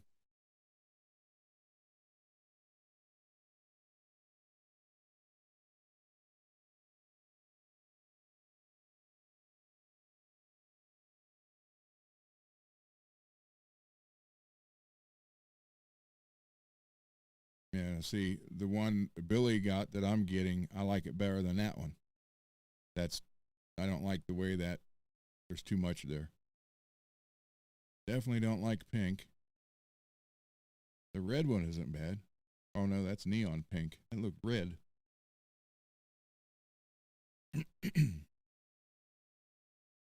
I see a bunch of these chameleon bodies like this on eBay.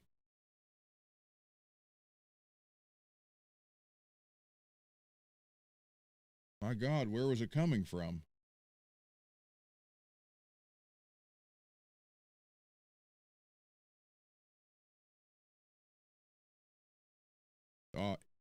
For Strat, yeah, that's that store. They just buy guitars and strip them apart and sell every part. But very rarely do you see a whole guitar on that place. Stratosphere. I mean, a complete guitar together. They just buy them and shred them apart and sell everything. Japan? Oh, okay.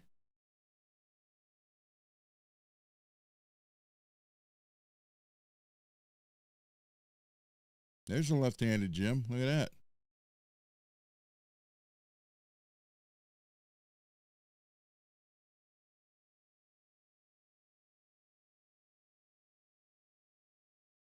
Now, to me, that just looks wrong.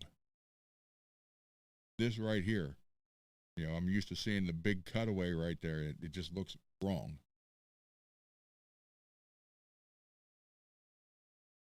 That's a nice pattern on that one, but not with pink.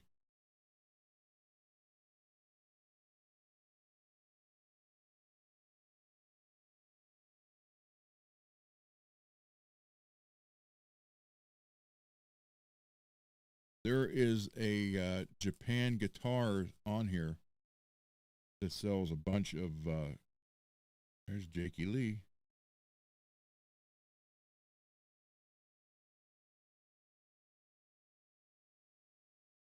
Yeah, there is a Japan guitar, and that's the name of it, Japan Guitars. They got a lot of good guitar. They usually get a lot of the '80s Charvels.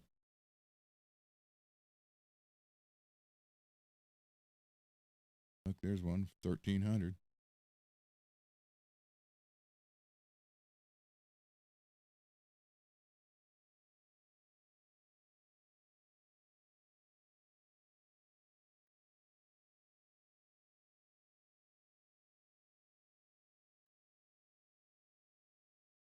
Oh, gold flat top knurled knobs. There we go.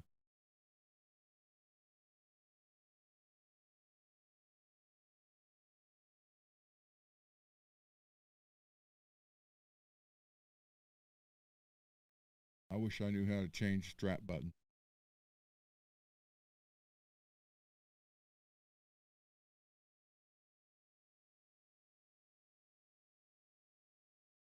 Yeah, now between these two, I like that one better. That's my personal opinion. So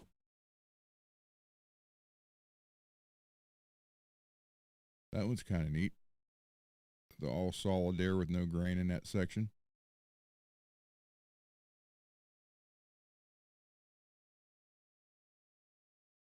No, I'm joking. Because the other show, that was the guitar mod.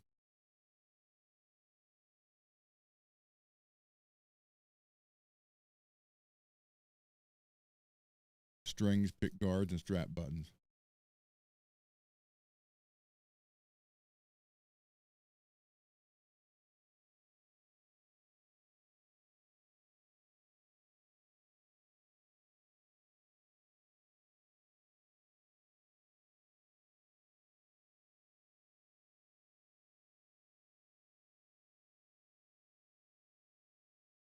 This one's cool.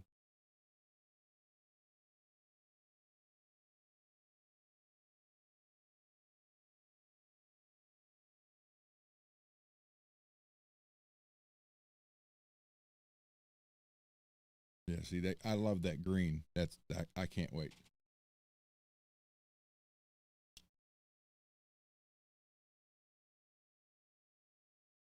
He's not going to get it till Monday. Then he probably won't ship it out till Wednesday or Thursday. It'd be another 5 days. Then I got to use that box plus the other one I have. Send the other and hit these two back to him. So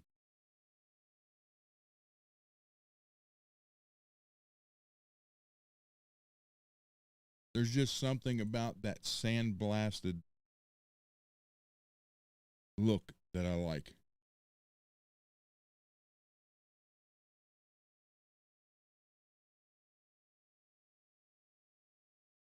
No, I don't even didn't want to stop sharing that. Dang it. I don't even use the regular strap buttons. I put shallers on all of them.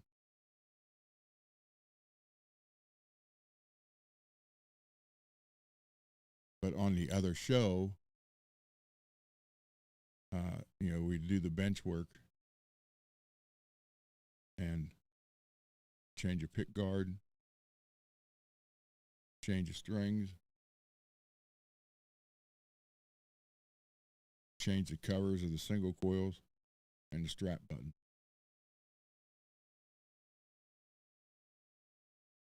That's kind of weird. Red pickups, I like that.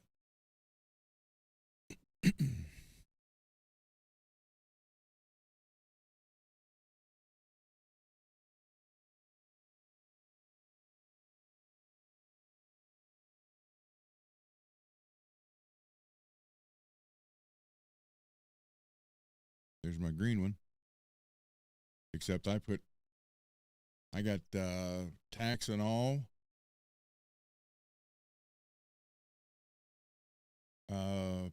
Let's see.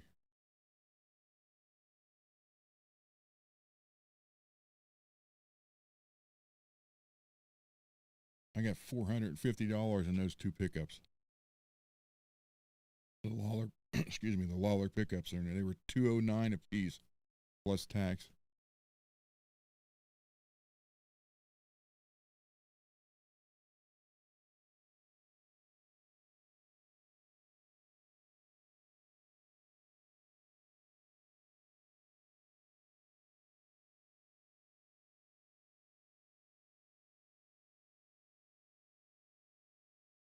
See, I like the old yeller, but that's way too busy. But I like that one. So it's just weird. It's like I like the bigger crackle too, instead of the all the busy little crackle.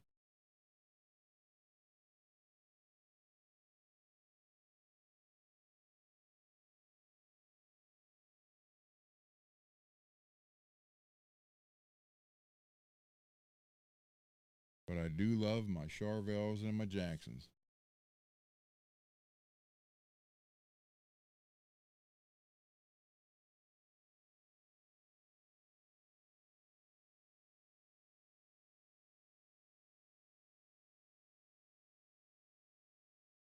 I just don't like that color green. That reminds me of like a doctor's office. This is different.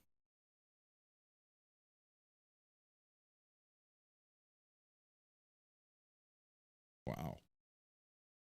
Imagine that in the sunlight.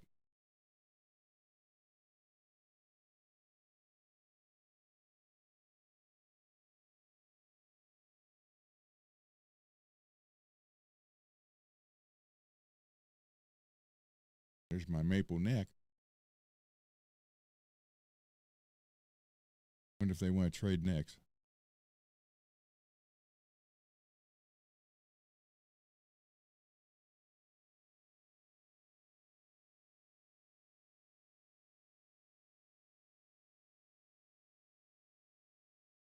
That would sparkle, man. And yeah, you took that thing outside.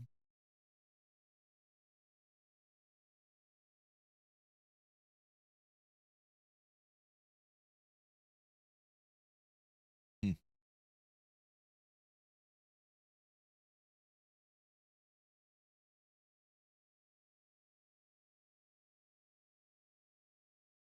There's that one with the circle. I like that too. Even though there's a lot there, the way it comes up, circles around here, then comes down, circles the opposite way. That's kind of neat.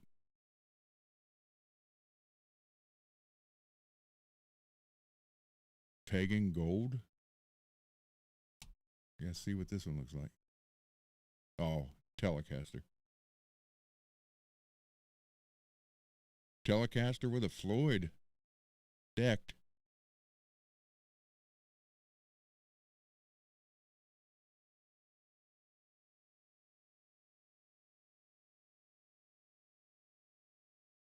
Made in USA.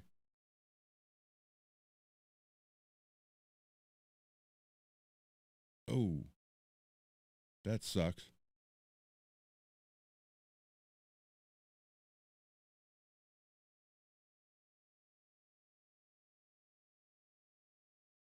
That's actually a sharp looking guitar, though.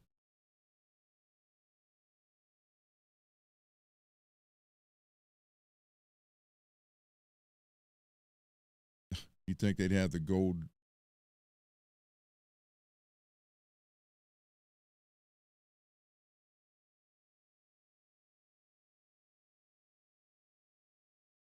Derek, where do I buy the wire? I get it off Amazon. Yeah, I like that one.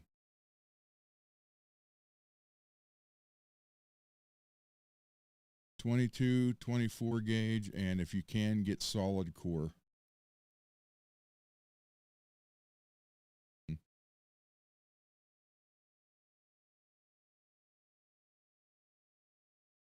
See what they got for Kramer.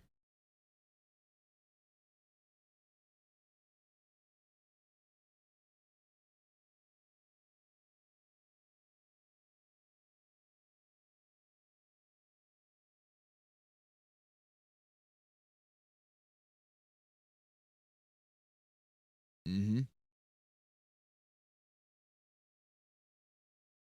Ooh, Dennis Klein. I was friends with Dennis. As a matter of fact, I'll show you. I couldn't bring myself to take it off of here because he passed away.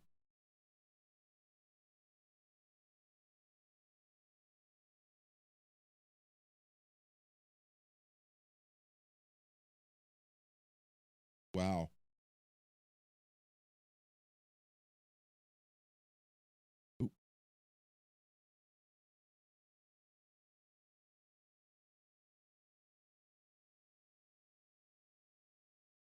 Look right here on the bottom of my screen. Oh, wait a minute.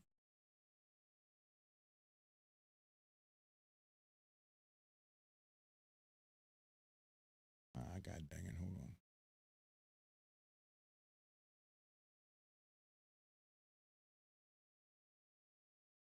Very bottom of my screen right here.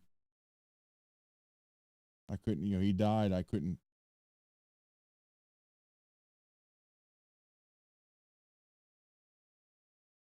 Yeah, this is Dennis Carr, and I do. I like how they try to transcribe everything to you. Wow, January 4th, 2019. That's when and I have messages on Facebook Messenger to hear that, or from him.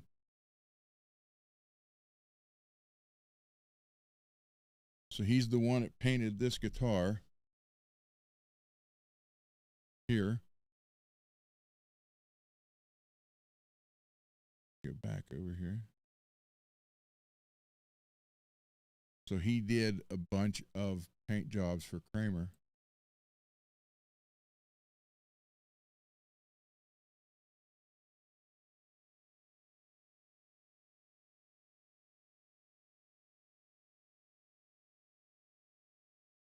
Number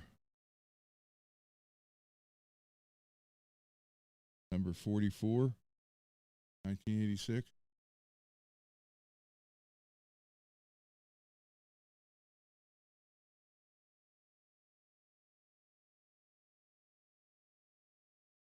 He usually signed him one of a Klein. And then he got out of it because he had cataracts really bad. And then that's about the time this phone call was. He was calling me. He was still living in New York then. And he told me that he was having cataract surgery, then moving back to California, or moving out to California. And then he did. And then I have messages from him on Facebook Messenger, text messages, where he hold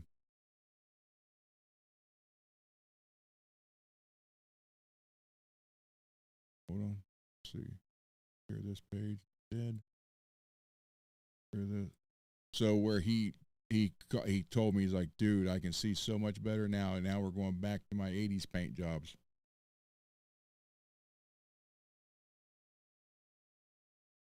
I still have one of his. I'll show you. Not here, in storage. But it's my Kramer Beretta.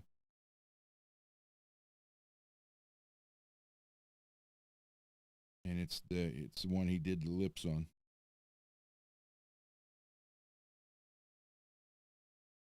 Dennis was a good guy.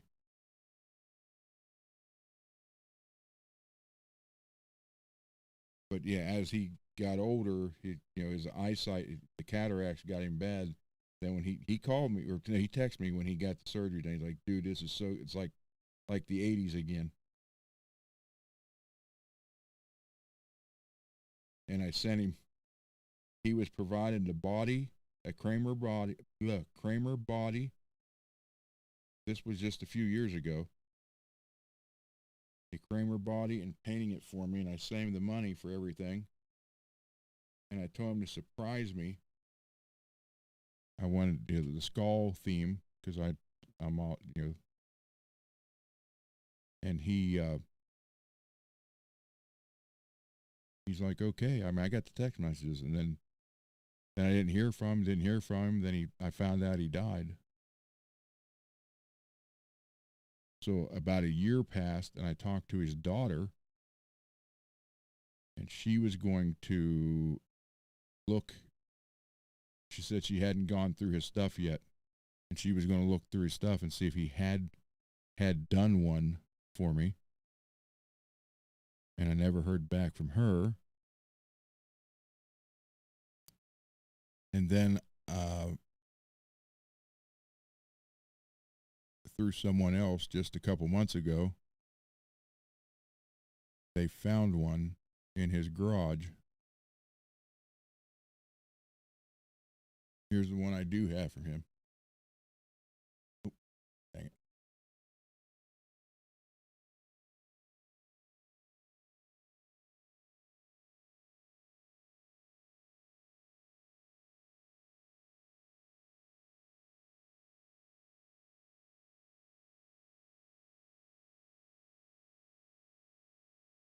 and it's signed one of a Klein. So he initially only wanted to do one of them, one of each one, and then he ended up getting so famous that he started doing more, especially because he did the Motley Crue Theater of Pain, all that stuff.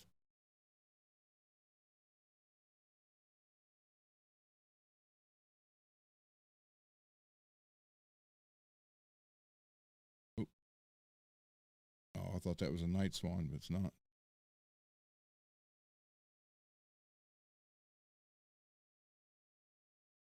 So yeah, it it's sad. I'm sucks that he passed. But a mutual friend I have with the guys out west has met with his brother and went through some stuff and sent me a photo of one of the last ones he painted, and it is skull themed kind of. So I don't know what's going to happen. His brother knows that I had paid for one. So I don't know if I'll ever get it or I'll get that one. And I don't even think I would ever put it together. I would, it was one of the last paintings from Dennis. So I'd probably leave it alone. I have a photo of it, but I can't show it yet.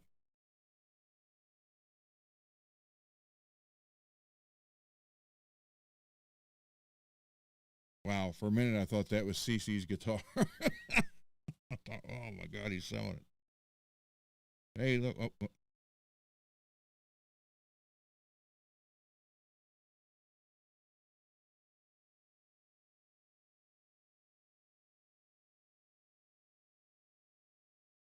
That's ugly.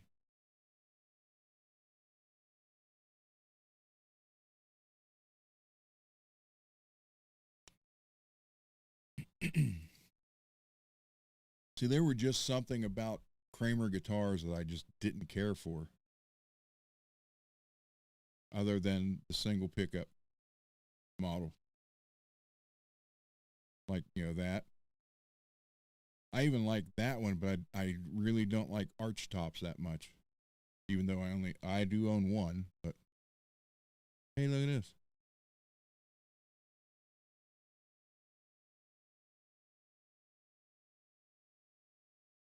Holoflash. Kramer Night Swan. Hold on, share this tab.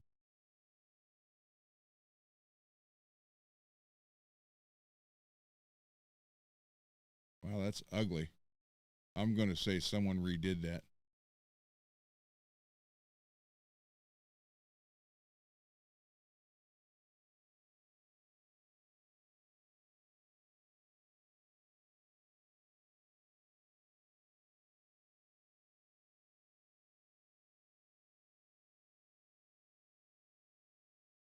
Yeah, that's like they just laid the whole sheet across it and ironed it. They didn't do the back and forth.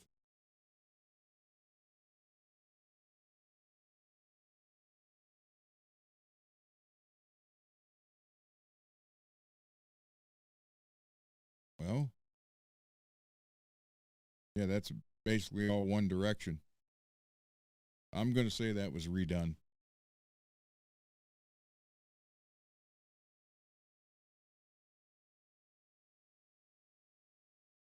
Well, guy's a Kramer fan.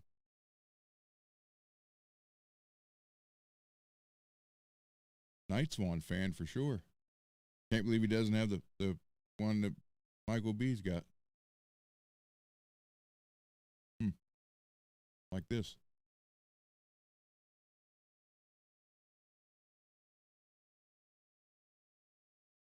That's different.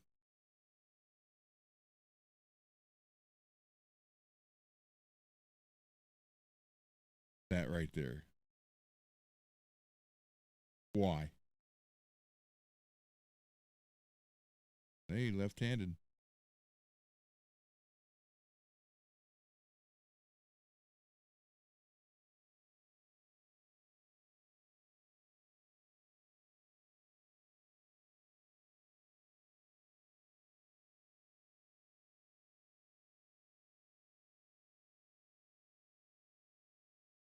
Wow, Kramer made a Gene Simmons axe. So did Jackson.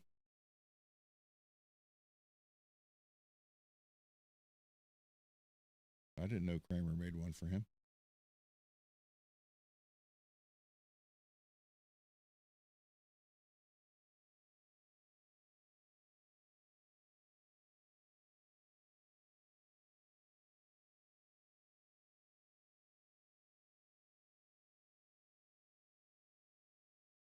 Hmm.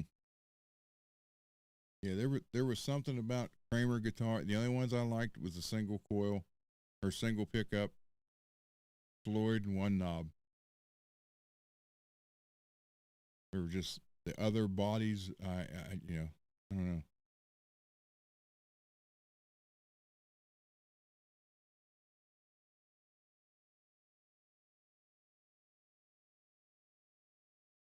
Okay, you can get one for 300 on the other page or 1,300 for this one.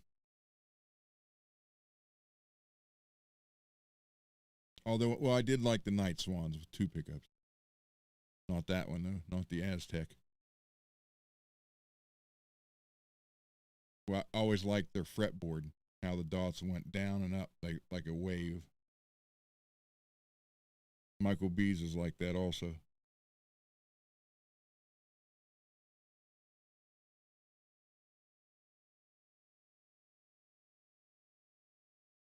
Uh-oh.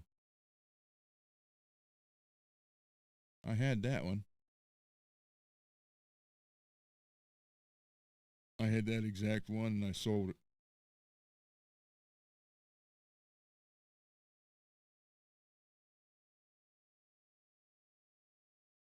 Hmm. Hold on. Why is it not sharing? Yeah, I had this. Dang it, share. Where'd it go? Right here. I had this. Oh, for God's sake. Move the scene. There we go. Nope, not that one. So I had this exact guitar and I sold it. I kicked myself for selling it. And now I have that black one. Can I play that?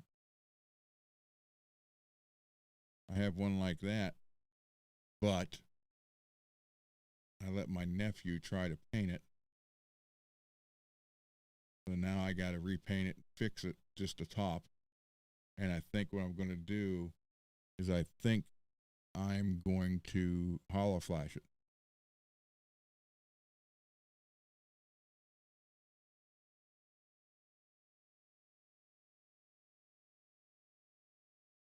Wow, I didn't even know they made the Farrington left-handed, Jim. There you go.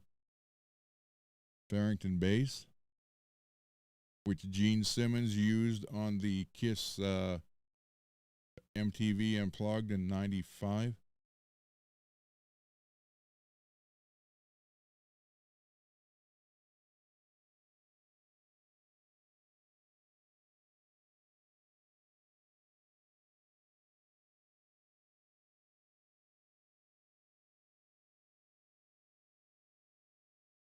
So I have this one, but the other, right-handed, and now the top of it is yellow. He just painted the top, didn't have it masked right, so there's paint on the side, which that'll come off. So what I'm going to do is sand it down and paint the top black again. And then I have to put some clear on it so the hollow flash go, and I'm going to have the hollow flashed Farrington.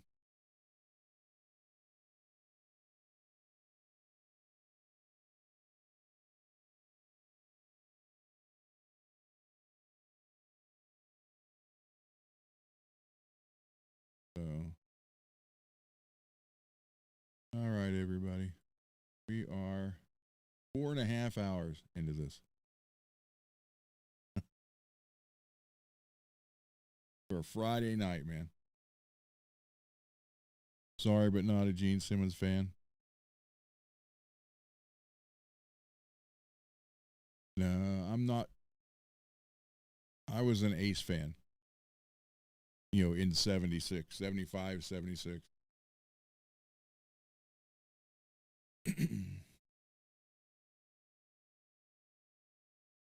So, any last things you guys want to say before we end this? Or any last questions and or comments or concerns or criticisms? It's all good.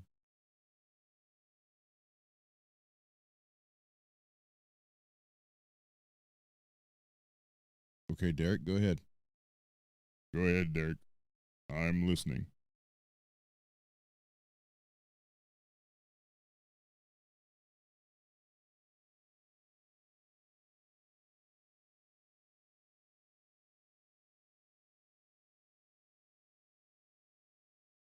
Well, thank you, Peggy.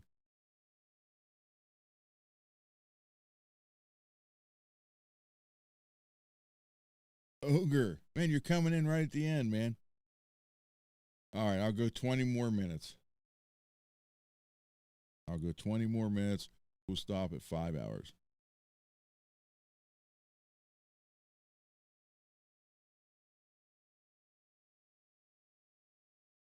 What's happening, Ogre?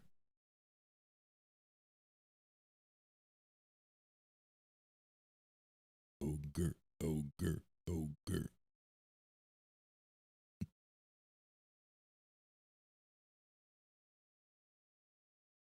So I'm looking over at the chat. All right, what should you buy? What's the best thing to keep the top clean of the soldering iron? I have the like a Brillo pad, gold, and the one I bought had actually like a kind of like a it's a hard flux on the bottom of it, and when you go in there with the heat, that you can like twist the soldering iron, and it'll clean the tip off, and if you shove it down in there, it'll melt that, and it's kind of like a cleaning flux type deal. Kryptonite.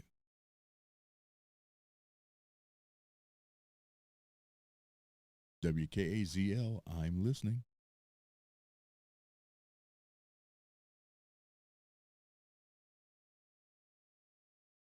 There you go. Any other questions?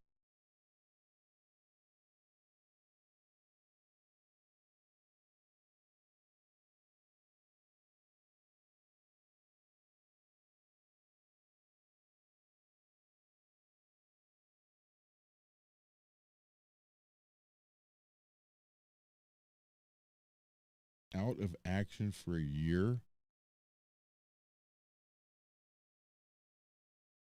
All because of soldering? Ogre, come on, man.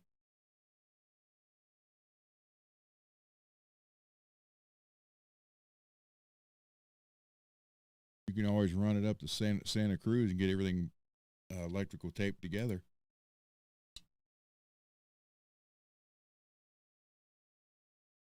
Sorry, I had to say it.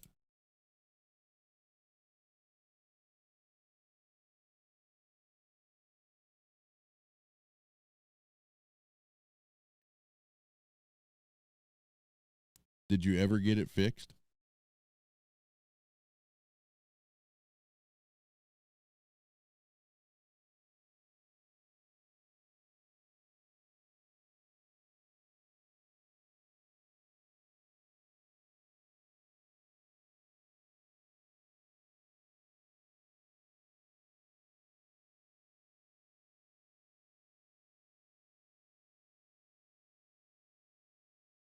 Not your best work. Yeah.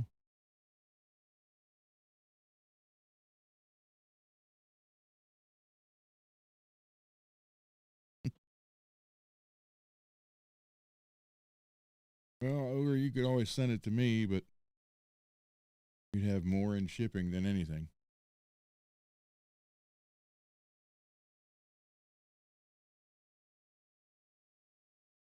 That's fine. If you want to ship it here, give me something to put on the show.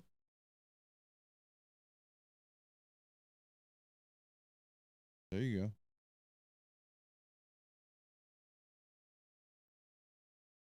I can do that. It'll give me it'll be, I am tired.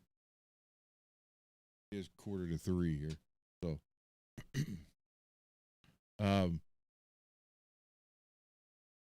yeah, I can do it. Gotta keep remembering. That's fine. That's fine, Ogre. I'll do it. It'll give me content for a show.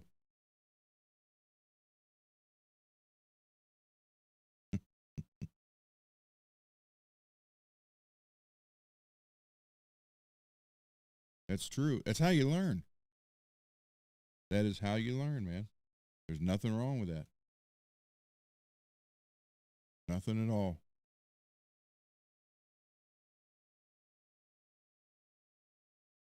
We have, holy crap. That hurt.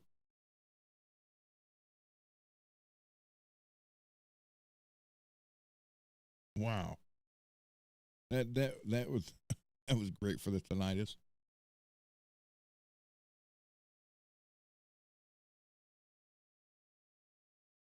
Yeah, that hurt. Holy crap.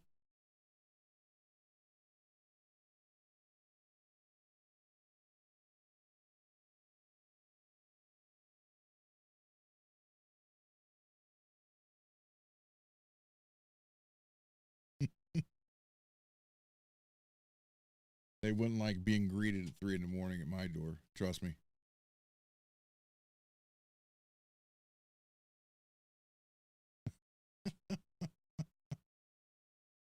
Well, at least you didn't get this.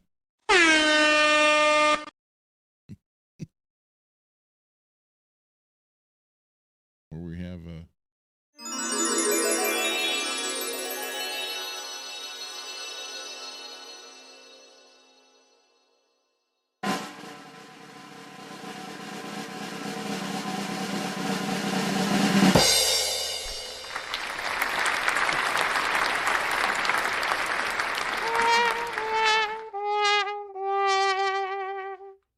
those are the sound effects that's on here.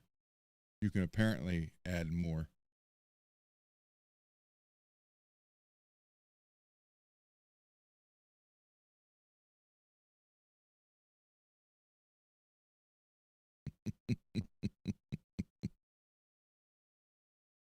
Yeah, but I don't have an Ed to sit there and say anything. So, but like I said, man, I have you guys on here and more than welcome.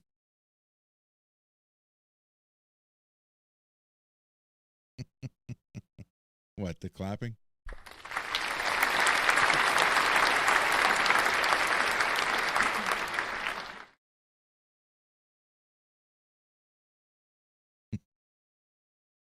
Take that twinkle off there.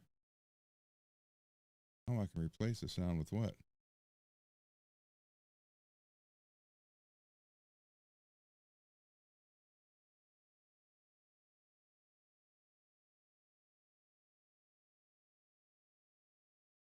Oh, there we go.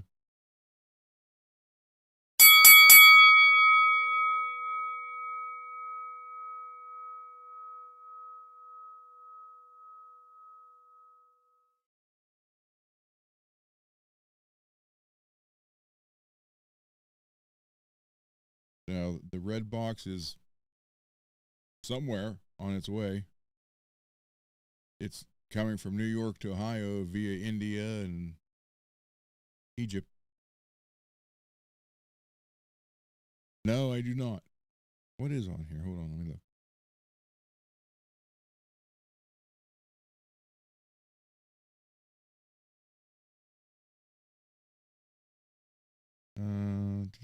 Rain, thunder.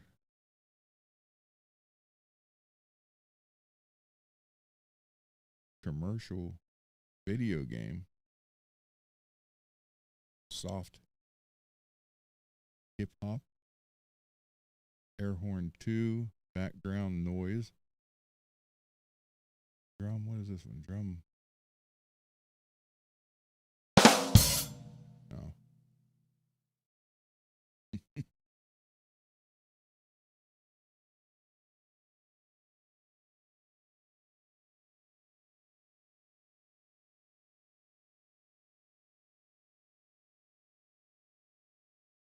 Um,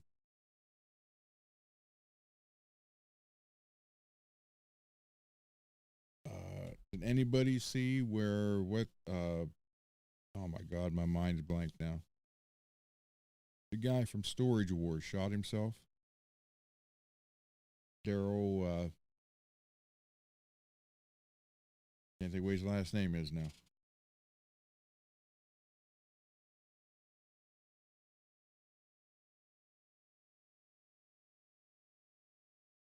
Daryl Sheets? No, I don't remember.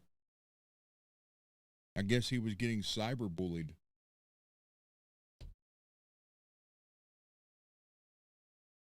Yeah. He was one of the good guys. Garguts, there he is. Oh yeah, the guy with his son, yeah. He's the guy that struck it big when he found that safe full of gold. He made millions.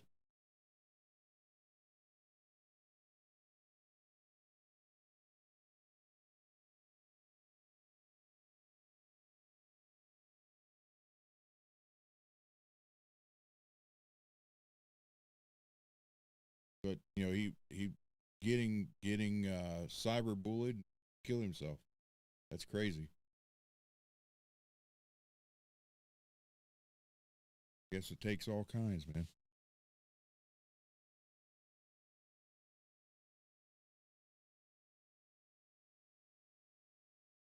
Hmm.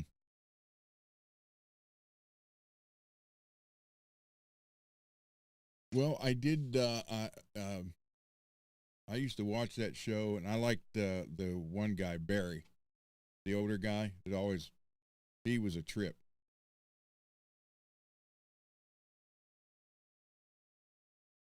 Yeah, he did. Yeah, he had that tough guy persona.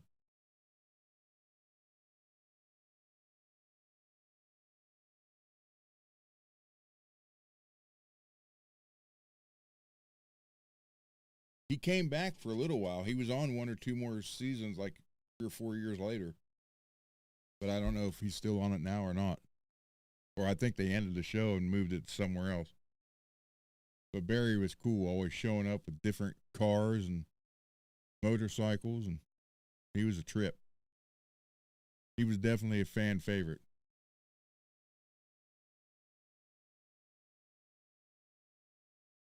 Hmm.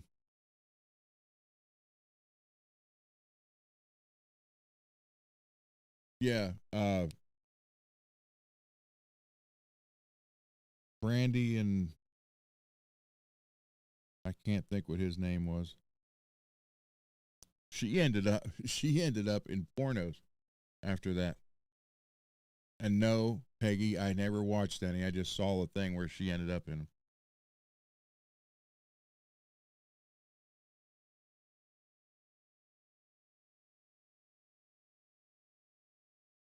Yeah, she ended up in pornos, and I forget what he ended up doing.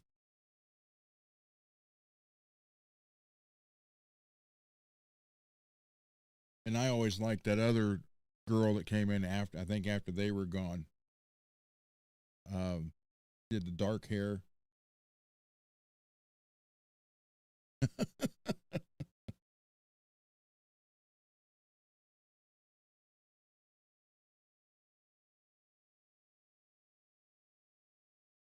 I can't think what her name was. She long dark hair. She was by herself all the time.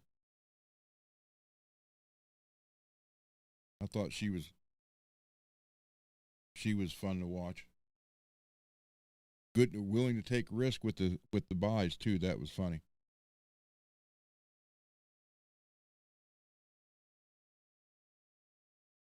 But that was a good show. But yeah, Barry was definitely my favorite.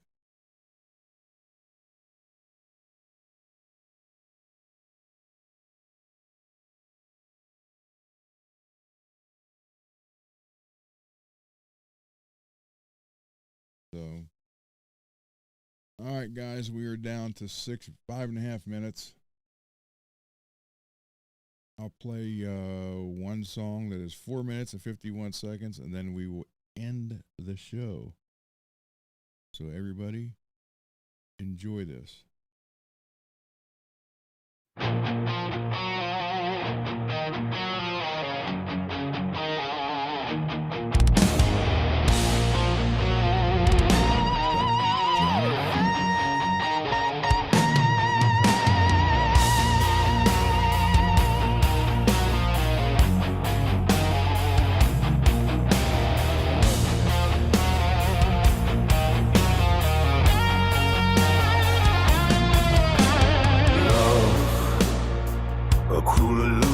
A masquerade, a game of hearts so easily played. But I've seen through its deceitful guise, in its clutches only pain lies. Anti-love, a bitter truth I've come to know. In its absence, true freedom starts to show. No more chains, no more tears to cry. In the void of anti-love, I'll fly. Promises whispered, vows now broken. In the wreckage of love, I've awoken. No more longing for a phantom embrace. In the shadows of anti-love, I find my grace. Anti-love, a bitter truth I've come to know. In its absence, true freedom starts to show. No more chains, no more tears to cry. In the void of anti-love,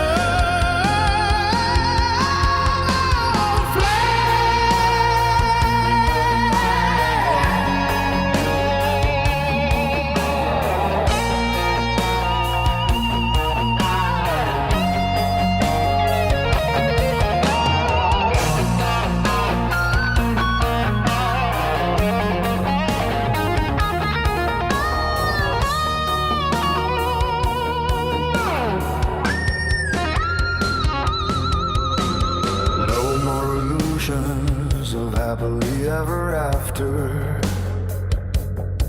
In the silence of anti-love, I'll find my laughter. No more searching for a love that's true. In the depths of anti-love, I find my rescue.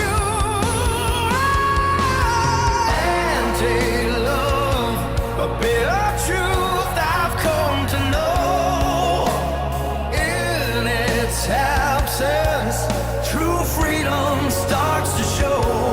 No more chains, no more tears to cry. In the void of anti-love, I'll fly. So here I stand, liberated and free, in the realm of anti-love, where I'll always be. No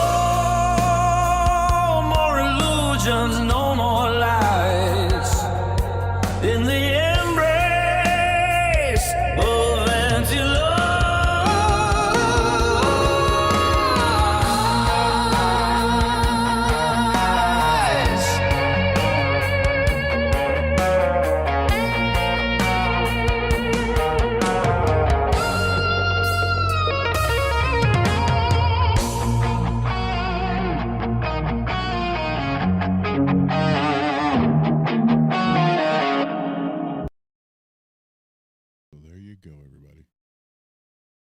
Dr. Johnny Fever. Giving away my age there.